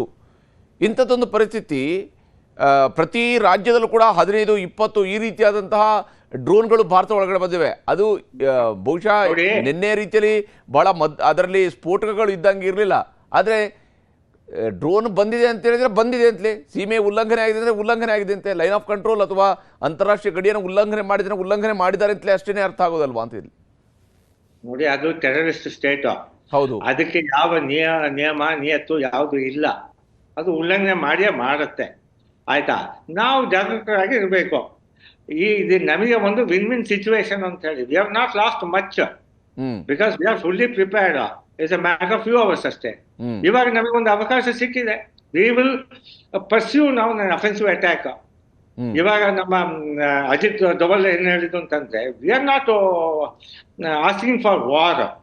ನಮಗೆ ಯುದ್ಧ ಅಂತ ಹೇಳಿ ಬೇಡ, ಅದು ನಮಗೊಂದು ಉದ್ದೇಶ ಅಲ್ಲ. ನಮ್ಮ ಉದ್ದೇಶ ಅಂತಂದ್ರೆ ಏನು ಅಂತಂದ್ರೆ ನಮಗೆ ಪೀಸ್ ಬೇಕು. We have given them A chance. ಆ ಚಾನ್ಸ್ ಅನ್ನು ಅವರು ಉಪಯೋಗಿಸ್ತಾ ಇಲ್ಲ. ಹಾಗಾಗಿ ನಮಗೆ ಒಂದು ಯುದ್ಧ ಮಾಡೋದಕ್ಕೆ ಒಂದು ಅವಕಾಶ ಸಿಕ್ಕಿದೆ. We will defend our rights. ಆದರೆ ನಾಳೆ ನಾವು ಏನ್ ನಿರ್ಧಾರ ತಗೊಳ್ತೇವೋ, ನಾವು ಫುಲ್ ಸ್ಕೇಲ್ ಆಪರೇಷನ್ ಮಾಡ್ತೇವೋ ಅದು ಬಹಳ ಮುಖ್ಯ. ನಾಳೆ ಏನ್ ಬ್ರೀಫಿಂಗ್ ಆಗತ್ತೆ ಅದು ಬಹಳ ಮುಖ್ಯ. ಇದು only temporary ceasefire violation ಅಥವಾ we will continue our operation ಅಂತ ಹೇಳಕ್ಕೆ ನಾವು ವೇಟ್ ಮಾಡಬೇಕು. ನೋಡಿ, ಇವಾಗಲೇ ಚೈನಾದವ್ರು ಏನ್ ಹೇಳಿದ್ದಾರೆ, ವಿ ವಿಲ್ ಸಪೋರ್ಟ್ ಪಾಕಿಸ್ತಾನ ಅಂತ ಓಪನ್ ಆಗಿ ಹೇಳಿದ್ದಾರೆ. ಓಪನ್ ಆಗಿ ಅವ್ರು ಸಪೋರ್ಟ್ ಮಾಡ್ತಾ ಇದ್ದಾರೆ. ಈ ಸಂದರ್ಭದಲ್ಲಿ ನಾವು ಬೈ ಪ್ರೆಷರ್ ಸೀಸ್ ಫೈರ್ಗೆ ನಾವು ಒಪ್ಕೊಳ್ಬಾರ್ದು. ಇವಾಗ ಚೈನೀಸ್ ನಮ್ಮಲ್ಲಿ ಪ್ರೆಷರ್ ತರ್ತಾ ಇದ್ದಾರೆ. ನೀವು ಏನಾದ್ರೂ ಯುದ್ಧ ಮಾಡಿದ್ರೆ ವಿ ವಿಲ್ ಸಪೋರ್ಟ್ ದೆಮ್ ಅಂತ. ಅದು ಒಂದು. ಸಾರ್ವಭೌಮತ್ವಕ್ಕೆ ಮತ್ತೆ ಅದರ ಸ್ವಾತಂತ್ರ್ಯಕ್ಕೆ ಅಷ್ಟೇ ಅಲ್ಲದೆ ಅದರ ಭೂಮಿಯ ವಿಚಾರದಲ್ಲೂ ಕೂಡ, ಅಂದರೆ ಅದರ ಅರ್ಥ ಬಹುತೇಕ ನಾವು ವಾಪಸ್ POKನ ಪಡ್ಕೊಳ್ತೀವಿ ಅನ್ನುವಂತಹ ವಿಚಾರಗಳು ಬಂದಾಗಲೂ ಕೂಡ ಅದರ ಭೂಮಿಯ ವಿಚಾರದಲ್ಲೂ ಕೂಡ ನಾವು ಅದರ ಬೆಂಬಲಕ್ಕೆ ನಿಲ್ತೀವಿ ಅನ್ನುವಂತಹ ರೀತಿಯಲ್ಲಿ ಪಾಕಿಸ್ತಾನಕ್ಕೆ ಚೀನಾ ಭರವಸೆ ಕೊಟ್ಟಿದೆ ನಂತರ ಪಾಕಿಸ್ತಾನದ ವಿದೇಶಾಂಗ ಸಚಿವ ಹೇಳ್ಕೊಳ್ತಾ ಇರುವಂಥದ್ದು. ಹಾಗಾದರೆ ಈ ರೀತಿಯಾದಂತಹ ಬೆಂಬಲವನ್ನ ಅದು ಈ ಸಂಘರ್ಷದ ಸಂದರ್ಭದಲ್ಲಿ ಚೀನಾ ಕೊಡಬೇಕು ಅಂತೇಳಿ ಆದರೆ ಯಾವ ಸ್ವರೂಪದ ಒಂದು ಬೆಳವಣಿಗೆಗಳಿವು ಅಂತ? ಯಾವ ಸ್ವರೂಪದಲ್ಲಿ ಕೊಡ್ತಾರೆ ಅಂತಂದ್ರೆ ಅವರು ಸೈನಿಕರನ್ನ ಕಳಿಸಲಿಕ್ಕೆ ಸಾಧ್ಯ ಇಲ್ಲ. ಅವರು ಸೈನಿಕರನ್ನ ಕಳಿಸಿದ್ರೆ ಅದು ಒಂದು ವರ್ಲ್ಡ್ ವಾರ್ ಟೈಪ್ ಆಗತ್ತೆ. ಈಗ ಟರ್ಕಿ ಅವರು ಅವರ ಸೈನಿಕರನ್ನ ಕಳಿಸಿದ್ರು, ಅದು ಗೊತ್ತಾಯ್ತು, ವಾಪಸ್ಸು ಅವ್ರು ಹೋಗ್ಬೇಕಾಗಿತ್ತು. ಸೊ ಅವರು ಸೈನಿಕರನ್ನ ಕಳಿಸೋದಿಲ್ಲ. ಅವಾಗ it becomes a full scale war, 2 front. ನಾವು we have to face China, also Pakistan. ಆ ಸ್ಥಿತಿಗೆ ಇಲ್ಲ ಅಂತ ನನಗೆ ಅನ್ಸುತ್ತೆ. ಆ ಸ್ಥಿತಿ ಬಂದ್ರೆ then America will support us. ಆ ಕಡೆ ಅಫ್ಘಾನಿಸ್ತಾನ, ಬಲ್ಚಿಸ್ತಾನ್ ಪ್ರಾಬ್ಲಮ್ಸ್ ಇದೆ. ಹಾಗಾಗಿ ಅವರು ಫಿಸಿಕಲ್ ಆಗಿ ಸಪೋರ್ಟ್ ಮಾಡೋದಿಲ್ಲ. ಅವ್ರು ಯಾವಾಗ ಇಂಡೈರೆಕ್ಟ್ ಆಗಿ ಸಪೋರ್ಟ್ ಮಾಡ್ತಾ ಇದ್ದಾರೆ. ಆಯ್ತಾ, ಯಾಕಂತಂದ್ರೆ ಅವರಿಗೆ ಇಂಟ್ರೆಸ್ಟ್ ಇದೆ, ವೆಸ್ಟೆಡ್ ಇಂಟ್ರೆಸ್ಟ್ ಇದೆ. ಬಲ್ಚಿಸ್ತಾನ ಅವ್ರಿಗೆ ಬಹಳ ಮುಖ್ಯ. ಇವಾಗ ಅವರಿಗೆ ಒಂದು ಸಮಸ್ಯೆ ಏನ್ ಬಂದಿದೆ ಅಂತಂದ್ರೆ, ಬಲ್ಚಿಸ್ತಾನ ವಿಭಜನೆ ಆಗಿ ಪಾಕಿಸ್ತಾನದಿಂದ ಹೊರಗಡೆ ಹೋಗುವಂತ ಒಂದು ಸ್ಥಿತಿಯಲ್ಲಿ ಇದೆ. ಆಯ್ತಾ, ಅದು ಆದಲ್ಲಿ ಅವರ ಇಂಟ್ರೆಸ್ಟ್ ಅಲ್ಲಿ ಹೋಯ್ತು. ಸೊ ಅವ್ರು ಓಪನ್ ಆಗಿ ನಮಗೆ ವಾರ್ ಡಿಕ್ಲೇರ್ ಮಾಡದಿದ್ರು ಕೂಡ they will try their best to support Pakistan. ಅವ್ರ ಸಪೋರ್ಟ್ ಇಂದ ಪಾಕಿಸ್ತಾನ್ ಗೆಲ್ಲಿಕ್ ಸಾಧ್ಯವೇ ಇಲ್ಲ. ಹೌದು. ಇವಾಗ ನೀವೇ ನೋಡಿದ್ದೀರಾ, ಅವರ ಡ್ರೋನ್ ಎಲ್ಲ ಫೇಲ್ ಆಯ್ತು, ಅವ್ರ ಇಕ್ವಿಪ್ಮೆಂಟ್ ಫೇಲ್ ಆಯ್ತು, ಅವರ ಜೆಟ್ ಪ್ಲೇನ್ಸ್ ಎಲ್ಲ ಫೇಲ್ ಆಗಿದೆ. ಹೌದು. ಸೊ ಫಿನಾನ್ಷಿಯಲ್ ಅವ್ರು ಸಪೋರ್ಟ್ ಮಾಡ್ಲಿಕ್ಕೆ ಸಾಧ್ಯ ಇಲ್ಲ, ಇಕ್ವಿಪ್ಮೆಂಟ್ ವೈಸ್ ಆಲ್ಸೋ ಸಪೋರ್ಟ್ ಮಾಡ್ಲಿಕ್ಕೆ ಸಾಧ್ಯ ಇಲ್ಲ. ಹೌದು. ಮತ್ತೆ ನಾನು ಸಪೋರ್ಟ್ ಮಾಡ್ತೇನೆ ಅಂತಂದ್ರೆ ಅವರಿಗೆ ಇಸ್ಲಾಮಿಕ್ ಸ್ಟೇಟ್ಸ್ ಇಂದಲೂ ಅಷ್ಟು ಸಪೋರ್ಟ್ ಸಿಗೋದಿಲ್ಲ. ಹೌದು. ಹಾಗಾಗಿ ಈಗ Pakistan is going to be isolated. ಈಗ ನಮ್ಮ ಅಜಿತ್ ದೋವಲ್ ಅವರ ಹತ್ರ ವಿದೇಶಾಂಗ ಅವರ ಫಾರಿನ್ ಮಿನಿಸ್ಟರ್ ಮಾತಾಡಿದ್ದಾರೆ, ಏನ್ ಮಾತಾಯ್ತು ನಮ್ಗೆ ಗೊತ್ತಿಲ್ಲ. ಹೌದು.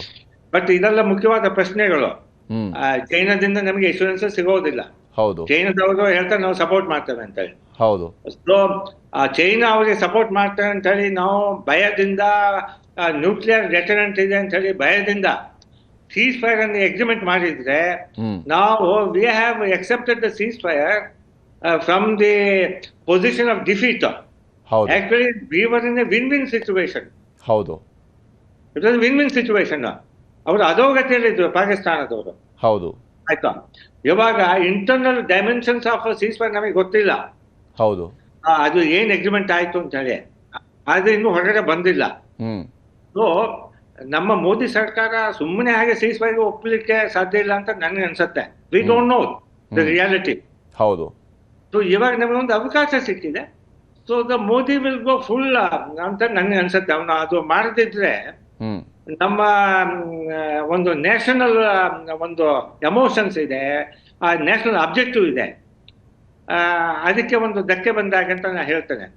Because every patriotic Indian wants to teach a lesson to Pakistan. ಹೌದು ಅಲ್ವಾ? ಹೌದು. ಹಾಗಾಗಿ ನಮ್ಮ ಸೈನ್ಯವೂ ಅದಕ್ಕೆ ತಯಾರಾಗಿದೆ. ಆಯ್ತಾ? ಸೊ ಇದು ನನಗೆ ಒಂದು ಅನ್ಸುತ್ತೆ it's a good opportunity. So the world powers will rally behind us. Yes Prasad sir, ಮಾತಾಡ್ತೀನಿ ನಾನು ನಿಮ್ಮ ಜೊತೆಗೆ, ಜಸ್ಟ್ ಮಾತಾಡ್ತೀನಿ ಒಂದು ಚಿಕ್ಕ ಬ್ರೇಕ್ ನಂತರ.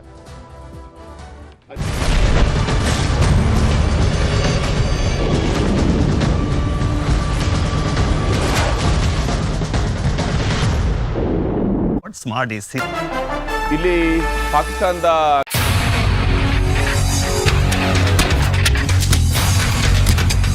ಇದು ನ್ಯೂಸ್ 18 ಕನ್ನಡ. ಇಲ್ಲಿ ಪಾಕಿಸ್ತಾನದ ಕಡೆಯಿಂದ ನಡೀತಾ ಇರುವಂತಹ ದಾಳಿಯ ಸಂದರ್ಭದಲ್ಲಿನೇ ಪೋಖ್ರಾನ್ ಬಳಿಯಲ್ಲಿ ಬಾಂಬ್ ಮಾದರಿಯ ವಸ್ತು ಪತ್ತೆಯಾಗಿದೆ. ಭಾರತದ ಪೋಖ್ರಾನ್ ಬಳಿಯಲ್ಲಿ ಬಾಂಬ್ ಮಾದರಿಯ ವಸ್ತು ಪರಿಶೀಲನೆಯನ್ನ ಮಾಡಲಾಗ್ತಾ ಇದೆ. ಬಾಂಬ್ ಮಾದರಿಯ ವಸ್ತುವೊಂದು ಸಿಕ್ಕಿದೆ. ಸೇನಾ ಸಿಬ್ಬಂದಿ ಮತ್ತು ಪೊಲೀಸರು ಈಗ ತಪಾಸಣೆಯನ್ನು ಮಾಡ್ತಾ ಇದ್ದಾರೆ. ಬಾಂಬ್ ಮಾದರಿಯ ವಸ್ತುವಿನ ಬಗ್ಗೆ ಜನರಲ್ಲಿಯೂ ಕೂಡ ಆತಂಕ ಇದ್ದೇ ಇದೆ. ಯಾವ ಸ್ವರೂಪದಲ್ಲಿ ಈಗ ಪಾಕಿಸ್ತಾನ ತನ್ನ ಕಡೆಯಿಂದ ಬಾಂಬ್ಗಳನ್ನು ಕೂಡ ಕಳಿಸ್ತಾ ಇದೆ ಅನ್ನೋದ್ರ ಬಗ್ಗೆ ಸೇನಾ ಸಿಬ್ಬಂದಿ ಮತ್ತು ಪೊಲೀಸರು ತಪಾಸಣೆಯನ್ನು ಮಾಡ್ತಾ ಇದ್ದಾರೆ. ಇದು ಸಜೀವ ಬಾಂಬ್ ಇದೆಯಾ ಅನ್ನೋದ್ರ ಬಗ್ಗೆ ಕೂಡ ಪರಿಶೀಲನೆ ನಡೆಸಲಾಗ್ತಾ ಇದೆ. ಪೋಖ್ರಾನ್ ಬಳಿಯಲ್ಲಿ ಬಾಂಬ್ ಮಾದರಿ ಪತ್ತೆ ಆಗಿರುವಂಥದ್ದು. ಹೀಗೆ ಪಾಕಿಸ್ತಾನ ನಡೆಸ್ತಾ ಇರುವಂತಹ ಒಂದೊಂದು ದಾಳಿಯ ಸಂದರ್ಭದಲ್ಲೂ ಕೂಡ ಒಂದೊಂದು ಮಾದರಿಯ ಸ್ಫೋಟಕಗಳನ್ನು ಅದು ಕಳಿಸ್ತಾ ಇದೆ. ಅದರ ಡ್ರೋನ್ಗಳಲ್ಲಿ ಕಳಿಸ್ತಾ ಇರುವಂಥದ್ದು ಬಹಳ ಸಣ್ಣ ಪ್ರಮಾಣದ ಸ್ಫೋಟಕಗಳನ್ನು ಕಳಿಸ್ತಾ ಇದೆ. ಅದರ ಮೂಲಕವಾಗಿ ದಾಳಿಯನ್ನು ಮಾಡ್ತಾ ಇದೆ. ಬಹುತೇಕ ಪಾಕಿಸ್ತಾನ ತನ್ನ ಸ್ಫೋಟಕಗಳನ್ನು ಕಳಿಸೋದ್ರ ಮೂಲಕ ಕೂಡ, ಸಣ್ಣ ಸ್ಫೋಟಕಗಳನ್ನು ಕಳಿಸೋದ್ರ ಮೂಲಕ ಕೂಡ ಈಗ ಅದಕ್ಕೆ ಒಂದು ಪಾಕಿಸ್ತಾನಕ್ಕೆ ಅದರ ಅಸ್ತಿತ್ವದ ಪ್ರಶ್ನೆ ಎದುರಾಗಿದೆ. ಪಾಕಿಸ್ತಾನ ತನ್ನ ಅಸ್ತಿತ್ವವನ್ನು ತೋರಿಸ್ಕೊಳ್ಳುವಂತಹ ಒಂದು ಯುದ್ಧವನ್ನು ಘೋಷಣೆ ಮಾಡಿದಂಗೆ ಕಾಣ್ತಾ ಇದೆ. ಆದರೆ ಅಧಿಕೃತವಾಗಿ ಅದು ಯುದ್ಧ ಘೋಷಣೆ ಮಾಡುವಂತಹ ಶಕ್ತಿಯನ್ನು ಪಾಕಿಸ್ತಾನ ಕೂಡ ಹೊಂದಿಲ್ಲ. ಈ ಕಾರಣಕ್ಕಾಗಿಯೇ ಇದು ನಾವು ನೋಡ್ತಾ ಇರುವಂಥದ್ದು. ಈಗ ದೃಶ್ಯದಲ್ಲಿ ನಾನು ನಿಮಗೆ ತೋರಿಸ್ತಾ ಇದ್ದೀನಿ ಲಾಹೋರ್, ಹಾಗೆಯೇ ರಾವಲ್ಪಿಂಡಿ ಮತ್ತು ಪಾಕಿಸ್ತಾನದ ಮತ್ತೊಂದು ಲಾಂಚ್ ಪ್ಯಾಡನ್ನು ಧ್ವಂಸ ಮಾಡಿರ್ತಕ್ಕಂತಹ ರೀತಿ. ಇದು ಭಾರತ ನಡೆಸ್ತಾ ಇರುವಂತಹ ಒಂದೊಂದು ದಾಳಿಯ ಸಂದರ್ಭದಲ್ಲಿ ಕೂಡ ಲಾಹೋರ್ನಲ್ಲಿ ಒಂದು ಕಡೆಯಲ್ಲಿ ದಾಳಿಯನ್ನು ನಡೆಸ್ತಾ ಇದ್ದರೆ, ಮತ್ತೊಂದು ಕಡೆಯಲ್ಲಿ ಅಲ್ಲಿ ಲಾಹೋರ್ನಲ್ಲಿ ಬಿದ್ದಿರುವಂತಹ ಭಾರತದ ಕ್ಷಿಪಣಿಗಳು. ಇಲ್ಲಿ ಪಾಕಿಸ್ತಾನದ ಕಡೆಯಿಂದ ನಡೀತಾ ಇರುವಂತಹ ದಾಳಿಯ ಸಂದರ್ಭದಲ್ಲಿನೇ ಪೋಖ್ರಾನ್ ಬಳಿಯಲ್ಲಿ ಬಾಂಬ್ ಮಾದರಿಯ ವಸ್ತು ಪತ್ತೆಯಾಗಿದೆ. ಭಾರತದ ಪೋಖ್ರಾನ್ ಬಳಿಯಲ್ಲಿ ಬಾಂಬ್ ಮಾದರಿಯ ವಸ್ತು ಪರಿಶೀಲನೆಯನ್ನ ಮಾಡಲಾಗ್ತಾ ಇದೆ. ಬಾಂಬ್ ಮಾದರಿಯ ವಸ್ತುವೊಂದು ಸಿಕ್ಕಿದೆ. ಸೇನಾ ಸಿಬ್ಬಂದಿ ಮತ್ತು ಪೊಲೀಸರು ಈಗ ತಪಾಸಣೆಯನ್ನು ಮಾಡ್ತಾ ಇದ್ದಾರೆ. ಬಾಂಬ್ ಮಾದರಿಯ ವಸ್ತುವಿನ ಬಗ್ಗೆ ಜನರಲ್ಲಿಯೂ ಕೂಡ ಆತಂಕ ಇದ್ದೇ ಇದೆ. ಯಾವ ಸ್ವರೂಪದಲ್ಲಿ ಈಗ ಪಾಕಿಸ್ತಾನ ತನ್ನ ಕಡೆಯಿಂದ ಬಾಂಬ್ಗಳನ್ನು ಕೂಡ ಕಳಿಸ್ತಾ ಇದೆ ಅನ್ನೋದ್ರ ಬಗ್ಗೆ ಸೇನಾ ಸಿಬ್ಬಂದಿ ಮತ್ತು ಪೊಲೀಸರು ತಪಾಸಣೆಯನ್ನು ಮಾಡ್ತಾ ಇದ್ದಾರೆ. ಇದು ಸಜೀವ ಬಾಂಬ್ ಇದೆಯಾ ಅನ್ನೋದ್ರ ಬಗ್ಗೆ ಕೂಡ ಪರಿಶೀಲನೆ ನಡೆಸಲಾಗ್ತಾ ಇದೆ. ಪೋಖ್ರಾನ್ ಬಳಿಯಲ್ಲಿ ಬಾಂಬ್ ಮಾದರಿ ಪತ್ತೆ ಆಗಿರುವಂಥದ್ದು. ಹೀಗೆ ಪಾಕಿಸ್ತಾನ ನಡೆಸ್ತಾ ಇರುವಂಥ ಈಗಾಗಲೇ ಪಾಕಿಸ್ತಾನ ಕದನ ವಿರಾಮವನ್ನು ಉಲ್ಲಂಘನೆ ಮಾಡಿರುವಂಥದ್ದನ್ನು ಭಾರತದ ವಿದೇಶಾಂಗ ಸಚಿವಾಲಯದ ಕಡೆಯಿಂದಲೂ ಕೂಡ ಅತ್ಯಂತ ತೀವ್ರವಾಗಿ ಖಂಡಿಸಲಾಗಿದೆ ಮತ್ತು ಪಾಕಿಸ್ತಾನವನ್ನು ಜವಾಬ್ದಾರರನ್ನಾಗಿ ಮಾಡಿಸಲಾಗಿದೆ. ಪಾಕಿಸ್ತಾನ ಇಮ್ಮಿಡಿಯೇಟ್ ಆಗಿ ಈ ವಿಚಾರದಲ್ಲಿ ಕ್ರಮಗಳನ್ನು ಕೈಗೊಳ್ಳಬೇಕು ಅನ್ನುವಂತಹ ಸೂಚನೆಯನ್ನು ಕೂಡ ವಿದೇಶಾಂಗ ಇಲಾಖೆಯ ಕಾರ್ಯದರ್ಶಿ ವಿಕ್ರಮ್ ಮಿಸ್ರಿ ಅವರು ಹೇಳಿದ್ದಾರೆ. ಇಮ್ಮಿಡಿಯೇಟ್ ಆಗಿ ಆ ಸೂಚನೆಯನ್ನು ಪಾಕಿಸ್ತಾನ ಕೂಡ ಕೊಡಲಾಗಿದೆ. ನೀವು ಇಮ್ಮಿಡಿಯೇಟ್ ಆಗಿ ಈ ಕದನ ವಿರಾಮದ ವಿಚಾರದಲ್ಲಿ ಕದನ ವಿರಾಮಕ್ಕೆ ನೀವು ಏನು ಒಪ್ಕೊಂಡಿದ್ರಿ ಸಂಜೆ 5 ಗಂಟೆಗೆ ಅದರ ಪ್ರಕಾರವಾಗಿ ನಡ್ಕೊಳ್ಬೇಕು ಅನ್ನುವಂತಹ ನಿಟ್ಟಲ್ಲೂ ಕೂಡ ತಾಕೀತನ್ನು ಮಾಡಿದರು ಪಾಕಿಸ್ತಾನಕ್ಕೆ. ಆದರೆ ಪಾಕಿಸ್ತಾನ ಈ ತಾಕೀತುಗಳಿಗೆ ಯಾವ ಸ್ವರೂಪದಲ್ಲಿ ಪಾಕಿಸ್ತಾನ ವರ್ತಿಸ್ತಾ ಇದೆ ಅನ್ನೋಂಥದ್ದನ್ನು ನೋಡಿದ್ದೀವಿ. ನಾವು ಇತಿಹಾಸದಲ್ಲೂ ಕೂಡ ನೋಡಿದ್ದೀವಿ, ವರ್ತಮಾನದಲ್ಲೂ ಕೂಡ ಪಾಕಿಸ್ತಾನ ಅದೇ ಸ್ಥಿತಿಯಲ್ಲಿರುವಂಥದ್ದು. ಬಹುತೇಕ ಕುಸಿದು ಪಾತಾಳ ಸೇರಿದ್ದಂತಹ ಪಾಕಿಸ್ತಾನಕ್ಕೆ ಅದರ ನೆರವಿಗೆ ಬೇರೆ ಬೇರೆ ದೇಶಗಳು ಬರುವಂತಹ ಕಾರಣಕ್ಕಾಗಿ ಅದು ಎದ್ದು ನಿಂತುವಂಥದ್ದು. ಯಾಕಂದರೆ ಇವತ್ತು ಬೆಳಗ್ಗಿಂದ ಪಾಕಿಸ್ತಾನದಲ್ಲಿ ಪೆಟ್ರೋಲ್ ಬಂಕ್ಗಳನ್ನು ಕೂಡ ಕ್ಲೋಸ್ ಮಾಡುವಂತಹ ಪರಿಸ್ಥಿತಿ ಇದೆ.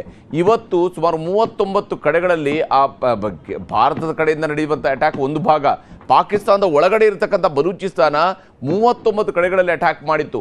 ಅಂಥದ್ದೊಂದು ಹೀನಾಯ ಸ್ಥಿತಿಯನ್ನು ಈಗಾಗಲೇ ಪಾಕಿಸ್ತಾನ ತಲುಪಿರುವಾಗ ಪಾಕಿಸ್ತಾನ ಮತ್ತೆ ಕಾಲು ಕೆರೆದು ಜಗಳಕ್ಕೆ ಬರ್ತಾ ಇದೆ. ತನ್ನ ಬಡಾಯಿ ಕುಚ್ಚಿಕೊಳ್ಳುವಂತಹ ರೀತಿಯಲ್ಲಿ ಡ್ರೋನ್ಗಳು ತನ್ನಲ್ಲಿ ಇದೆ ಅನ್ನೋದನ್ನು ಪ್ರದರ್ಶನಕ್ಕಿಟ್ಟಿದೆಯೋ, ನಿಜಕ್ಕೂ ಅದು ಡ್ರೋನ್ ದಾಳಿಯ ಮೇಲೆ ಅದಕ್ಕೆ ಕಂಟ್ರೋಲ್ ಇದೆಯೋ, ಅಥವಾ ಅದರ ಸೇನೆಯ ಕಂಟ್ರೋಲಲ್ಲಿದೆಯೋ, ಅಥವಾ ಸೇನೆ ಏನಾದರೂ ಉಗ್ರರ ಕಂಟ್ರೋಲ್ಗೆ ಸಿಕ್ಕಿದೆಯೋ, ಈ ರೀತಿಯಂಥ ಅನೇಕ ಅನುಮಾನಗಳ ರೀತಿಯಲ್ಲಿ ವರ್ತಿಸ್ತಾ ಇದೆ ಪಾಕಿಸ್ತಾನದ ಸೇನೆ ಮತ್ತು ಅದೊಂದು ದೇಶವಾಗಿ. ಪ್ರಸಾದ್ ಸರ್, ನಿಮ್ಮ ಜೊತೆ ಮಾತಾಡ್ತಿರುವಾಗಲೇ ಇರುವಂಥ ಒಂದು ಪ್ರಶ್ನೆ, ಈಗ ಈ ಹಂತದಲ್ಲಿ ಈಗ ಭಾರತ ಕೊಟ್ಟಿರುವಂತಹ ನಿರ್ದೇಶನ ಅಥವಾ ಭಾರತ ಮಾಡಿರುವಂಥ ತಾಕೀತನ್ನು ನೋಡಿದಾಗ ಇಮ್ಮಿಡಿಯೇಟ್ ಆಗಿ ನಿಲ್ಲಿಸಿದರೆ ಸರಿ ಅನ್ನುವಂಥ ರೀತಿಯಲ್ಲಿ ಹೇಳಿದೆ ಅಂತ ಹೇಳಿದರೆ, ಈಗ ಮಾಡಿರ್ತಕ್ಕಂತಹ ಏನು ಕದನ ವಿರಾಮ ಉಲ್ಲಂಘನೆಯನ್ನು ನಾವು ಕಡೆಯ ಎಕ್ಸ್ಕ್ಯೂಸ್ ರೀತಿಯಲ್ಲಿ ಪರಿಗಣಿಸಿದ್ದೀವಿ ಅಂತಲಾ?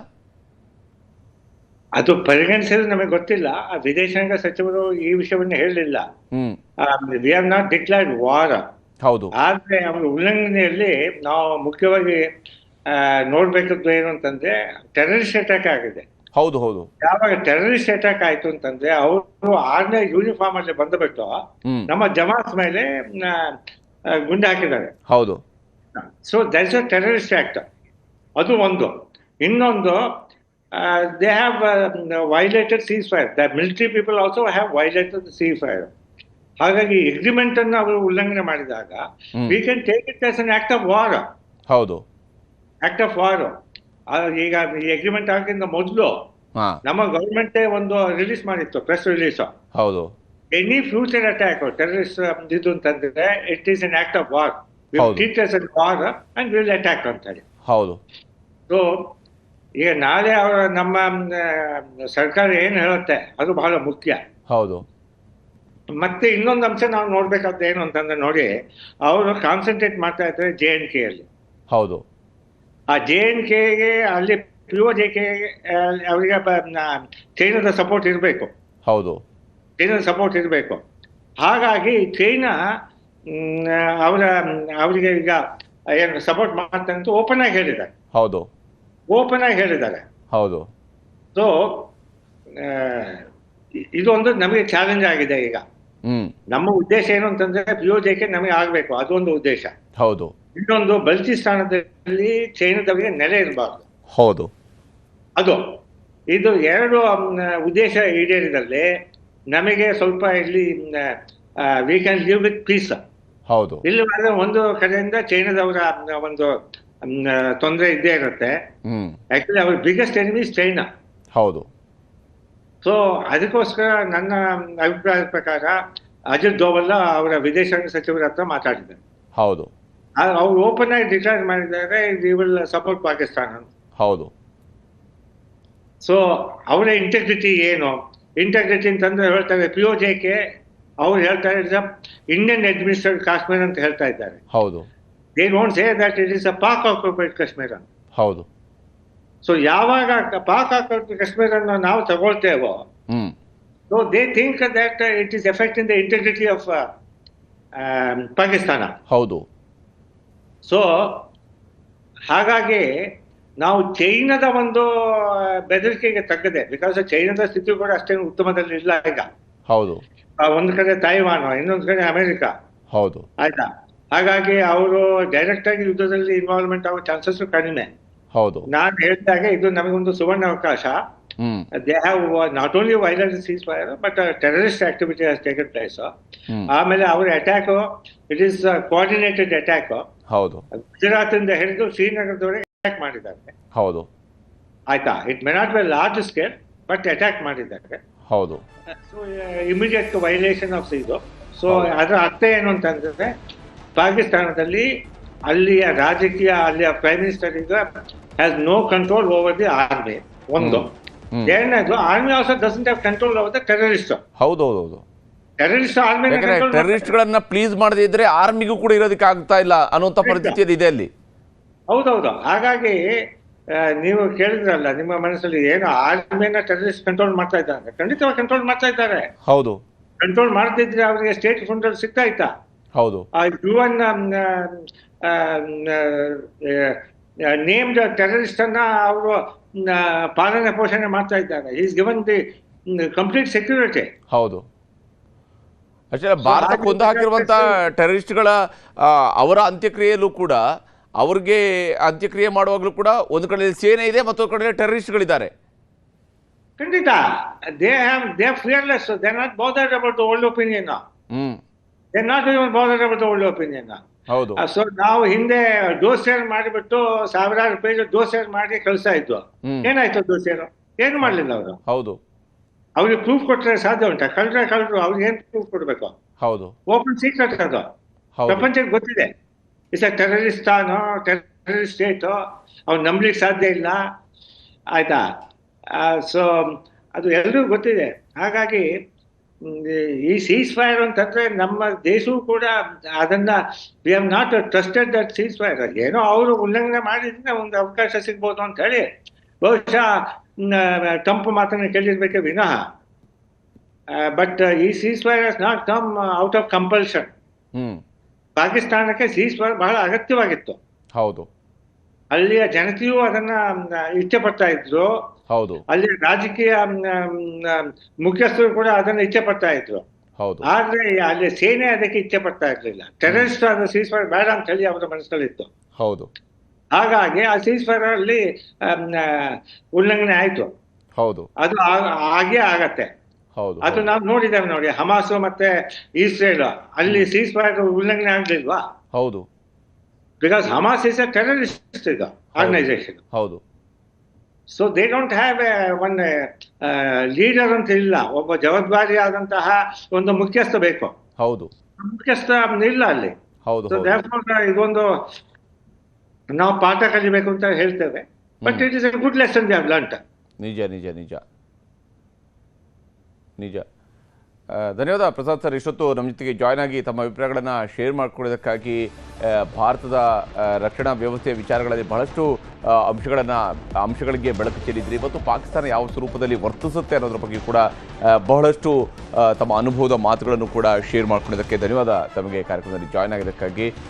ಈಗಾಗಲೇ ಗೃಹ ಇಲಾಖೆ ಕಾರ್ಯದರ್ಶಿಯವರು ಒಂದು ವರ್ಚುವಲ್ ಮೀಟಿಂಗನ್ನು ಕೂಡ ಮಾಡಿದ್ದಾರೆ. ಪಾಕಿಸ್ತಾನಕ್ಕೆ ಹೊಂದಿಕೊಂಡಿರುವಂತಹ ರಾಜ್ಯಗಳೊಂದಿಗೆ, ಈ ರಾಜ್ಯಗಳ ಗೃಹ ಸಚಿವರುಗಳ ಜೊತೆಗೆ, ಆ ಗೃಹ ಇಲಾಖೆಗಳ ಜೊತೆಗೆ ಈಗ ಮಾತುಕತೆಯನ್ನು ನಡೆಸಿ ಎಲ್ಲ ರಾಜ್ಯಗಳಲ್ಲೂ ಕೂಡ ಹೈ ಅಲರ್ಟ್ನಲ್ಲಿ ಇರಲೇಬೇಕು ಅನ್ನುವಂಥ ಸೂಚನೆಯನ್ನು ನೀಡಲಾಗಿದೆ. ಯಾಕೆಂದರೆ ಪಾಕಿಸ್ತಾನವನ್ನು ಯಾವ ಹಂತದಲ್ಲೂ ಕೂಡ ನಂಬೋದಕ್ಕೆ ಸಾಧ್ಯ ಇಲ್ಲ. ಮತ್ತು ಈಗ ನಡೆಯುವಂತಹ ಕದನ ವಿರಾಮ ಇದೆಯಲ್ಲ, ಇದೊಂದು ರೀತಿಯಲ್ಲಿ ಉಗ್ರರು ಭಾರತದ ಗಡಿಯೊಳಗಡೆ ನುಗ್ಗೋದಿಕ್ಕಿರುವಂತಹ ಸುಗ್ಗಿ ಕಾಲದ ರೀತಿಯಲ್ಲೂ ಕೂಡ ಆಗುವ ಅಪಾಯ ಇದ್ದೇ ಇದೆ.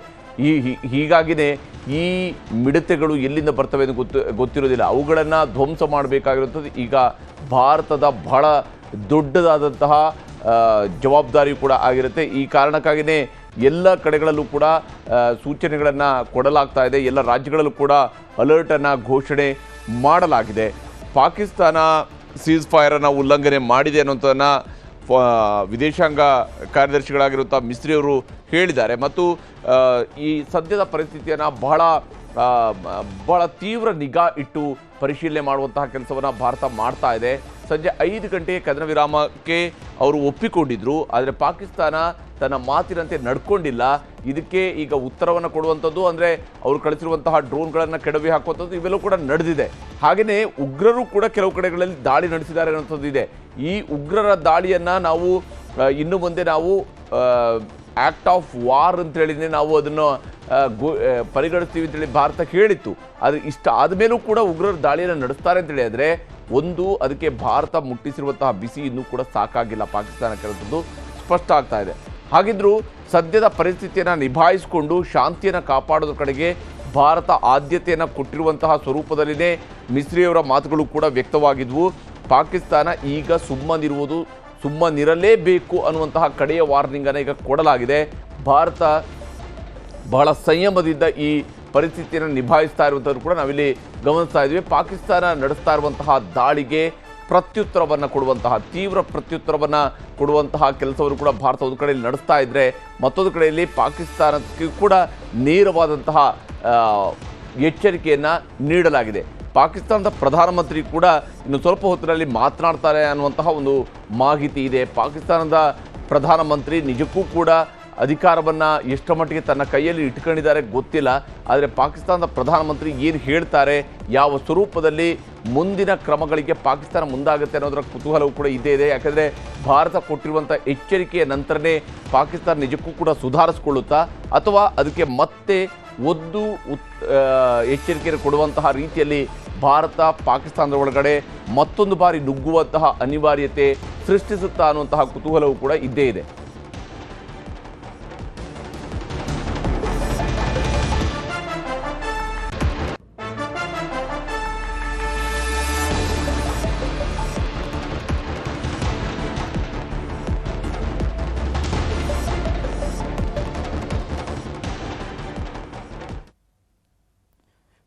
ಒಂದು ಕಡೆ ಪಾಕಿಸ್ತಾನ ಯುದ್ಧ ಬೇಡ ಸಾಕು ಅನ್ನುವಂತಹ ರೀತಿಯಲ್ಲಿ ತನ್ನ ಮಿತ್ರ ರಾಷ್ಟ್ರಗಳ ಮುಂದೆ ಹೋಗಿ ಮಂಡಿ ಊರಿ ಬೇಡಿಕೊಳ್ತಾ ಇರುವಂಥದ್ದು ಒಂದು ಕಡೆಯಾದರೆ, ಭಾರತಕ್ಕೆ ಹೋಗಿ ಹೇಳಿ ಯುದ್ಧವನ್ನು ನಿಲ್ಲಿಸೋದಕ್ಕೆ ಅಂತ ಮೊಸಳೆ ಕಣ್ಣೀರು ಮತ್ತೊಂದು ಕಡೆ ಇವತ್ತಾದಂತಹ ಸೀಸ್ ಫೈರ್ ಉಲ್ಲಂಘನೆ ಮತ್ತೊಂದು ಕಡೆ ನೋಡ್ತಾ ಇದ್ದೀವಿ. ಇದಕ್ಕೆ ಪಾಕಿಸ್ತಾನಕ್ಕೆ ನರಿ ಬುದ್ಧಿಯ ದೇಶ ಅಂತ ಕರೆಯೋದು, ಅದನ್ನ ಮತ್ತೆ ತನ್ನ ಚಾಳಿಯನ್ನ ತೋರಿಸ್ತಾ ತನ್ನ ಒಂದು ನರಿ ಬುದ್ಧಿಯನ್ನ ಮುಂದುವರಿಸಿರುವಂಥದ್ದು, ಅದರಲ್ಲಿ ಯಾವುದೇ ರೀತಿಯಾದಂತಹ ಆಶ್ಚರ್ಯ ಕಂಡು ಬರ್ತಾ ಇಲ್ಲ.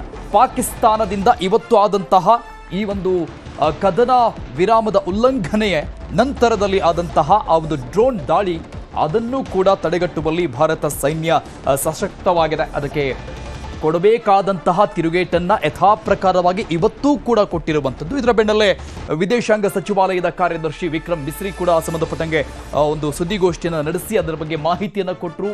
ಎಚ್ಚರಿಕೆಯ ಸಂದೇಶವನ್ನು ಕೊಡಲಾಗಿದೆ ಪಾಕಿಸ್ತಾನಕ್ಕೆ. ಮತ್ತೊಮ್ಮೆ ಇದು ಡೆಡ್ಲೈನ್ ಅನ್ನುವಂತಹ ರೀತಿಯಲ್ಲಿ, ಕೊನೆಯ ಬಾರಿಯ ಸಂದೇಶ ಅನ್ನುವಂತಹ ರೀತಿಯಲ್ಲಿ ಮಿಸ್ರಿ ಅವರು ಮಾತನಾಡಿರುವಂಥದ್ದು. ವಿದೇಶಾಂಗ ಸಚಿವಾಲಯದ ಕಾರ್ಯದರ್ಶಿ ಸೀಸ್ ಫೈರ್ ಉಲ್ಲಂಘನೆ ಆಗಿರುವಂಥದ್ದು ನಿಜ ಇದೆ, ಇದಕ್ಕೆ ತಕ್ಕ ಶಾಸ್ತಿಯನ್ನು ಈಗಾಗಲೇ ನಾವು ಮಾಡಿದ್ದೀವಿ, ಮತ್ತೆ ಈ ರೀತಿಯಾಗಿ ಮಾಡುವ ಹಾಗಿಲ್ಲ ಆಗಿರುವಂತಹ. ಜೊತೆಗೆ ಇನ್ಮೇಲೆ ಏನಾದರೂ ನೀವು ಪ್ಲಾನ್ ಮಾಡಿಕೊಂಡಿದ್ರೆ ಡ್ರೋನ್ ದಾಳಿ ಆ ರೀತಿಯಾದಂಥ ದಾಳಿಗೆ ಸಂಬಂಧಪಟ್ಟಂಗೆ ಅದೆಲ್ಲವನ್ನು ಕೂಡ ಇಮ್ಮಿಡಿಯೇಟ್ ಆಗಿ ಸ್ಟಾಪ್ ಮಾಡಬೇಕು ಅನ್ನುವಂಥ ರೀತಿಯ ಖಡಕ್ ಎಚ್ಚರಿಕೆಯನ್ನು ಮಿಸ್ರಿ ಅವರು ಕೊಟ್ಟಿರುವಂಥದ್ದು. ಅಂದರೆ ಟೋಟಲ್ ಆಗಿ ನಮ್ಮ ಡಿಫೆನ್ಸ್ ಸಿಸ್ಟಮ್ ಆಕ್ಟಿವ್ ಆಗಿದೆ ಅನ್ನುವಂಥದ್ದನ್ನ ಈ ಒಂದು ಸಂದೇಶದ ಮುಖಾಂತರವಾಗಿ ಸಚಿವಾಲಯ ತಿಳಿಸಿರುವಂಥದ್ದು. ವಿದೇಶಾಂಗ ಸಚಿವಾಲಯ ಈಗ ಇರುವಂತಹ ಕುತೂಹಲ, ಕದನ ವಿರಾಮ ಉಲ್ಲಂಘನೆಯ ಬೆನ್ನಲ್ಲೇ ಪಾಕ್ನ ಪ್ರಧಾನಿ ಸುದ್ದಿಗೋಷ್ಠಿಯನ್ನು ನಡೆಸ್ತಾ ಇದ್ದಾರೆ ಅನ್ನುವಂತಹ ಲೇಟೆಸ್ಟ್ ಅಪ್ಡೇಟ್ಸ್ ಏನು ಸಿಗ್ತಾ ಇದೆ.